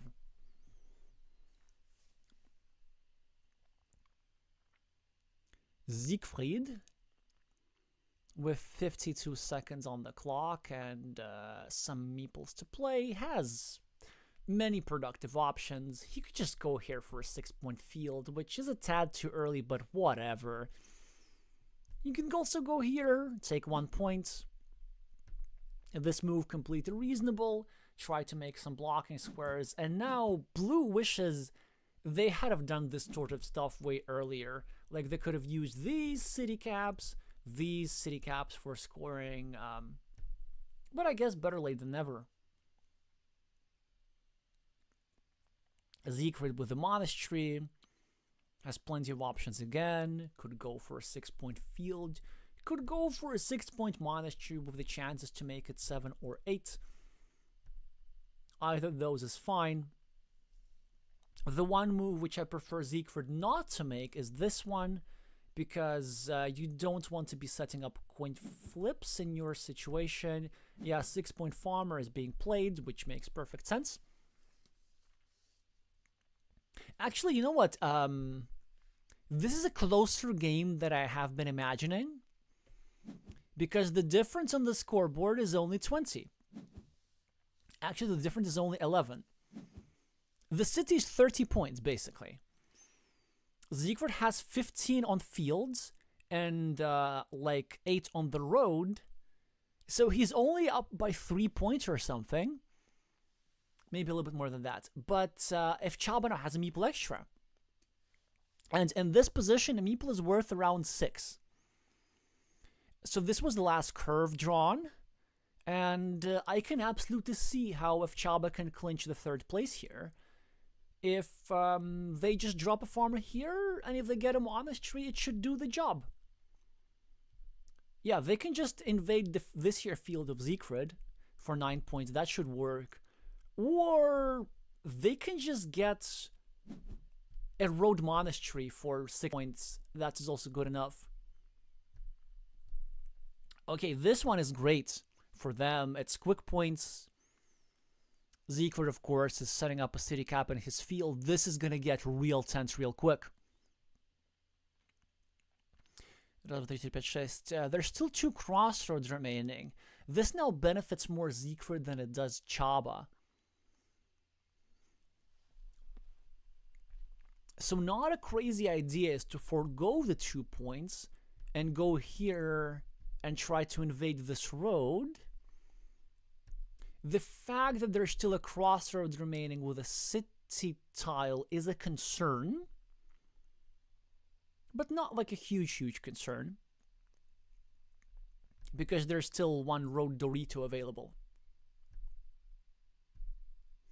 Yeah, and with an abundance of quick point tiles, we could come into a situation where if Chaba has a meeple surplus, but 2 points are 2 points are 2 points, Siegfried gets a fantastic tile. And again, a very interesting decision, right? So, do we take 7 points immediately, which could be taken away if our opponent invades, or do we take 5 points here, and we try to still get this meeple back a little bit later? But if we take 5 points, we expose our road to, I guess, some further attacks. Actually, these are not really further attacks, no. If anything, it makes the road slightly safer. So Siegfried chooses to just get the 7 points instantly, being now significantly ahead. If Chaba, again, with such an interesting decision, like, he chooses to go for the field. Again, makes perfect sense. But they could have chosen the 4-point road. They figured out the field is more important. Siegfried does not have a lot of choice. I guess you go here and you score 5 points and a meeple back. There might be some alternative, but honestly, I feel that this whole game is going to come down to who gets the road monastery. Who gets the road monastery? There is a song with lyrics like that.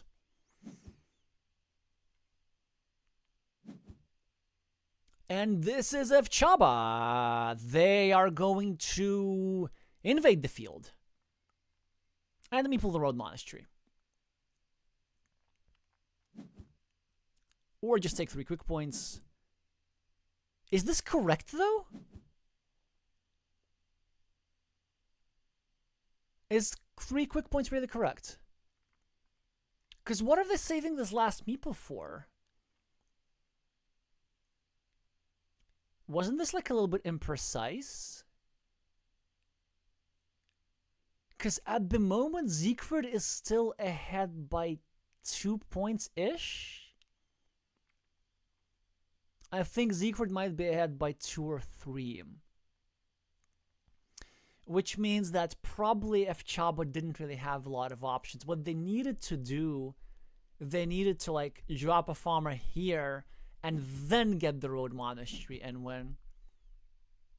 Yeah, they needed something like this. They needed this here tile so that they could go here, drop it like this, and then connect. And I believe they will be losing this still by a small number of points.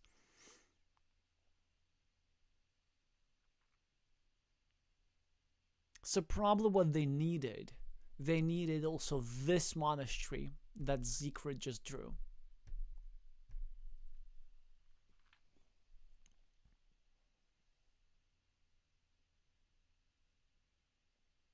Yeah, what do we even do with 0 points? With 0 tiles to play? There are a bunch of 3 points fields available, and this one seems to be the more technical, I guess. We can also go for this, that also totally works, or for this. Ah, it actually matters a lot. We need to figure out what is the last tile of Siegfried. 1, 2, 3, 4, 5, 6, 7, 8. No straight roads remaining and no curves either.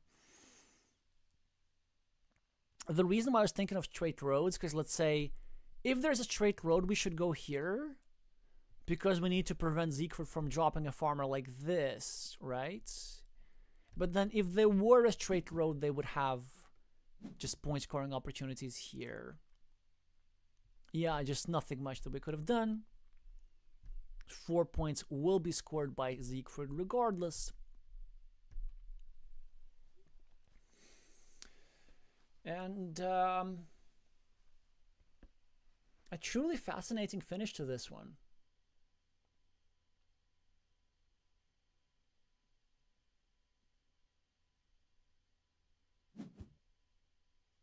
Siegfried will be winning this one by around 6, 7, something like this.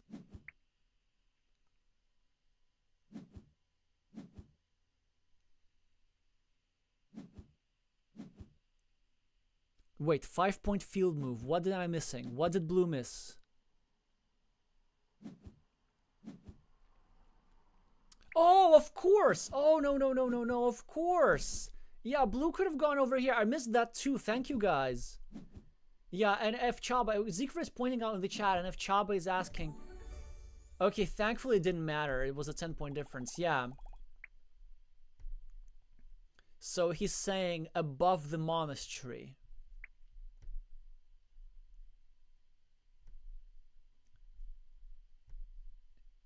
Yes.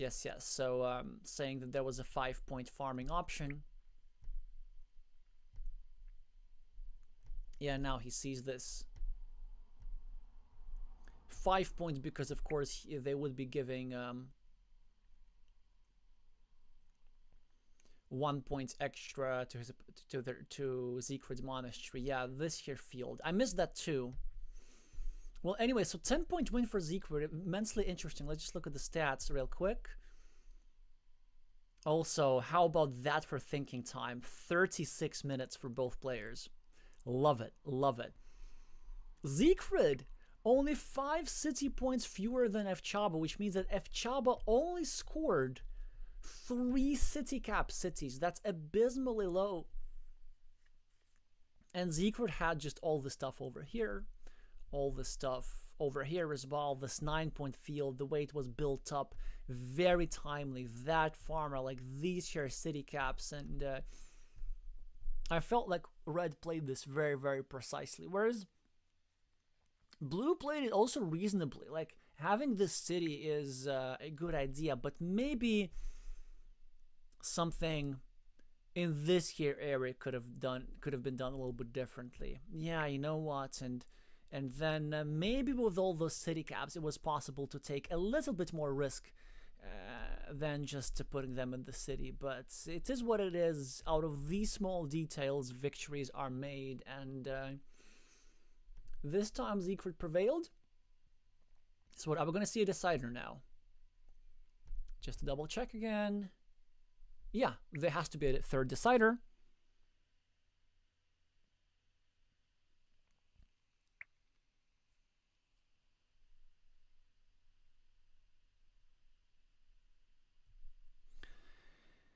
Look, guys. Alexey is not a benchmark for stuff like this, especially when he has been streaming for 4.5 hours. So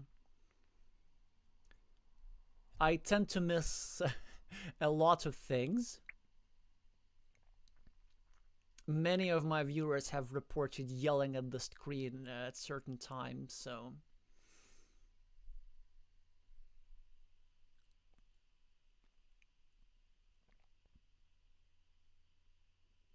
Oh, so interesting. If Blue didn't block Siegfried with the cap, he would have had 4 points more for that cap. Yeah, that is true, but you know what? Siegfried then would have gotten the meeple back faster.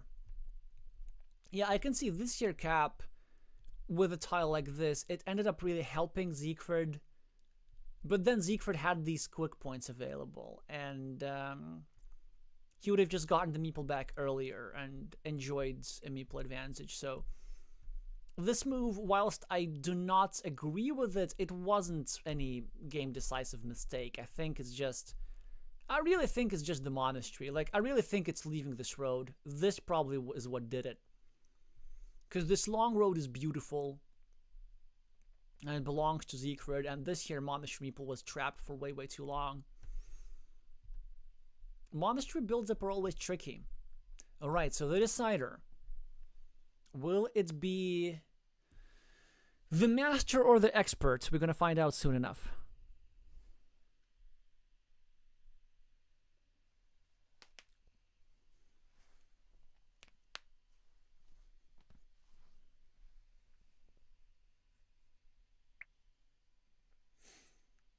No, please, please, please. We're peaceful. No need to flame anybody.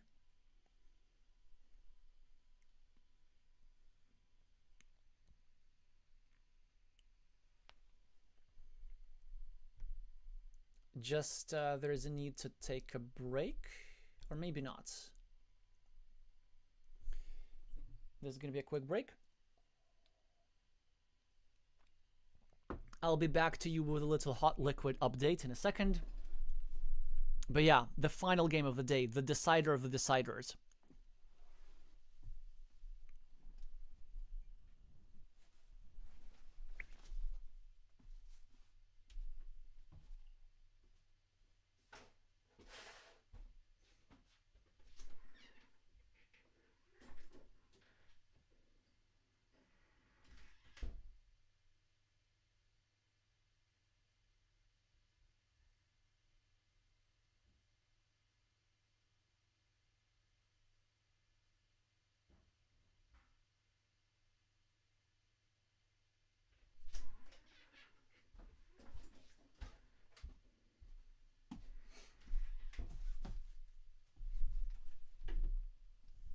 All right, go. Hot liquids are not on the agenda anymore. Lukewarm liquids will do. All right. So, if Chaba is playing with the blue meeples and opening as the starting player with a very untraditional way of pointing down, Siegfried takes the first 4 points. If Chaba is going to start a new city now, I hope. And it is actually pretty much symmetrical as to where you do it. Yeah, sure, this one makes a lot of sense. A monastery for Siegfried is going to happen soon enough. The usual 4 points seems to be better for me. This here actually would be a big mistake, because trying to control your opponent's road could backfire. This is a lovely move for F Chaba, because there are many tiles in this position, like any city plus road tile, that Siegfried could be forced to use an F Chaba's city. I mean, don't you love this? It kind of looks like, because what's the English for gantele? You know, like these little dumbbells. Yes, dumbbells is the word. You know, like these little weights that you lift, and these looks like this is like the dumbbell itself, and these are the weights. Don't you love some good symmetry? Like 2 shielded horses in a row. Like what were the odds of that? Alrighty. So Siegfried gonna start a new city, whilst also preparing a monastery spot for himself, which is about to get ruined by Chaba, who gets to score 2 points and take the temporary lead on the scoreboard for the first time in this game. 60 tiles remaining to be played. Siegfried, let's see how aggressive they are. The aggressive move is to score 4 points over here, going for a loop, and still hope to get a road monastery in this area, but instead normal move, just a normal move, is played by Siegfried, which also shows you the additional value of little blocks like these, right? So if red takes time to fill this square, then it gives more time to blue to get the curve and be the first to take the 4-point road. Blue meeples a monastery to control. Red's monastery, of course. I would have actually preferred this placement. I think it was just better. Because the... yeah, like the idea that I don't like about this is red potentially going over here with a second monastery. Whereas if you go here, it's the same number of points, except that your opponent is forced to build 2 squares to get his meeple back. And then we end up with a 6-point monastery. So when you look at monastery configurations, like this makes a huge difference compared to this. So regardless if these are the monasteries of your own opponents or a mix, then if you can help it, this configuration is much stronger than the diagonal one as we have over here. So let's see if this influences the game or not. All these subtleties, This is what I like this game for. So Siegfried takes 4 more points, which makes a lot of sense as it exposes another attacking platform over here. Oh, the pain. Siegfried is gonna go over here. Easy decision.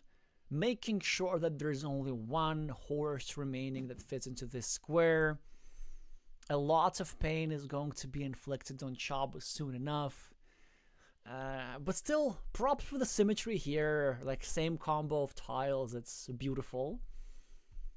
But Siegfried is not playing for beauty, he's playing to win, he's playing to get the 3rd place in the country. And with that, I think still a chance to qualify for the Champions League. As I believe Hungary has 3 spots as a delegation. It could be even 4 due to their WTCOC finish. Ouchie, ouchie. Ouchie, ouchie, ouchie. I am just impersonating Chaba at the moment. It's a painful block, not only because it opens the square even further, and it's something that Chaba can protect for, and I think they should. I think even having this 1 tile available for them can do a lot for the winning probability. I think it's totally worth doing, even with this valuable tile as a splitter. And they do that, and I like that. Siegfried's gonna munch in quick points, perhaps, or maybe no. They're gonna go over here and drop a farmer. Yeah, I really like this move. Basically, blue can work with this position. First of all, we saw that blue is into using multiple meeples to build big cities. So maybe it's another 30-point ruin in the making. Second, the city technically is still live. Tile goes here, suddenly there's a majority. Siegfried makes a similar move. I would have preferred a farmer straight up, because now if Chaba can go here and possibly drop a farmer themselves. There's also a possibility, yeah, this 4-point road looks very good. There's also a possibility of blue drawing a splitter tile and managing to save 1 of their meeples. Well, surely now if Chaba's gonna go here and drop a beautiful farmer and show us the efficiency of Hungarian agriculture. Siegfried with a quick point tile. presumably is going to munch on the 4 points, using the city cap generously provided by blue on the last move. After a few seconds of deliberation. So -4 on the scoreboard, blue gets themselves a curve. The move which I prefer is probably going over here, starting a 4-point loop and disrupting the monastery a little bit. 4 points here are of course inferior, or this move is completely reasonable. Yeah, I don't like these 4 points. Like, why don't... The thing with these 4 points, right? Not a bad move, but if you can do the same thing whilst also obstructing your opponent, like, why not do just that? Like, you can go here, you can draw Road Dorito, you can block your monastery, you can do, like, remember that legendary sequence from 2002 in the Japan versus UK match when Kithara managed to pre-block the monastery of Dan Chard in such a way? Of course you do. Well, I'm not sure if you do, but I do. This game is somewhere on my channel. It's one of my absolute favorites. But yeah, all these small things make things add up. Siegfried drops the first farmer of his own, trying to invade here or here. Very difficult to stop that invasion eventually. So is F. Chaba, might have to live with that. Then eventually this city cap is going to be drawn. A red farmer is going to be placed over here, and like Siegfried should win this position most of the time. So I really think that what blue needs to do is just draw the horse, is just draw something, is just try to finish big cities. Alrighty. Siegfried with a very interesting tile. I'm very curious to see what they're going to do. If Chaba now with the 2 points that do make a lot of sense. This move was not on my radar, but actually it makes a lot of sense. Continuing their city, exposing a blocking platform, annoying to deal with. I thought they would have gone over here. Yeah, because now it sort of messes with Siegfried's farming idea. I guess they have to go here now and drop a farmer, but then that farmer could get blocked a little bit too easily, but whatever.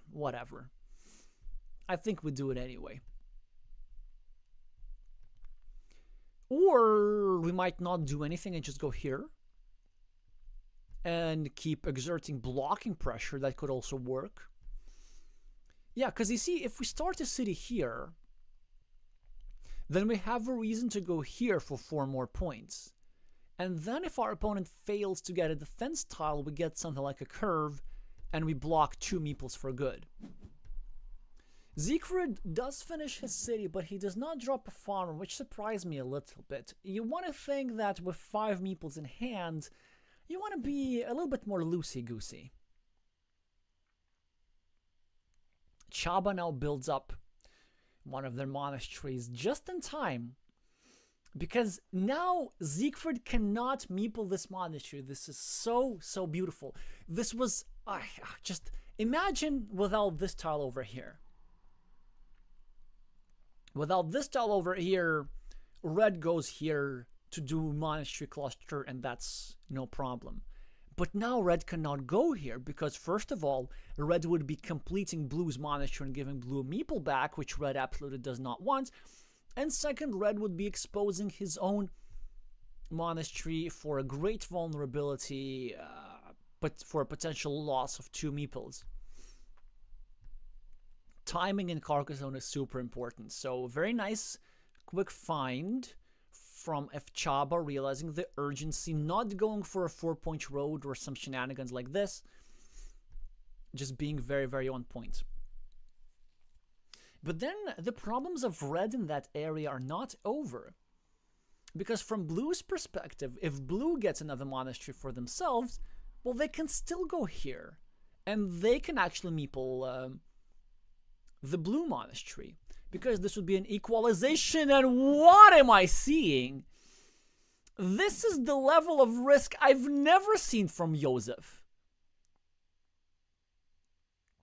in my entire life. This is a type of position that sometimes Rabbit Rain plays in like players like this.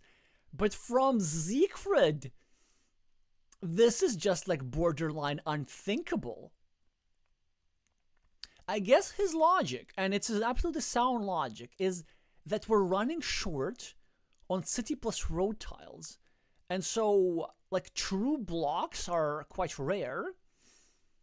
But then also, with a straight line, a 50-50 block is going to be pretty much good enough. Well, I'm so curious to see how this is going to resolve.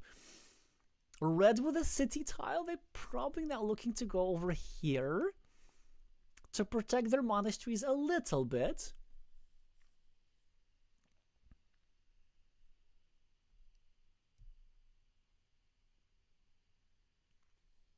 Right? Or maybe Siegfried knows that he's being streamed and he's just gonna do whatever it takes for content. Speaking of blocking things, it's not just these monasteries that are under threat. It's also possible for blue to technically go here and here with some city tiles and try to deny the entry of this guy into the field. There's only one starting tile remaining. And Siegfried knows this, but look at this!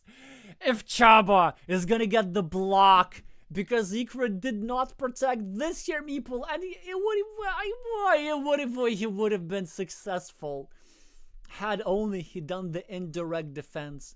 This block would not have been possible. Siegfried with this tile would have gone over here and meepled the road and finished the monasteries and gotten himself an ungodly amount of points from that area. But now, 2 red meeples are blocked. Red still has the slight advantage in this situation, but blue city is eventually going to grow big enough to compensate these guys, or maybe not after this move, but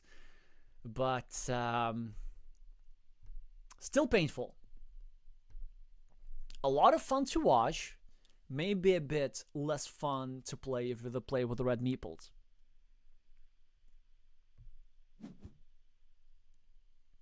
Whoa! Whoa, F-Chaba, what was that? That looks like a mistakey-takey, if you ask me. I don't like that move. So, the reason why I don't like that is it seems to me that it was worth to keep the splitter option open. Because both of the cities were technically alive. And there are plenty of scenarios how we get the splitter, and we get the dagger tile, and we finish a 10-point city, and we win. Now, we basically voluntarily relinquished our only leverage in the position. And I'm not really sure how blue is supposed to play this now. I mean, it's still winnable, but it's just a clear disadvantage. Because we don't have any particular threats that our opponent doesn't have. Well, sure, we could get the horse technically, but I mean, the chances of getting the horse are 1 in 2, as opposed to getting the splitter was close to guaranteed at some point in the game. And even if we do get the horse, the splitter works just so much better, right?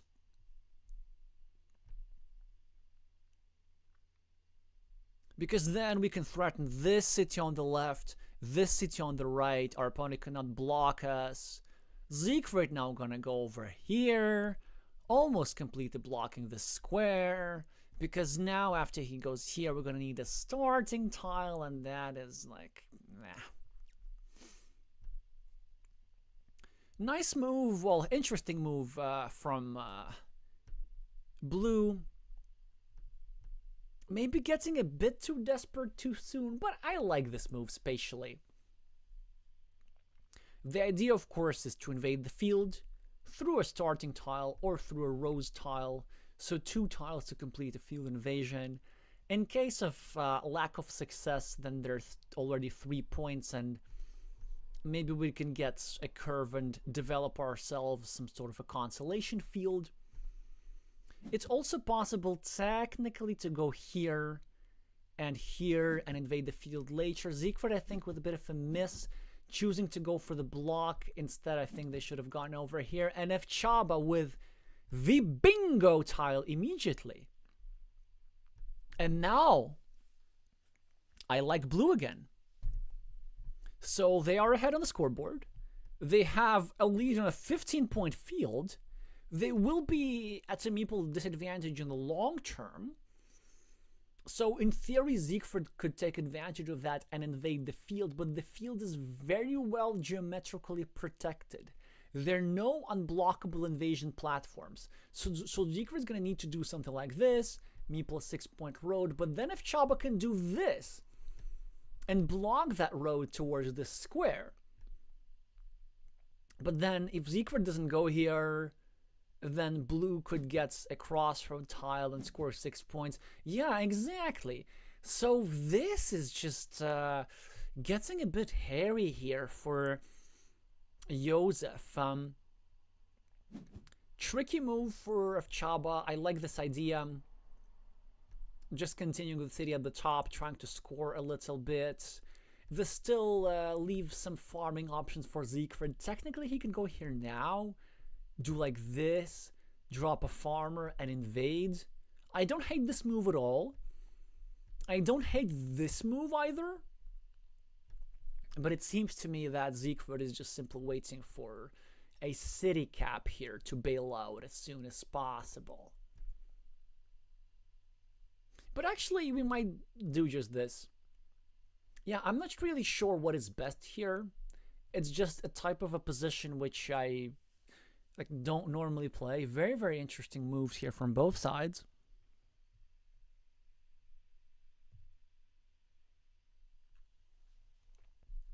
All right, you know what? I need a bit more chat involvement. I want to know, what is your idea with this here extender tile? Do you do like Siegfried did?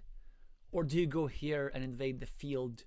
Or do you do something else entirely? Oh, F Chaba now with some interesting ideas. Option 1, we go here and follow through with the plan earlier to block Siegfried's road. Option 2, this, which technically keeps our big city alive because there are 2 tiles that go over here, 1 tile that goes here, a couple of towers for these here places. Unlikely, but doable. But, of course, the downside of all of this is that Siegfried got away with this here road. Now, Chaba is trying to create some blocking opportunities against this here meeple, which would give a decisive advantage to blue. Red. Now with a city cap. Probably looking at some standard move of invading a city, I guess. Nothing really much that they can do to protect this here city. Chaba with a city cap tile, which is not the most exciting city cap tile in the world. I guess we could go here and limit our opponent to a 50-50. But we might not have to do that given the fact that there are barely any tiles remaining for the square yet. So we might as well just wait for a Dorito and try to get a horse not for this square, but for this square instead, to eat up our opponent's meeple, just like in the previous game, where we ate up our opponent's meeple with a horse. We did this. Yeah, so Chaba chooses to just get a meeple back. A lot of unintended alliteration is what we're having here. That also makes a lot of sense. We're running kind of short on curves, so I can see why blue chose to use a valuable tile here And there's a lot to be said of just gaining the temporary meeple advantage earlier. So we're going to see where this brings us. So is it ninja time? Siegfried could be eyeing moves like these. This would be, I think, way, way too desperate and out of style for the Hungarian master. But it's an opportunity. The standard move is just to do this. This has the advantage of securing the road. It has the disadvantage of making the field a little bit less penetrable. There is some sort of a field invasion platform at the bottom, like a ninja farmer like this, thrown outside of a curve that we can use, but that can easily be blocked with something like a city tile.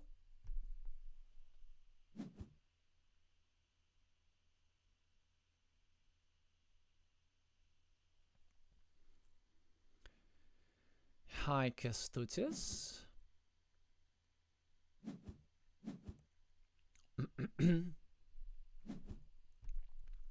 Some quick points for both players. Siegfried doesn't think too much about that one. Road Monastery for blue, that's an amazing tile. Well, or is it? It's just 3 points, really. And the question is, do we take 3 points here or here? Also, I realized something. That, oh, I should have been faster. I'm not sure if that's what your comment was referring to, but there's a field invasion platform here, which Siegfried can use at any time. And if Chaba is now trying to take some steps towards the neutralization of this platform. So first of all, surprisingly, there's 0 tiles that fit into this square. All 5 of them have already been drawn. But of course, like a normal invasion diagonally is still possible. Well, actually, that's easier said than done. Because first of all, there are not that many tiles of this pattern still remaining. And most likely, if red were to go for an invasion, red would need to use this square. Because the other squares on that 0-point field at the top are restricted. And so let's say red uses this square. They drop a farmer like this. But that square exposes a blocking platform. And so they could lose a meeple. Yeah. So this field is pretty well protected as it is now. A lovely move for red. Making it risky-frisky. We're just trying to spice things up. Actually, never mind, it's not risky at all, because there are no vanilla city caps, so it's not possible to productively invade that city anyway. Now, if Chaba needs to find their best move, which of course is going over here, and try to eat up this meeple, or at the very least trying to block it. Anything else, any other idea in this position is a mistake. Like, you're ahead 12 points. Your opponent's monasteries are not enough to compensate that. The road does not quite do it. Like, the biggest threat in this position from blue's perspective is simply blue taking 8 points and getting a meeple back. And we could prevent that from happening. Just like that. The more blue is thinking, the more I have concerns that they might have something else on their mind. But they find the best move. They avoid the temptation of going over here and invading the city, which would have been completely unnecessary, especially with a low number of Dorito tiles. And look at this. As luck or lack thereof would have it, Siegfried had just the tile in hand to get to meeple back. So a clutch find from the play with the blue meeples. Some 4 quick points going to be a bit of a consolation for Siegfried. If Chaba, probably looking to start a new road, maybe not. Maybe this is not what you want to do with 13 meeples remaining. But this new road does some good for the play with the blue meeples. The main idea is that it makes it harder for red to block a ninja farmer in the long term, and this move I don't like one bit. Precisely because they're crossroads. Like,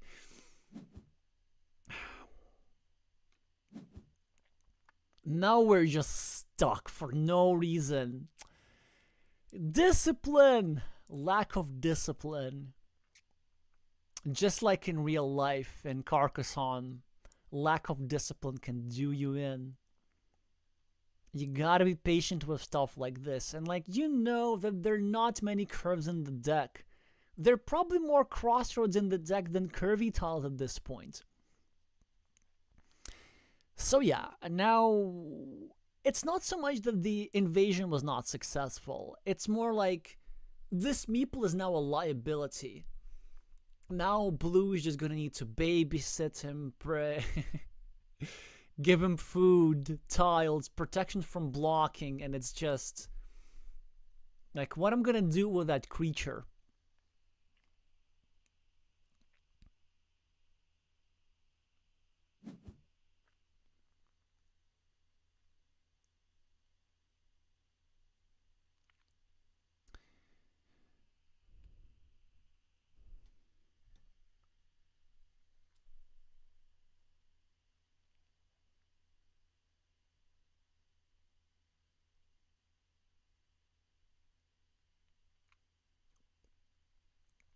I don't think, Nicola, that I'm seeing much that... I don't think I realize what could have been done with the Road Monastery. There are some options to expand the farm on the left. I guess from Chaba's perspective, you don't quite need this. Because, like, you have the ruin and the field against monasteries. You're doing great. And expanding the field is not important. Protecting the field is far, far more important than expanding. Siegfried deservedly gets himself another crossroads. Chaba probably wants to start an 8-point city at the top. There's still a couple of city caps remaining. And by a couple, I mean literally 2. This is also good. This is actually quite annoying to deal with. Oh, I like this.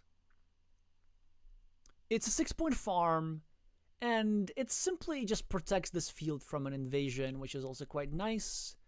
Siegfried forced to make the only legal move possible. Chaba can go here,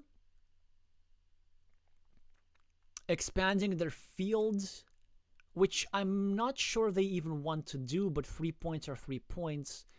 And this would make their field slightly more vulnerable. I'm thinking of invasions through a monastery. But instead they go for another farmer. Wow. Okay, this also makes a lot of sense, actually. This is defensive scoring. This is not allowing Siegfried to drop a farmer. Actually, this looks like an amazing move. Because what does Siegfried do with his army of meeples?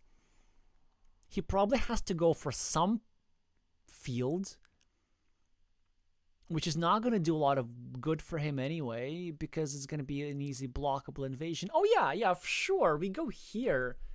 Yeah, this is the last crossroads, we drop a farmer, your usual ninja, and look at this, and he must have anticipated, because remember he thought a little bit about this here tile, right?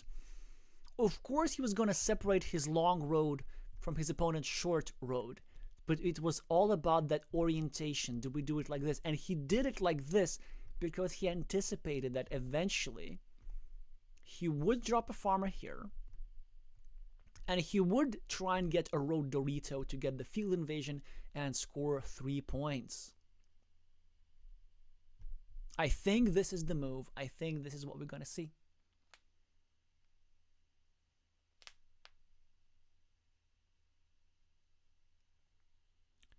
Is there just the road Dorito? Well, yes, there is just the road Dorito. That is a bit unsavory.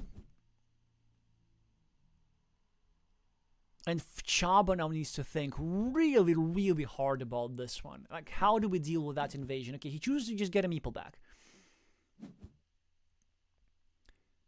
Siegfried is just gonna score. Probably 6 points for this here field. Maybe 5 points for this here city, but like the field makes the most sense.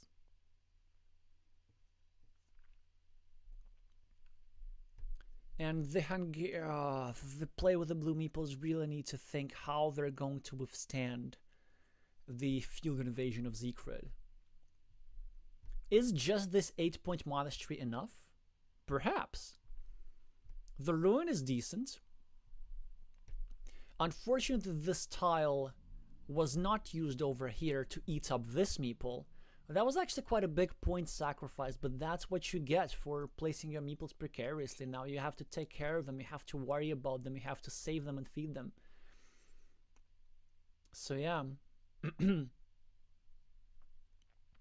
Maybe it's better to think before you place meeples left and right.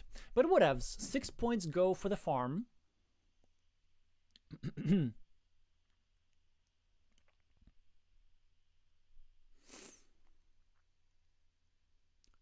Chaba now is thinking, and this is such an interesting position. So basically, do they want to go here and create an evil hamster? This will make 2 critical tiles for them. So either the road Zorito will make sure that Siegfried does not connect to the field, or the 9-point monastery will make sure that they can maybe still outrun the field's connection. Intuition tells me that this is the move. In practice, it could be that the move might be the opposite, just blocking that monastery. So we need to be exactly aware where we are for points, right? So 6 points for the farm, 3 points for the city. That's 3 for Chaba. We'll actually yell it. Instead, they try to block. And I believe that's the victory. I believe this is the victory for them. Because Siegfried cannot defend, and I believe with any tile, the block would be successful. Even with the regular monastery for 3 points. Poor Siegfried. What they can do? I don't know what they can do.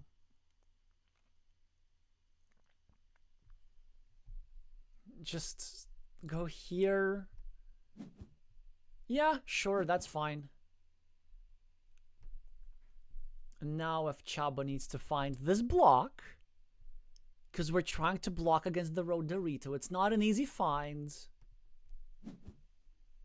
Instead, they go for an 8-point monastery, and Siegfried does not get the... So, did Chaba calculate that they would be winning anyway? Or did they just actively try to lose the game? I think it might have been the latter, and based on the fact that Siegfried has started typing in the chat, it might have been one of those ouchies. Ouchie, ouchie, ouchie. I think I can understand where this move comes psychological. Like, you look at this move and you think that they're setting up a curve. You just gotta remember that it can be any curvy tile. So, yeah, unfortunately, they, I think, managed to give away like 50% of their equity with that move. But let's find out real quick. You can see that Siegfried is not happy, like, because you can say congratulations with a full stop, or you can say it with an exclamation mark, and exclamation mark is typically like more benign. The full stop is like expressing some frustration, which I can totally understand them. So what are we having here? We know that Siegfried would have had 14 points more, and fortunately, if Chaba must have calculated things and known that if Siegfried were to connect, they would get 15 points, but 15 points were not enough to win this game. Yeah, look at this. And this is exactly what they're saying, that the difference would be 1 point, which is not true, because the difference would be 2 points, because Siegfried would not have been able to score 1 point for this here road on his last tile. But then, on the other hand, if we go here first, then we also get 3 points for the road, and then maybe on our last tile we do something different. So Siegfried still had chances until maybe the penultimate tile. I think Siegfried's win condition was like 1 in 12, or 1 in 6, I guess. Yeah, Siegfried had to get, first of all, this here tile for the fields connection. It's worse than 1 in 6. I can't calculate quite at the moment. Or it might be, yeah, it might be 1 in 6, whatever. So 3 points here. And then with the last tile, instead of going for the road, they needed the monastery for themselves as well. Quite interesting.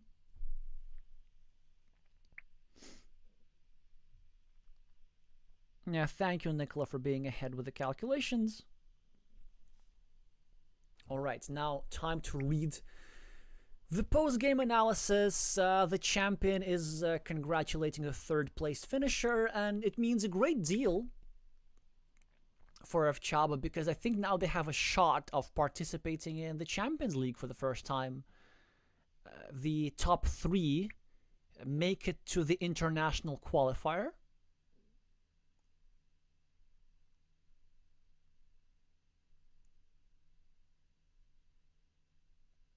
All right.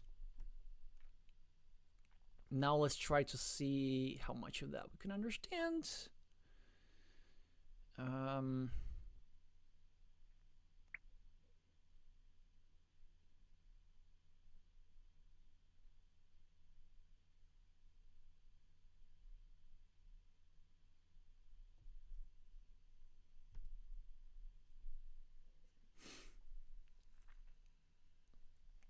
Other than the thank yous, of course, which we now established are the long and short versions of those.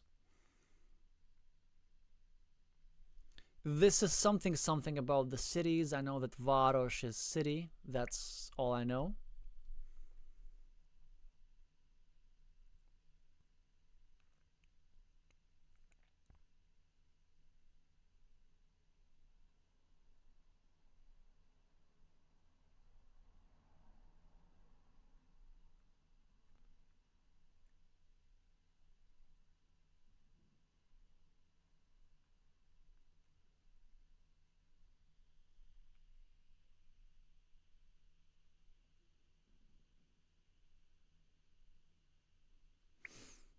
Oh, so Nicola, you were suggesting like the main farm with a third farmer for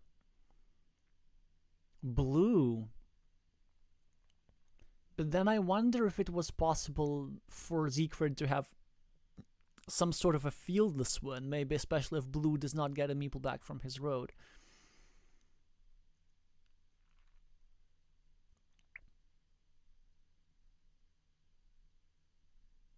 Okay, so they're talking about the CCCF. I wonder which one. Maybe they were talking about this one,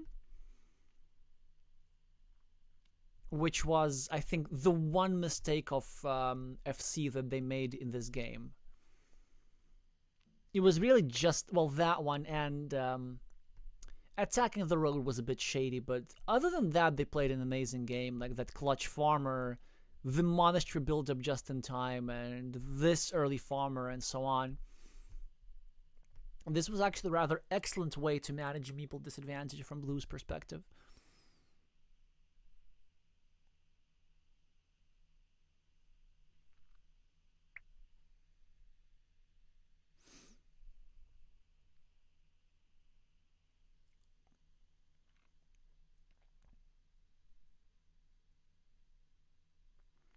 Well, monasteries are mentioned. Yeah, that move, I'm not saying that it was necessarily bad. Like, I genuinely don't know. But what I'm saying that making moves like these is absolutely not Siegfried's normal style. Like, it is entirely possible that this was even correct. That's the interesting thing about this. Fortunately, I didn't have to play this position, so like I have no idea what I would have done. But it's not an unreasonable move. I know you're risking 2 meeples, but it did make a lot of sense from Red's perspective, because the upside is also great. Because if you do defend yourself, then you just score so much. And you also, you take out a monastery spot which your opponent had.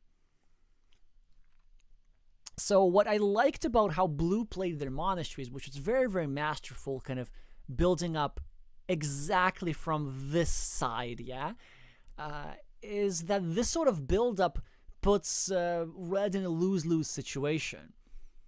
Either Red does what they did in the game and kind of takes the spot and risks losing 2 meeples, which they did, or Red ignores the spot and allows F-Chaba to do one of 2 things. Either blue takes the monastery spot themselves with no risk to their meeples, or they finish it with a vanilla city cap, get their meeple back, and block Red's monastery anyway. So this would have been, this actually pattern, right, when you finish a monastery with a city cap and creates a pre-block and block your opponent like this, then this is exactly the thing that happened in that memorable 2022 WTCOC game between Keither and Danish 30. It's just like, go find the video and watch it. Like, I guarantee you it's a game worth exploring.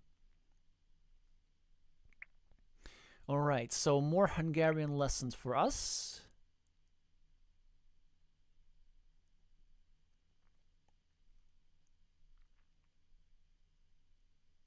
Still not having much luck. I mean, I only remember Út being road, Város city, and Kolostor being monastery.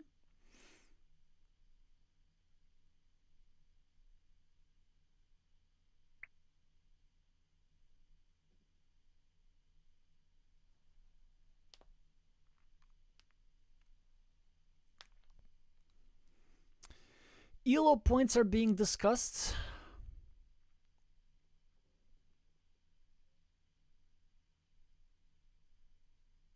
Arena is being discussed for some reason. I feel that the game analysis is already over. But if you know me well enough, you know that I want to stay until the end of this.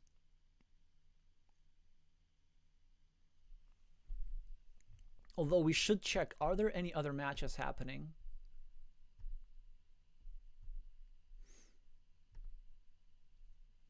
I think that might have been it. There's some interesting development. Oh, look at this. Oh, look at this. And I will not be able to stream this. Oh, this is so sad. I hope that at least Icemaze can cover it. The Ukrainian Carcassonne Cup, the grand final between Andrier and Smile Hyphen. Kirilo Manikov, who finished 6th at this year's World Championship, his first in-person appearance against Eugene Lipeha, who is yet to be seen in in-person international tournaments.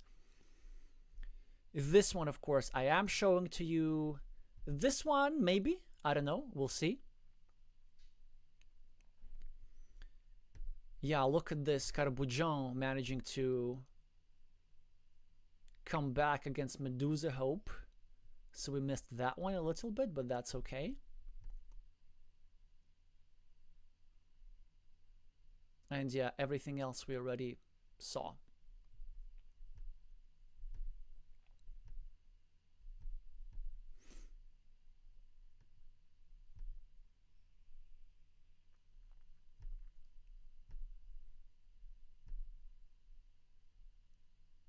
What else are they saying?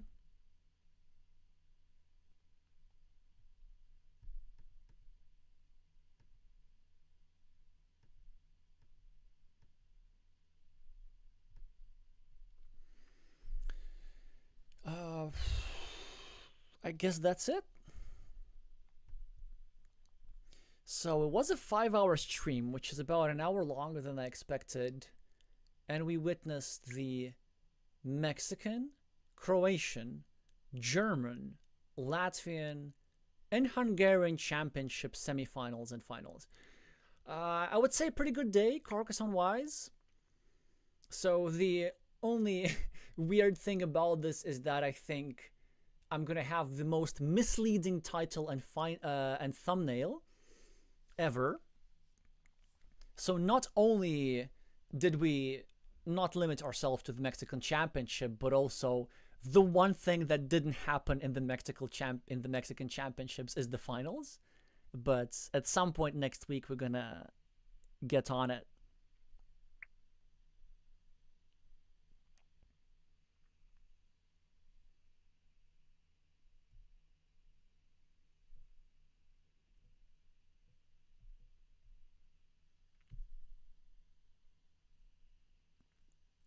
Right, I'm getting tired. I think I might not even stay until the end of the conversation because they're starting to talk about something else rather than the game. Just make sure to join tomorrow if, in case you're here for the first time, subscribe for more competitive content like this, and also remember to place the meeple on the like button. That is important for the algorithm and for development of the game as a whole, to make sure that the algorithm shows it to somebody who might not be aware of the competitive scene. I'm going to wrap it right here. Thank you all so much for watching, and I'm going to see you soon.